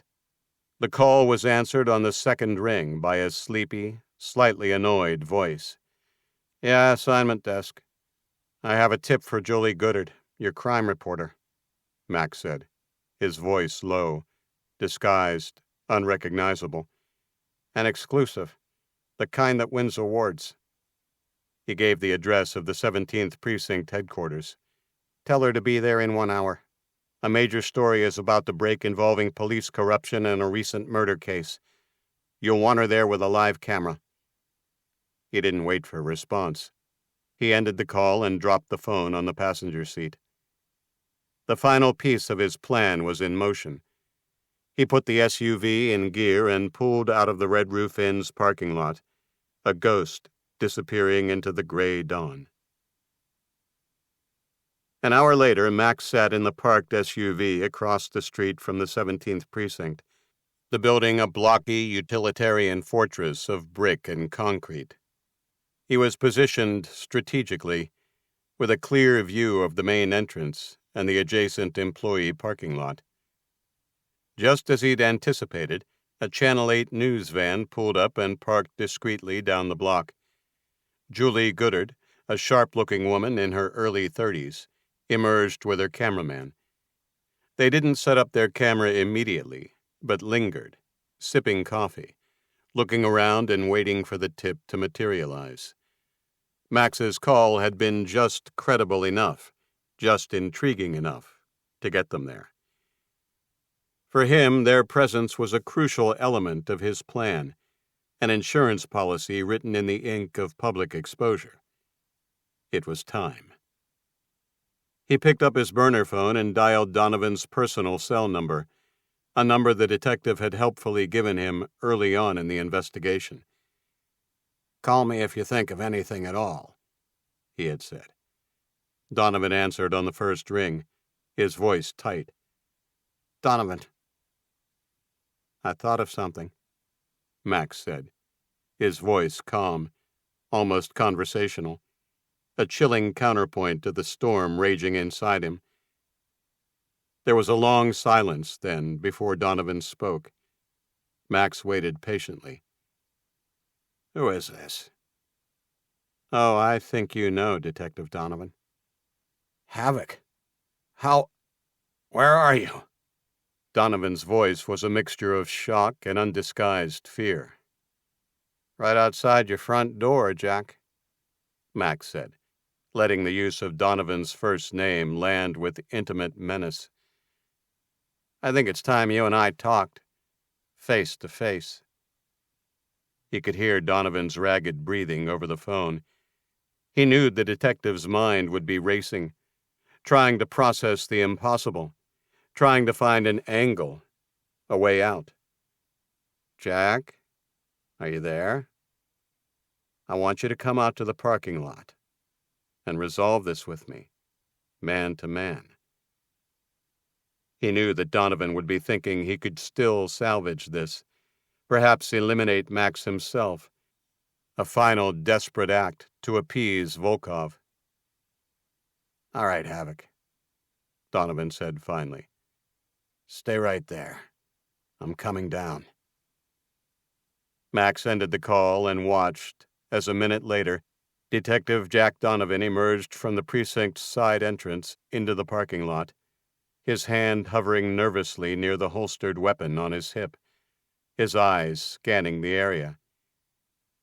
Max got out of the SUV, leaving the door open, and walked calmly to meet him in the center of the near-full lot. "What do you want, Havok?" Donovan asked, trying to project an authority he no longer possessed. "I want you to know that I know," Max said, his voice loud. "I know about you and Rourke. I know about the organization. I know about Volkov." The name hit Donovan like a physical blow. His face went white. "I know the investigation into my family's murder was a sham from the start. A cover-up you orchestrated to protect the very people who slaughtered them. I know you sent Rourke and his partner to my house to silence me. I know you delivered my location to Yuri Vasiliev not 2 hours ago, sending him to finish the job." Max took a step closer. "And now I'm here, and they're not." It was then that the news crew made their move. The cameraman raised his camera to his shoulder, its red recording light blinking to life, while Goodard strode forward from between two patrol cars, her microphone held out like a weapon. "Detective Julie Goodard, Channel 8 News, is it true that you are being accused of complicity in the Havok family murders?" Donovan spun around, his eyes wide with horror as he saw the camera, the reporter, the sudden public nature of this revealing confrontation. He was trapped, cornered, exposed. He knew it was over. He turned back to Max, tears welling in his eyes. "I'm sorry," he managed to splutter to Max. Max saw faces at the windows overlooking the lot and other cops spilling out of the door, curious to see what was happening. "One last question, Detective," Max said, each word a hammer blow in the mid-morning air. "Roy Bonanno, a retired detective, a good man, my friend. He was killed in a hit-and-run after he started making calls on my behalf. Was that your work too, Donovan? Did you order his death?" It was the final straw. Days of stress, lack of sleep, and an ever-present fear caught up with Donovan. His face crumpled. Tears of terror and self-pity streamed down his cheeks, and he seemed to shrink in upon himself. "I didn't have a choice," he blubbered. "They would have killed me. They would have killed my family. Volkov, he doesn't give you a choice. I had to stop him. I'm sorry. Oh, God, I'm so sorry." Max listened to the sobbed confession, and when it was done, he nodded sagely. And then, with a movement as swift as it was fluid, he drew the heavy Makarov pistol from the back of his waistband and shot Detective Jack Donovan through the heart. The shot was deafening in the relative silence of the parking lot. Donovan collapsed to the asphalt with a sigh, a bloom of crimson spreading over his beige button-up shirt as the reporter and her cameraman scrambled backward. For a moment there was absolute silence. Then, shouts. Cops drew weapons and began rushing across to them. Max held out his weapon and dropped it to the ground. He raised his hands, laced his fingers behind his head, and turned to face the reporter before dropping to his knees on the cold, hard asphalt. The cameras were still rolling, capturing everything. Officers swarmed the parking lot, their weapons drawn, their faces a mixture of shock, confusion, and rage at seeing one of their own gunned down. They screamed at Max to not move. The presence of the news cameras, its unblinking red light a silent, powerful witness, forced their hand. They couldn't just open fire on this cop killer, as their instincts might have screamed at them to do. They descended on him, tackling him roughly, slamming his face into the pavement, wrenching his arms behind his back, the plastic of the zip cuffs cutting into his raw wrists. Julie Goodard and her cameraman raced forward, now that the gunman was secured. She poked her microphone into the scrum as they hauled him to his feet, a bleeding, battered, but strangely serene figure. "Sir, what did you hope to achieve today? Do you stand by your comments to the man you just murdered? Was he a dirty cop?" Max Havok didn't answer. He'd said enough for now. His immediate mission was complete, and he had avenged Roy. Rough hands gripped his biceps, shoving him stumbling towards the precinct doors. The jeers and curses of the officers were a buzzing in his ears, meaningless noise. The scrape of his shoes on the pavement, the burn of the zip cuffs on his wrists, these were the only things that felt real. Ironically, Max Havok had never felt more free. He was no longer running from his past, no longer hiding from who he was.